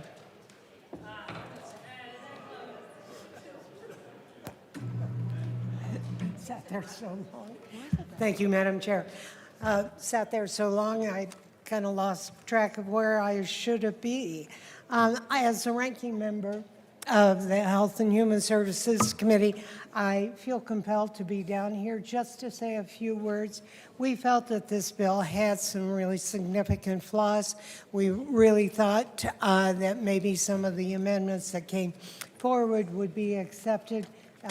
Obviously, they were not, but we really believe that this needs to have some greater thought. Perhaps it needs to come back to committee where we can discuss it more thoroughly. So at this time, I urge a no vote on this bill. Thank you. Rep. Carter. Thank you, Madam Chair. I just want to make sure I level set regarding what I believe this bill about, what this bill is about, and how I believe it's about access. It's about that misinformation and that disinformation, and using science-based research to both end the misinformation and disinformation, but also I believe my population has a very interesting past with vaccinations. We have a complicated history, and it's very painful with African Americans and vaccines in this country. My body and our bodies have often been used as experiments to determine whether treatments work. The most notorious example, obviously, is the Tuskegee experiment, but it's not the only one. We've been unwilling participants in both the war on disease and the war on vaccination. Vaccines have always been a part of my family history personally. As a dependent, when my father was deployed overseas, the United States Department of Defense did not play when it came to vaccinations. I received a host of immunizations so I could travel overseas. Years later, when I entered the Army myself, I was given another full round of vaccinations. It has long been a part of my life and my service. But in 2020, through misinformation and disinformation, my father died because there was no COVID vaccination. Excuse me. And in 2021, my brother passed away because he would not take the COVID vaccination once it was available. And this is the tragedy of this moment. African Americans should not be the victims of a system that once exploited our bodies and now floods our communities with this misinformation and this disinformation. We deserve the truth, we deserve the same protections, and we deserve to make decisions based on facts and not fear. And for these reasons, I will be a yes on this bill. Thank you, Rep. Carter. We're sorry for your losses. Is there any further discussion? Rep. Bradley. Thank you, Madam Chair, and I appreciate the good representative from Adams and Arapahoe. We have lots of discussions on a lot of different things, and I appreciate his love for the law and his expertise for the law, and I am saddened by his story. I will tell you that as a physical therapist, I lost a lot of patients that believe that the vaccination played a part in that. So I think we can both come with different opinions on this. I have a lot of patients that were hurt because of said vaccination. So for me to come up here is to support my community as well. I had one that received them and then couldn't walk straight. I had another one that received a vaccination and was so dizzy that we had to wait for this to pass. So I can appreciate both sides of this. I appreciate that this is a permissive bill and not a mandate as of right now. But I will tell you that the people on my side feel like this bill is voluntary, so the state will be at the mercy of the state won't be at the mercy of the federal government, and they don't believe this is a lack of access. And so I am up here to speak for them and to speak for the insult or the injuries that they have had because of vaccine-related injuries. I also think that as a state, we should demand better informed consent. I am a mom of 4 kids. I've never been given informed consent on a single vaccination. I was a vaccinator. I told you guys that. Not once did somebody sit me down or hand me a pamphlet and tell me these are the risks to your child or the rewards for vaccinating against X, Y, and Z. I just believed, hook, line, and sinker, just believed in the medical community that says they will do no harm. And so for me, not having informed consent, and what is informed consent? Is what it is and what it prevents, the benefits, the known side effects and risks, the contraindications, alternatives to vaccinations. I can assure you that I don't think any of us have been given alternatives to vaccinations unless you're taking your children to naturopathic doctors, which we have now mandated on them to talk about vaccinations. It's not just handing a form. It's not just auto approval. These things can cause severe allergic reactions, seizures, myocarditis, pericarditis. We are seeing the results of this on the football fields, in children with enlarged hearts. And what is happening, the least we can do is provide informed consent. So hopefully next year, because I tried to pass a bill on informed consent for COVID vaccines for children, and it was killed, and the very next day, school-based health centers showed up. So maybe we can have some bipartisanship next year to protect our children and give the actual informed consent that parents and children deserve, especially when there's risks involved with the do no harm mentality. I am grateful that you listened about the manufacturer piece. I'm a little concerned about negligent failure from the good representative from Penrose. I'm not a lawyer, so I don't understand the law as great as she does. And I just with bills like this, I want to stand for the community that is worried that we are just trying to get out from under federal law. I urge a no vote on this bill. Rep. Ferre. Thank you, Madam Chair. This is the longest I've ever been in the well, and I'm still standing. It's been a really long, tough week for a lot of people for different reasons, and I just want to acknowledge that. We started today off with a pretty heavy moment of personal privilege, and the ask was for us to do better. And this is a really heavy topic, and I think that we managed that with grace, with dignity. We compromised, we heard each other, and that doesn't happen a lot, so I just want to acknowledge that. It is a great way to end Friday, and thank you all for your service.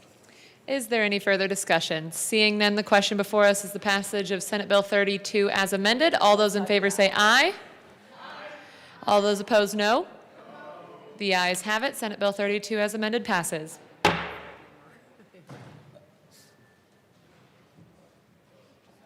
The committee will go into a brief recess.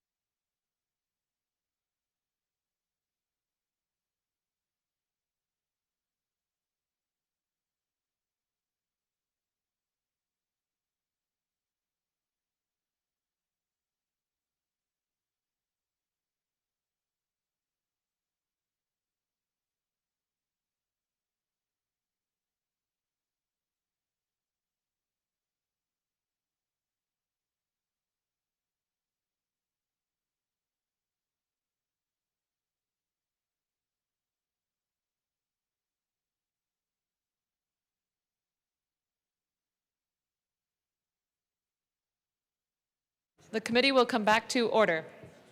Madam Majority Leader. Thank you, Madam Chair. I move the committee rise and report. You have heard the motion. Seeing no objection, the committee will rise and report.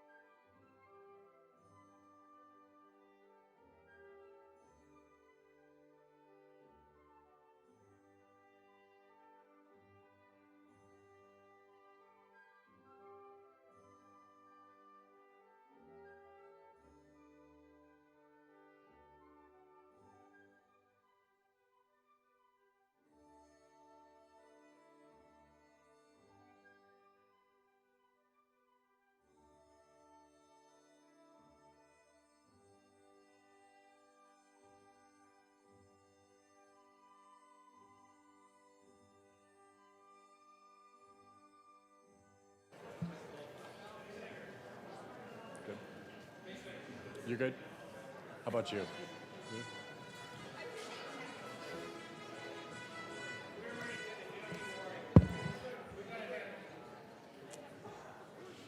The House will come back to order.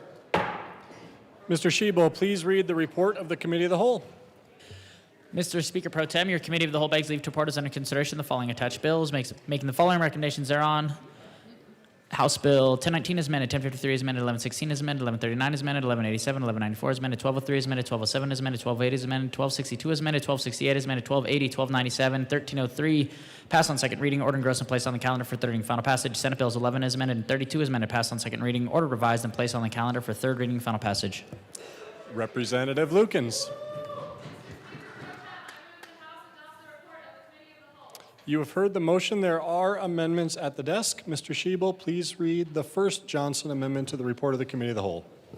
Representative Johnson moved to amend the report of the Committee of the Whole to reverse the action taken by the committee in not adopting the following Johnson Amendment L1 to House Bill 1262 to show that said amendment passed, that House Bill 1262 is amended passed. Representative Johnson.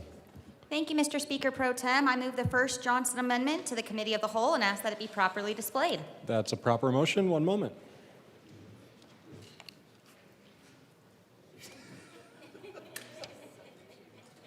That is displayed. Please proceed. Representative Johnson.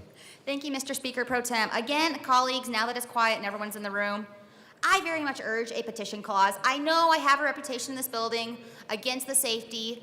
For this one, we need time. We've been hearing about the concept of compounding this building since last spring. And since then, we've seen debates on whether it should be matching statute with federal or matching with the U.S. Supreme Court on if we go above federal. We've heard, do we want this in rules? Do we want this in statute? And this has changed at least 5 or 6 times in these conversations. And I'm still not sure if we know where we want to go. Adding petition allows 90 more days of safety until August 1st in case something changes at the federal level and we have to come and fix it so we don't have to come back in a special session or see a lawsuit. I urge a yes vote. Representative Stewart. Thank you, Mr. Speaker Pro Tem. This bill actually accounts for flexibility at the federal level, and I would say that this is already impacting my constituents, your constituents. There is an immediate need for this to be addressed. So I ask for your no vote. Further discussion. Representative Johnson. This is your second time speaking. Thank you, Mr. Speaker Pro Tem. And I'm just confused because we heard that right now this fixes nothing. We're already doing it. We are safe. This is in case something else happens. We have time to do this. Our compounding ability in the state right now through the rule process is solid. We haven't had lawsuits at the state level. Other states have, Colorado has not. Our patients still have the ability to compound and get access to those medications. This is not an urgent thing. In the immediate, we have time to make sure we get this right. Representative Stewart. It's absolutely urgent, and I urge a no vote. Any further discussion? Seeing none, the question before us is the adoption of the first Johnson Amendment to the report of the Committee of the Whole. Mr. Shebo, please open the machine. Members, please proceed to vote.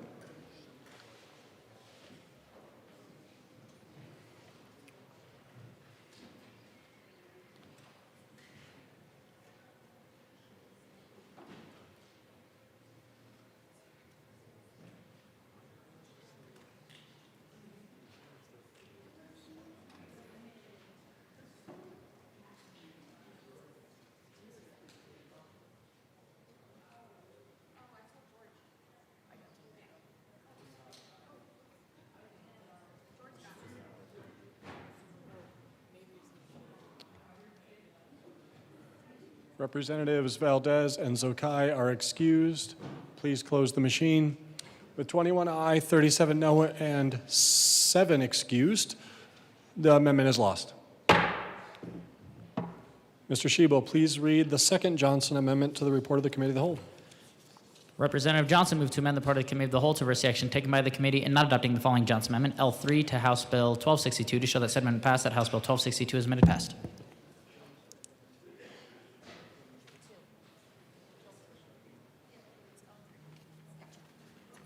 Representative Johnson. Thank you, Mr. Speaker Pro Tem. I move the second Johnson Amendment to the Committee of the Whole and ask that it be properly displayed. One moment.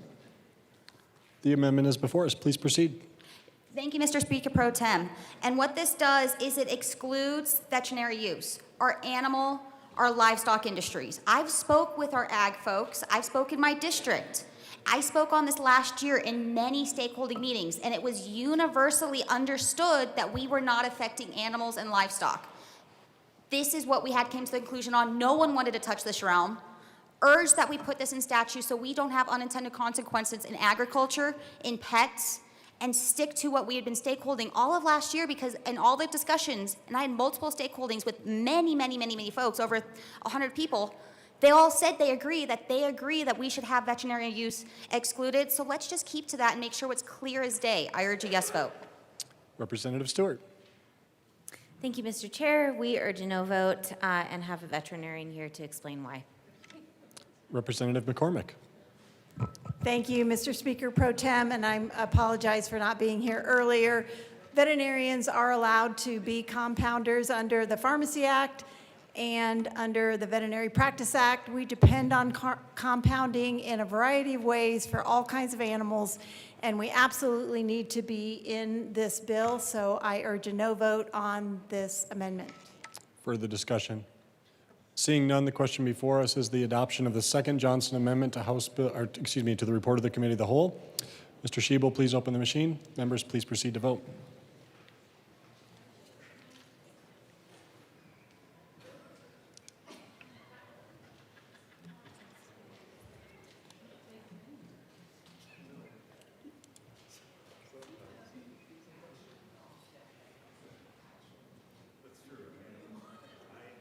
Please close the machine.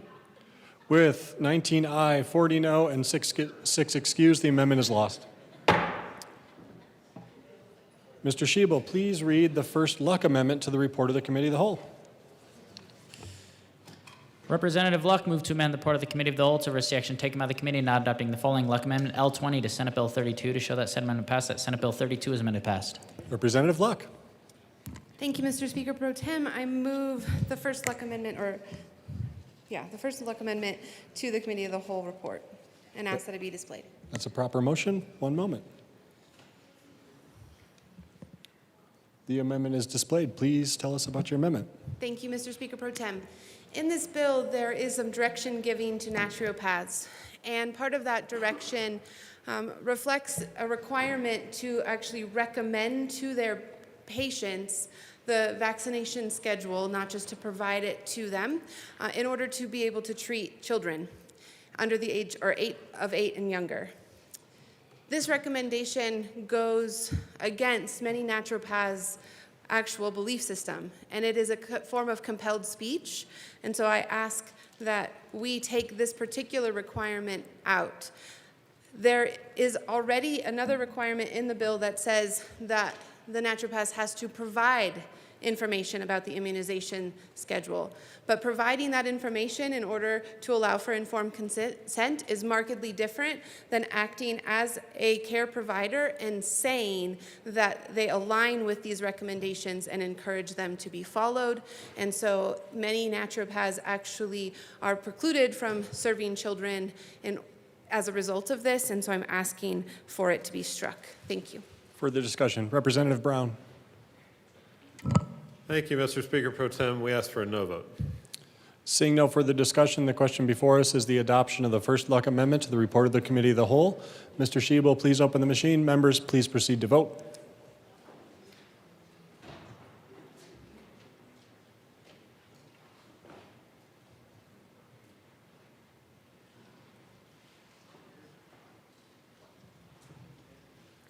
Please close the machine.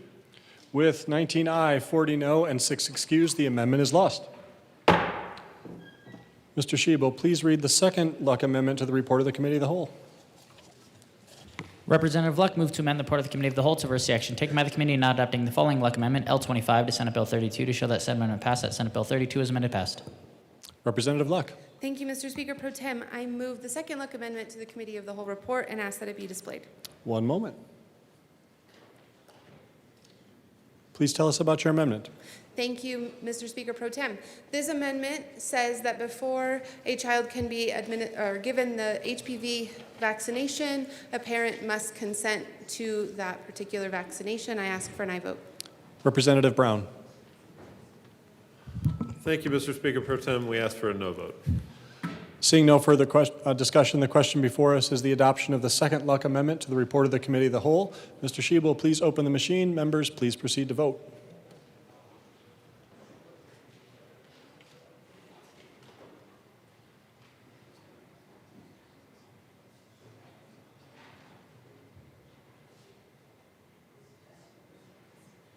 Please close the machine. With 19 aye, 40 no, and 6 excused, the amendment is lost. The question now before us is the adoption of the report of the Committee of the Whole. Mr. Schiebel, please open the machine. Members, please proceed to vote.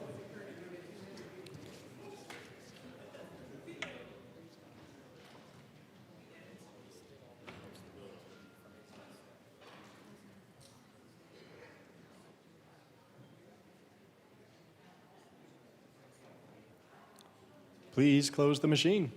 With 40 aye, 19 no, and 6 excused, the report of the Committee of the Whole is adopted. Announcements, introductions. Representative Woodrow. Thank you, Mr. Speaker Pro Temp. It's an honor to serve with you. Honor to serve with you, sir.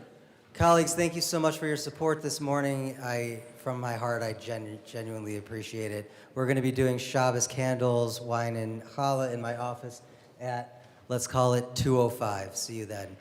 Just up on the 3rd floor by the stairwell. Thank you. Thank you, Representative Woodrow. Majority Leader Duran. Thank you, Mr. Speaker Pro Tem. I move to lay over the balance of the calendar until Monday, March 16th, 2026. Seeing no objection, the balance of the calendar will be laid over until Monday, March 16th. Madam Majority Leader. Mr. Speaker Pro Tem, I move that the House stand in recess until later today. Seeing no objection, the House will stand in recess until later today.